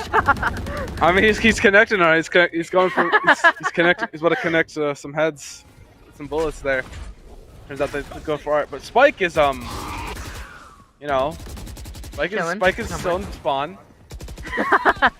Tactical. Yeah. I think JMO's falling back. He might be pushing. He might progress the same main push here. KSU, they need to start finding a pick. 30 seconds is approaching very rapidly. If KSU does not find a pick or something here. Hot Dog able to get the kill onto the other Neon. Neon versus Neon, you know. Now he's going to fall back towards backside. He's going to do quite a bit of damage on Rayab. Get that shield down to a pretty good amount. KSU walking into sight, firing their guns. Now this is where Hot Dog is just going to be sitting. Oh. He tries to go for the spam, but JMO counters it and takes him out. Nightfall coming in, grab. Perfect position. Not enough. Re-up though, taking out Pate Mob. CSU is down players. Now Soup Lizard is going to have to clutch this. He's 1 HP, very low right now. And there he goes with another molly. Oh no. Soup Lizard coming in always at those wrong angles. I could hear them screaming 1 HP. Oh. CSU bringing this to match point. KSU, they need to do something here, otherwise they will be playing at PM tomorrow against, I believe they're against Missouri Western, yes. And then, well, we will see what happens from there. It looks like you can't see it, but they're calling another timeout. I believe it's coming in from KSU side, so KSU knows they need to do something here. They need to. Yeah. Something is definitely going to want to happen. Once again, just watching this molly kill from Soup Lizard, just something amazing that we love seeing. That's when these characters like KO are really important, because not only do they have the flashes, they also have things like molly. Definitely, they denied that. They denied the space. They did the damage. They got the kill, even though he was 1 HP. Just a lot of very unfortunate timings going up from KSU. Grap just in the wrong position as we swung onto him. Soup Lizard coming up at the, I guess from his perspective, the right position to find a player, and then forcing it into the 1v1 instead of the 1v2. And well, 1 HP. We all know how that story went. And he actually was 1 HP too. It's not like he's one, and then he's actually not. He's literally he's like 40. Not even that. He's a one shot like Battle Royale. Like, you kill his one, he's like full HP. And just like, you're a liar. What do you mean? I got a foot shot onto him. He's 1 HP. Exactly. Now this is match point. They're going straight in with the ult. That's kind of stressful. Now Houston is going to fall back just a bit. CSU is going to be pushing up, especially with Hot Dog in that ult. gonna see if he's actually able to use it this time. Since last time, sorry, it ran out. He's just gonna have to get in there. Looking low. I'm not think he's gonna. I don't think he's not gonna be able to get that. He's not gonna be able to get in the flank because if he tries to run on them, they will know exactly. JMO, he's ready for him. He's watching. He's prepared, but no cigar. He's gonna leave. No, KSU not knowing what to do quite yet. It might be picking up on that. There's only a few players in A. A lot of CSU sitting in connector, so it will be a very rapid response no matter what side KSU ends up falling on. And it looks like they are falling back onto that A position. They realized that there's only a couple players there. There was nobody picked up an art at the start of the round by that nightfall, so it is very unlikely that people have moved into that position. In fact, A has now just been given completely open. Oh. Grab. They need to run. KSU, they need to take advantage of this, and they need to do it now because CSU will very quickly realize they are not pushing up the and now they have realized they are pushing onto A. That is exactly what happened. I will say the good thing is, though, is KSU wasted a good amount of utility trying to get onto that site that they just won't be able to use against CSU. Definitely. And it's also a 5v5 retake grab. He needs to find a player here. If he doesn't, buddy, ready for the right click. Oh, and Grap is just, he has that gun advantage. Now Wheat is going to get more aggressive and push in. He's going to be blind by that fade dog. Someone needs to tap the bomb. But he's sticking the half, though. Oh, he's going to get it to half, but he goes down. Now Rolling Thunder in. Oh! Soup Blizzard swinging. Not enough. JMO finding Soup Blizzard and Hate Mob. 11-12. One more round, and this will be sending us into OT, but that costs a lot of utility from KSU. CSU now has the Astral Divide for that defense, so it could be. This will be a very, very close match here. I didn't think that was the only thing on the side of KSU. A great attempt on a retake there for CSU. I will have to give them that much. Definitely, they tried hard. They got that half, but KSU just they were not letting it happen. Let's play. Now KSU is going to have their 24s online, and that'll be a little bit tricky, especially since they're pushing up towards mid. Spike is going to be down in spawn once again. They're just going to weigh their options, figure out which side is best to go, which side is most smart for them to pick, and move in on. They're looking for that pick. They're going up mid. Grab. Also about to take contact on Hoodie if he holds that angle longer. Hoodie backing off, though. Here. Calling the star back, actually, not casting it. CSU has taken that A main control, so they know that they are not in A. So they're sending more players towards that B side, but they do not realize that they are all just sitting in mid right now. 5 stack in mid right now. CSU, they need to find something. They need to find any opening that they can to take this position. They know Grap, I believe Justin. No, not Justin, JMO. No, it's just Grap. They know Grap is sitting in art from that KO knife. Need to find Soup something. Blizzard. Justin's about to take contact with Hot Dog. He has bomb. This could be the finale. This could be it. This could be everything. Hot Dog just going behind them, and he's able to get 2. This could spell very, very poor. But KSU able to slip in and get the bomb. Dagan taking out Suplas is the only guy left on site. KSU is surrounded currently. Hoodie with the Bulldog kill. Now he is gonna have his ult. But so is Dagan. Now Dagan's going to rush in and try to get the pick onto Hot Dog. And that's exactly there we go. That's what we needed. But Kate is able to get the greatest. And there we go! There we go. CSU bring us to 2-0. Wow. I'm sure you can hear them in the background right now. They're absolutely ecstatic. This is... I am sad. You'll be able to hear them right now. I am not. This is bad. You know, as the manager, I feel it the most. KSU. They did a really good job trying to come back with that retake. They tied it up, but CSU.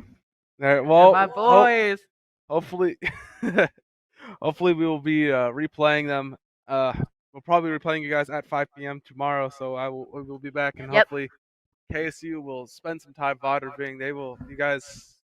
This will not be happening. Hopefully by tomorrow, one of us will be going to the finals and facing off against Conference University. Well, Good luck to KSU, and of course, good luck to my boys. We will see you tomorrow, Missouri Western. Thank y'all for joining. We really enjoy it. We will see you tomorrow at 11 for the first game.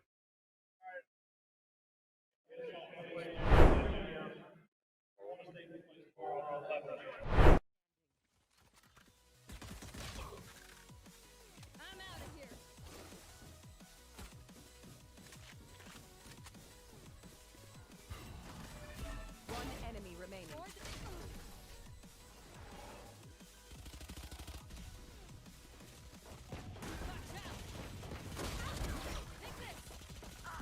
Last player standing. Last player standing.